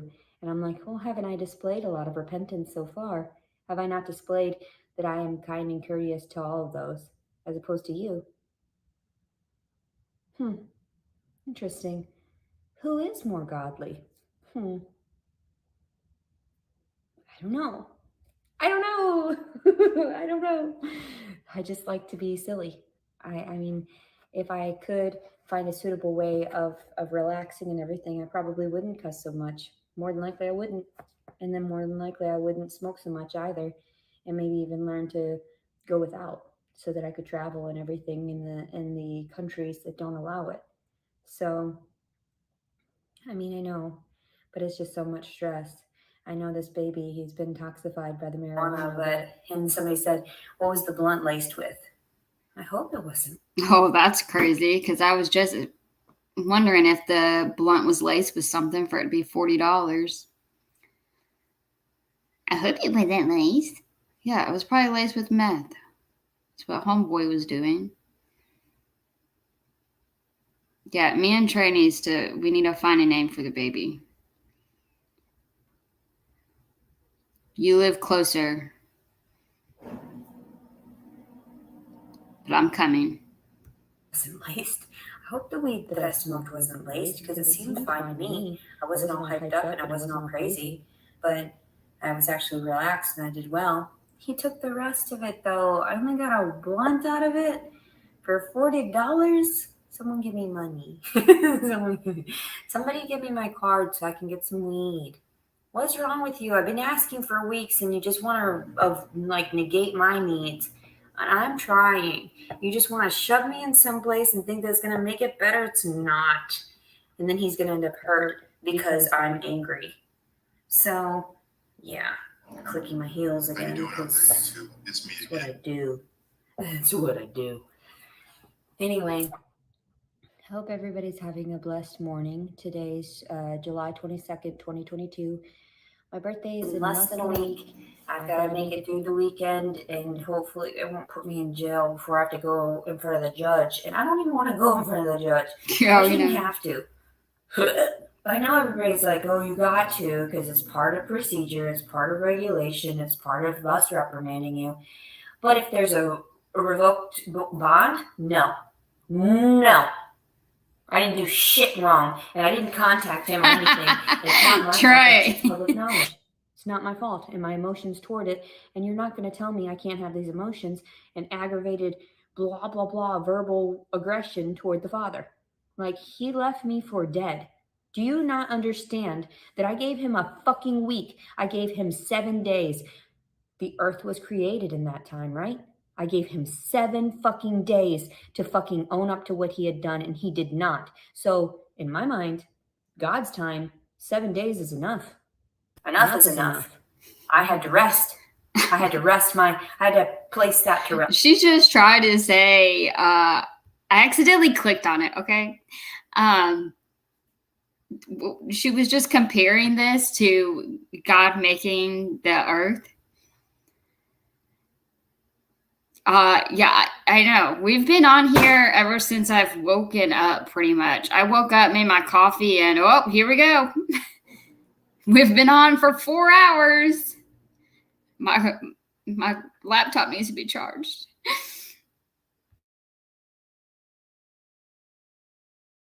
To rest. And even then, I'm still not at rest fully because he's inside of me. The fucking DNA's there. And you know damn well who's the fucking father by now. I'm not crazy. You have all the blood work. You have all this and that from me. You like I don't know about the advances in fucking technology and science. Ugh, you people are sick. So anyway, yeah, there's a lot of anyways in there.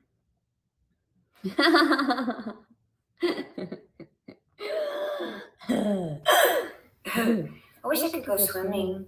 I wish I had my swimsuit. Why does she want to go I swimming don't so have any bad? of my stuff. And I'm scared. And I don't want to go back to my mom's house because I know that she's just going to fucking... And then if the cops are called and everything, and if they're not nice this time, and they try to put me in jail, please, God, don't. Please, God, don't. I know that the people at the Garland County are so nice sometimes, but no. Please. Please. I don't want to go to jail all weekend. I like being able to get access to videos and kitty videos and all this stuff that makes me happy. If you just keep abusing this child, then I feel sorry for you people. Huh. You End up with a psychopath on your hands, and I'm sure that's what you wanted. Fuck you. Oh my God. I'm trying to be nice. I can't be nice. You're not. I wonder if she has any more of that blunt left. Okay, it's almost over, guys. Not being nice. You're not playing by the rules. God's rules. And I told you about taking my baby, my Tootsie. That's not godly. That's completely unjustifiable. You took the money. That's what you did, and now you're cursed.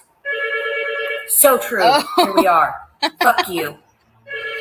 Oh, time to get the fuck out, Leticia. Oh, that's funny.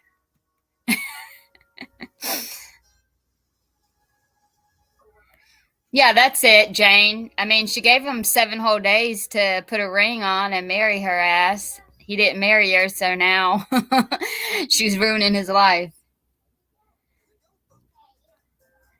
I woke up, made coffee, took a shower, checked the mail, and got most of my work for the day done during this one live stream. I have been working a full-time job while on this live stream. I don't really recommend it, but I had to. And on my lunch. She'll be down when that blood work. Yes, we're multitasking over here. See, Leticia? Take points. We're getting shit done. All right. I guess she got the phone call to get the fuck out. There's no one that should be calling me. Not even the front desk. Have a blessed day, everybody. July 22nd. Answer the phone. Leticia Collins Servant. That's so funny. And not even the front desk. I'm sorry. Why can't the front desk call you? That's usually what they're going to do. If you're not out, they're going to remind you to get the hell out. Trisha. Okay, that makes me feel better. I know, I'm like juggling like all these phone calls and I'm like, oh my gosh. All right, so if she seriously did another video, I'm going to have to take a break and come back. I'm sure y'all would enjoy a break as well. But y'all cannot watch it without me. Don't watch it without me. It's only 16 minutes. I would say I'm going to do it now, but we're going to take a break. Maybe whenever we come back, she'll have more than one. But it's only like 16 minutes long. I say only, but it's literally her wake-up call.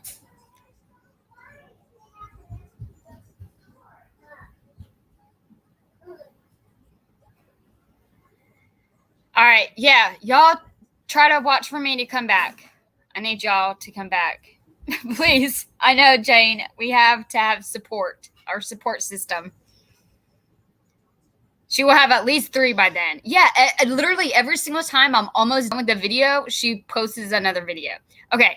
I'm going to get back to work. And then I'll be back in a little bit. I'm going to let my computer charge. I will see you guys in a little bit. Don't watch. Yes. Do not watch without us. All right. Love y'all.